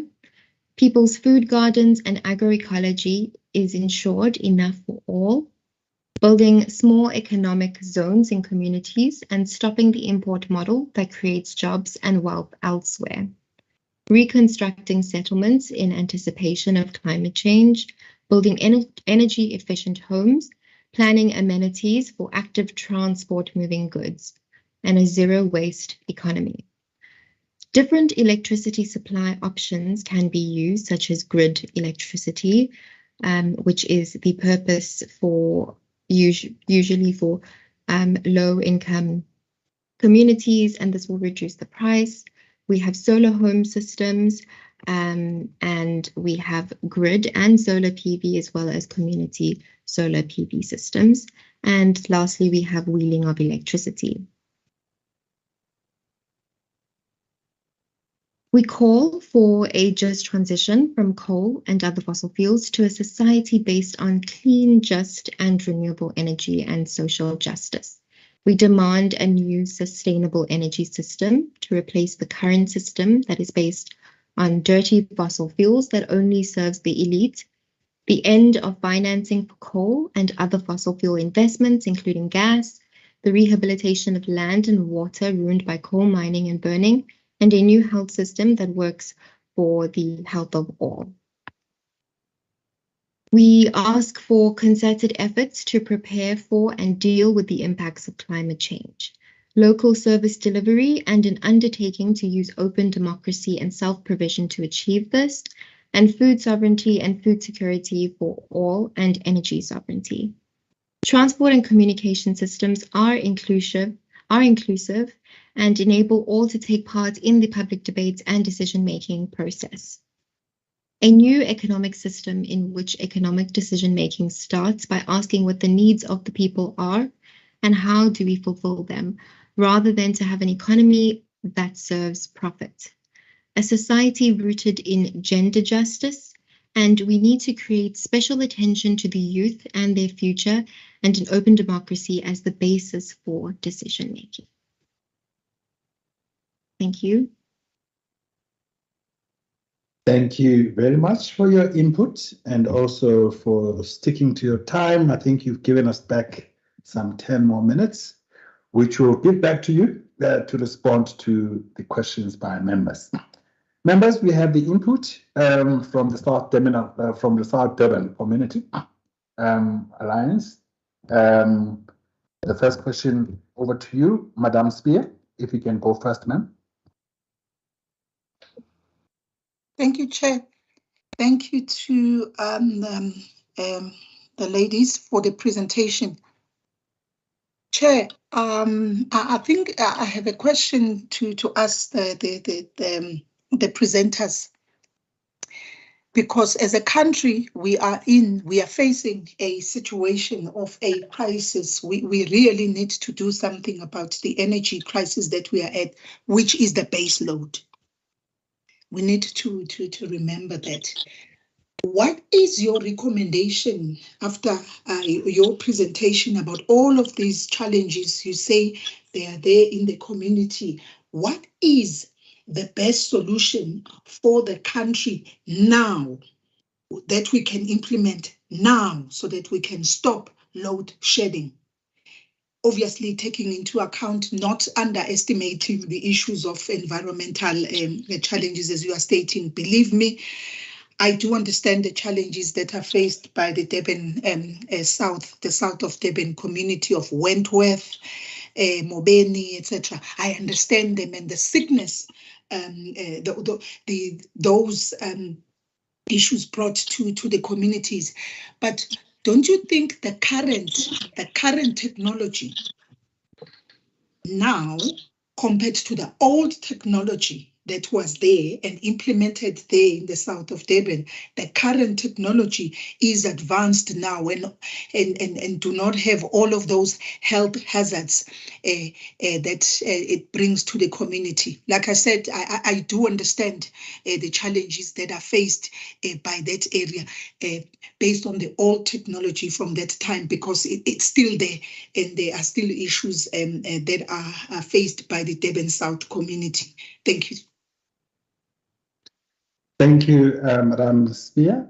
Members, any further input from your side?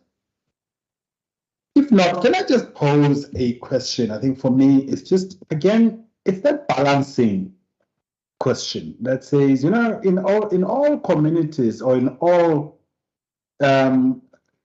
economies, you always have the resources, or you always have the sectors that employ people, and they are supported by other infrastructure, including economic infrastructure like energy. So I guess the question that I'm just trying to understand, that, I mean, people don't eat energy, right?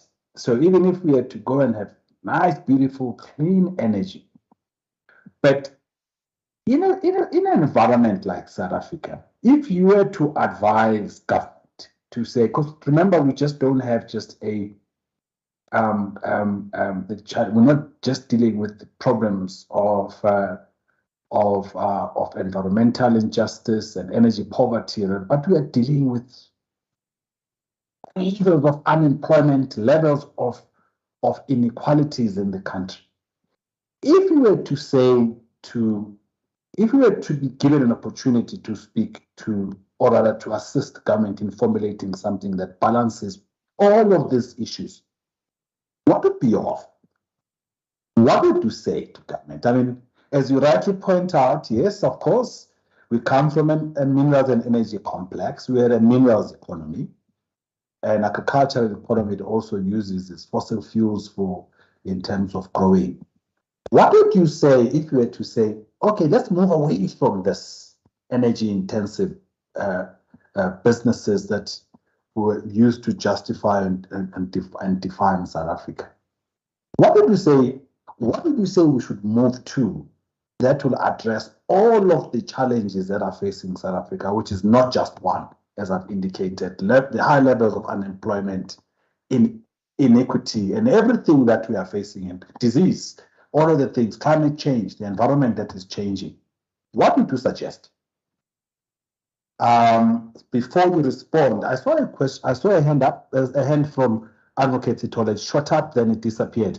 Are you covered, madam? It was a mistake, Chair. No. We're covered. Okay. All right. Thank you. All right. So those are the two questions to yourselves.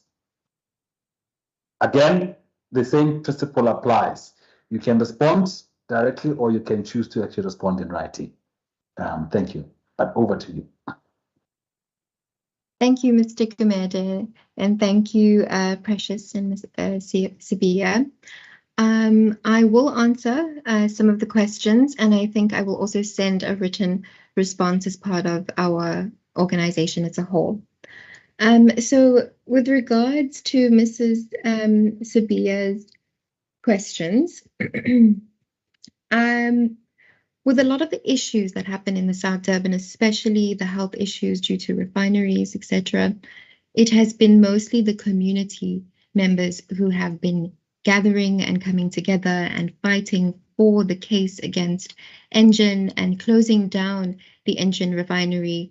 And the communities there feel that their voices are not really being heard, as in they're reaching out to municipalities, reaching out to certain stakeholders has been much, much difficult for them, especially the older generations, which is the majority of the population living in the South Durban. And they are being sent to further areas, and this makes it difficult for them to reach there. So lack of communication would be one. And the current technology, yes, it has advanced, but the current crisis and the climate crisis and the crisis in which these communities all face hasn't changed, in the sense where it's sort of the same, if not worse. And in response to Mr. Gumede, the world is facing an energy crisis, and gas is expensive and it is harmful. Renewables are cheaper and they are quicker to bring into the grid than gas infrastructure. And renewables will employ more people than gas, and this will provide safer and cleaner jobs and livelihoods, which will in turn ensure equality, gender equality, as well as a cleaner and safer environment in which we can bring our kids and future generations into. Thank you. Ms. Reddy, do you want to add? Thank you. Are you covered? That was everything I had to say, but we will definitely respond in a written response that we will get together with our team and respond to you. Thank you. Thank you very much. You do have, we do allow a further 7 days for any written input. On behalf of Ners, I'd like to thank both of you for your inputs, and just don't lose faith on us. Just keep, pushing us, and hopefully you did get the notice on time. And if not, please do write to us as well and indicate how we can improve on that front. We have no interest in actually not following our law. Our law prescribes the process, Section 10 of our law. So if in any event, if in any way that we perhaps were we were in breach of that law, we would actually, everybody would be in their rights to actually take us to court and get our decisions reviewed. But on that, we really thank you for your inputs, and I'm looking forward to your further input as well in writing. Thank you. Thank you. All right. Members of the ELS, members of the public, staff, we've come to the end of this marathon run. We started at 1, and we've considered the issues. And I think all we can indicate right now is that to take into account all of the input from all of the stakeholders, that will be considered when decisions are made in terms of whether to concur or not to concur with the ministerial determinations. And as rightly pointed out, we would actually have to show evidence. We'll have to give reasons for whatever decision that we make this way or the other way, but we really appreciate your input. And I think it's been a long day. I would like to then, on behalf of Nersa, thank you all that were on the call, and thank you for staying on. The meeting is adjourned. I thank you all. Thank you, Chair. Thank you all. Bye. Thank you, everyone. Thank you. Thank you, Good Chairperson, afternoon. members, and everyone.